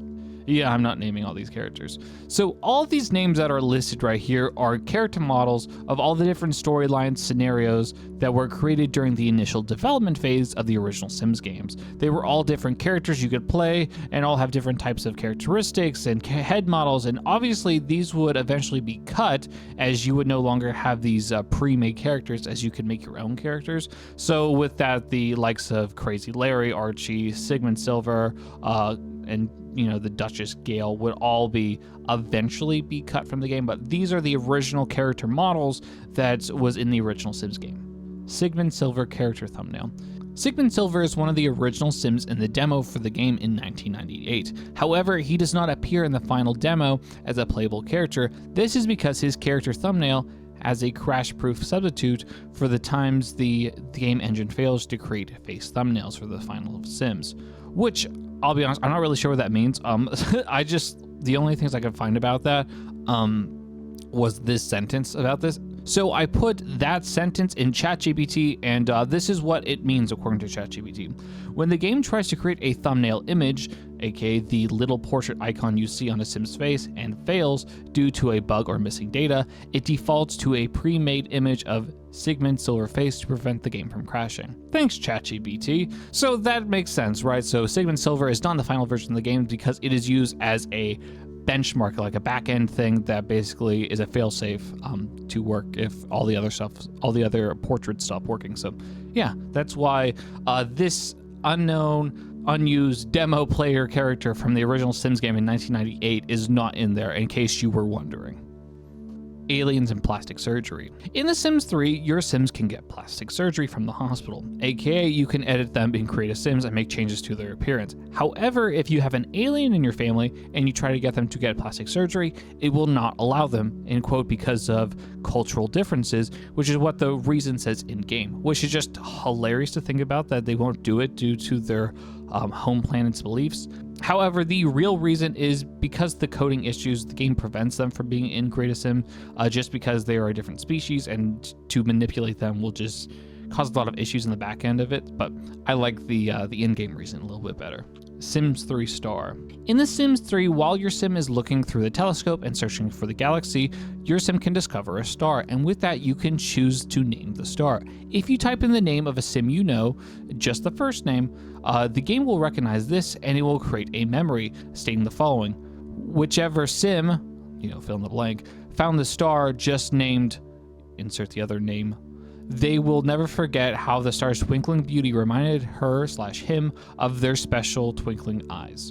So with that, it'll create a memory and the game will recognize it that you are literally naming it after a person. And I think there is actually some dialogue interactions that you can actually bring up when talking with this certain sim you're talking about. But yeah, that's a very interesting little detail that they added to The Sims 3. The Sims 1 guinea pig disease. Guinea pig disease was introduced in the original game in the expansion Live and Large. A sim may catch it if they are bitten by a guinea pig that has a dirty cage or by another sim who is infected with the disease. Sims infected with the guinea pig disease will sneeze and cough frequently, and their comfort and energy motives will rapidly decline. An infected sim will die if not treated within time. A cool fact about guinea pig disease is it's managed by an invisible disease controller object, which is present on a lot rather than being tied to a particular sim. An infected sim will not display symptoms, infect another sim, or die other than the lot that they caught the disease. Therefore, a sim with the disease can safely go to a community lot or be invited to another sim's house as a visitor. However, it is possible for a sim to be infected on multiple lots if they attend another residence where the infection is active as a visitor. So long story short, there's a lot of workarounds for this really interesting disease mechanic to it, as the idea of this disease being on another lot in the back end, and that's how they monitor if the sim has disease or not, and it's only on that lot that you can get it. So if you just go to a different lot, you don't have the disease, you're perfectly fine. A sim that dies from the guinea pig disease cannot be successfully resurrected by pleading with the Grim Reaper. Once they are restored to life, they will immediately die again. So as soon as they are resurrected, they'll just immediately die. This is because the resurrection code is not clear or reset the sim entry in the disease controller object, which is on another lot, meaning this is one of the most worst ways that you can permanently have your sim die in the game. It's in fact, I think the only permanent way that your sim will die in the game is if they die of the guinea pig disease, which, just go to the hospital and fix it. But yeah, that's how they do it. The Sims 2 scrapped child death. So currently within The Sims 2, 3, and I believe 4, children cannot be killed or die, and instead before anything like that happens, social services would come in and remove the child before anything like that and they die. This is of course without mods or cheats. However, there are some files within the game that suggest that originally children could die within The Sims 2. In fact, you can still see a ghost of a child in The Sims 2 in Emerald Heights. You can spot the grave of a child there who died of a satellite. Also in the game files, we would have known that children could have died by drowning, fire, and illness, as long with the satellite death. 1906 SimCity Fire is most likely the game's version of San Francisco. Much like the real version of San Francisco, in 1906, a fire erupted in SimCity and destroyed many of the buildings within the city. It, of course, directly mirrors the 1906 fire that burned down most of San Francisco after a large earthquake started the fires. However, in SimCity, there was no earthquake. A fire started because of a kerosene engine during the filming of Toaster Rockets, then the Death Ray. So yeah, that's another reference as to why SimCity is kind of like San Francisco. Who is Chris Default? When you think of a character creator, you think of all the different ways you can make your character the way you want. The face, the outfits, and the name, and so much more, which is really interesting that the default name for so many of the spin-off games is just Chris. It's really just weird that just Chris is a lot of the games, like the Herbs and some of the other spin-off games, is just that's the default name. So it just leads to the question is, who is this Chris? Sylvie Marie scammed Mama Hick. So this theory is the character Mama Hick was scammed by Sylvie Ma Sugar from the original Sims game. Now, let me explain. Mama Hick is a pre-made playable sim residing in Old Town, the neighborhood shipped with The Sims Unleashed. She lives at 76 Gunther Goth Highway, a small trailer in the town. Now, it is known through her bio that Mama once was rich and famous and the Miss Sim City. However, this was all lost when she lost all of her savings due to a psychic phone friend, which is a career actually in the game. Now, a psychic phone friend is the first level of the paranormal career track in the game, and the only person who is that level in the career track is Sylvie Marie Meshuggah, and she lives in a large tacky house, even though both of them are low levels in their careers, her and her husband. So the connection is made that Sylvie was the one who caused Mama Hook to lose all of her money and thus became broke, and that's why Sylvie has money, but Mama Hick has lost everything. The Sims 2 Castaway Stories Illuminati. The Sims 2 Castaway Stories Illuminati refers to the long-running fan theory that the Sims Castaway Story spin-off in the Sims Stories series contains strange, cryptic imagery and symbols hinting at a secret society or conspiratorial undertones, often joking or linked to the Illuminati. Throughout the game, players find mysterious relics, ancient temples, pyramid structures, and iconography that strongly resembles the eyes, triangles, and arcane symbols similar to that of the Illuminati. These are usually tied to the game's fictional island lore, featuring lost civilizations, the mysterious ancient powers. However, some Sims fans have taken note that all these assets are similar to the eyes motif and geometric ruins, bearing strikingly resemblance to the real-world occults of the Illuminati symbols. Think of like the eye $ pyramid on the back of the dollar bill. While clearly intended as fun adventure tropes, the eerie tone of Castaway Stories' environment, combined with the isolationist narrative and the stranger NPC behavior, helped fuel like a tongue-in-cheek speculation about whether the developers were seeking in deeper symbolic meaning. June 4th, 1998, Steering Committee Demo. So this leaked demo footage that's seen on the screen now is actually the pre-demo to the original Sims game, meaning this is the actual footage of the first ever Sims gameplay ever, which is just amazing. We see a lot being built and the Sims going about and then them just doing their lives. It's just basically a developer working on fixing and doing some routing issues in real time. But yeah, this is the official first ever recorded screen demo of The Sims, which is just, it's really cool to see and see how far it has came along, even from whenever in the demo mode to what it became in its final version. EA 1999 Lesbian Kiss Lost Footage. Okay, so to set the stage, The Sim was originally a game EA wanted to see fail. They knew it wasn't going to do good, so they did little to no advertising. So when the 1999 Electronic Arts Expo, or E3, in Los Angeles, California, came around, The Sims was given a little booth off the side, and there wasn't much attention going their way. It wasn't until some background Sims in the background of their video on the top of their booth started kissing in the background that were both female, which was unheard of in video games back then. They had two essentially lesbians kissing in the background on their main stage of their video. Barrett, one of the original developers, was asked to create a demo of the game to be shown at E3. The demo would consist of 3 scenes from the game. These would be so-called on-rail scenes, so not true live simulations, but one of them was pre-planned and which would shake out the same way each time it was played, in order to show the game in its best light. One of the scenes that was shown was a wedding scene between 2 Sim characters. In quote, "I had ran out of time before E3 and there were just so many Sims attending the wedding that I didn't have time to put them all on rails," Barrett said.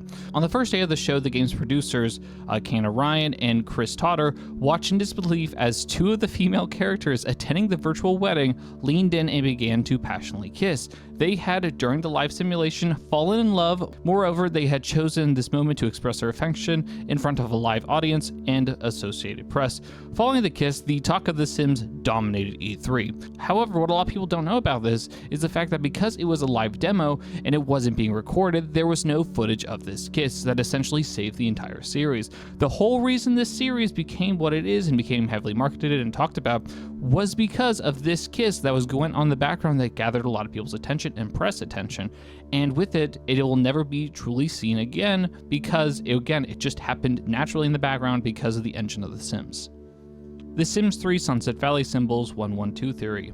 In the early days of The Sims 3, back when there were no expansion packs, kits, or stuff packs, and every other month the Sim players had time to make conspiracies, which is where we get the 112 Sunset Valley Symbols theory comes in case. In case you don't know, up in Sunset Valley you can find these rock carvings along the formations which clearly depict a UFO, aliens, And keeping in mind this was before we had seasons and thus aliens in the game, we get that 112 by the stars or the circles found here, which many people believe that the 112 theory that a sim will be abducted by aliens at midnight on their 112th birthday, but only if the sim goes to bed at exactly 11 p.m. Obviously, this just wasn't true, and it was just a conspiracy theory that people made up because, they wanted aliens back in the game. But for one, I remember this little fun memory being on forums all over the place whenever The Sims 3 first came out. And it was just, looking at it now, it's so silly that people actually thought that this was the case, and there was this much more depth as to how Sims could get abducted by aliens, when in reality this, I don't, there's no actual connection to how people jump to that, so it's just wild. Missing song from The Sims 2 trailer. This 2004 trailer for The Sims 2 uses this song.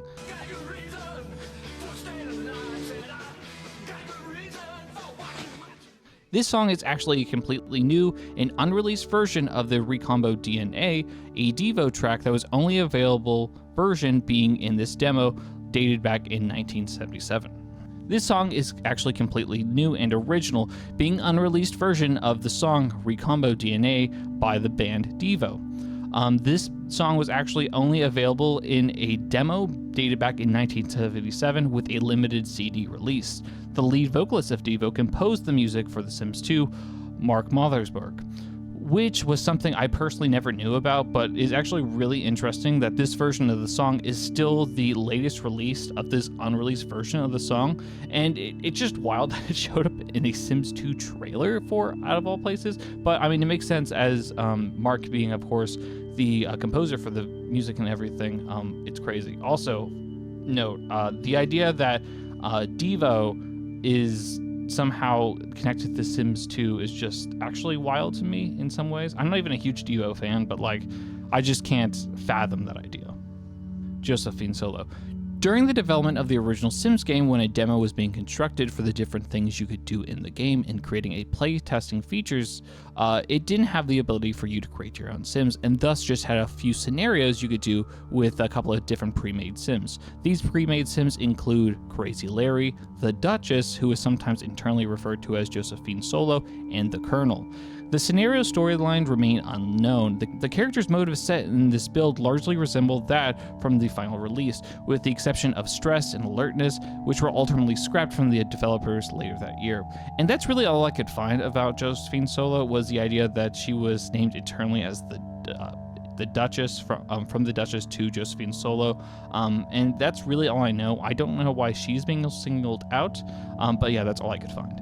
Plum Bob was initially blue. This entry is referring to the fact that the final design of the green plumb bob wasn't the original design for this iconic icon. Originally, in fact, it was just an arrow that goes over the Sim's head, and then it became a blue ball that floats over their head, and then it became that plumb bob shape, but it was just blue, and then finally switched over to green, and the design stuck, and that's what it's been ever since. Sims 1 Scrapped Brain UI. Honestly, I have looked and tried my best for research and trying to find what this means, but I cannot find the true meaning of this for the life of me. So if anyone has any ideas of what this could possibly mean, please let me know or reach out to me or something like that, as I just cannot find absolutely anything that even points in the direction of what this could mean. Scrapped Elijah Wood skin in The Sims. In the year 2000, Elijah Wood was a huge celebrity around this time because of The Lord of the Rings just coming out and other movies with him in it. However, did you know that he was originally going to be referenced or possibly be made as a cameo in The Sims Superstore, right alongside the wild list of celebrities that I have already gone on and explained about? Now, the reason why we think we would have seen Elijah Wood in this expansion is because while looking at the game files, we find this matching body and it being nicknamed EJ, and just kind of matches the image and look of Elijah Wood, and Elijah EJ. This whole thing is just a theory, really, but a lot of people have pointed out, and a lot of people think it makes sense. I mean, Elijah Wood was huge at the time, and it wouldn't not make sense with the list of celebrities they had in the Sims Superstar, so it fits. The Black Plague is canon. As we have seen throughout this iceberg, The Sims actually has a lot of lore and events that mirrors the real world. Another example of that is mentioned in the Black Tree Tapestry in The Sims, that the Black Plague took place in the 14th century and killed a large number of the Sim Nation population.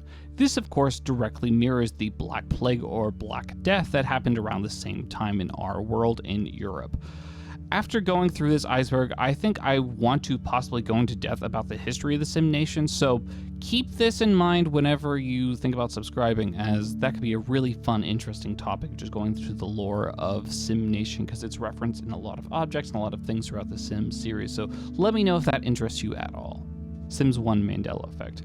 I believe this entry is in fact referencing the Sims 2 getting to business sign that is shown on the screen. This sign is basically referencing the Fruit of the Loom sign, you know, with all the fruits, but it's like a pumpkin and some other vegetables coming out of a cornucopia.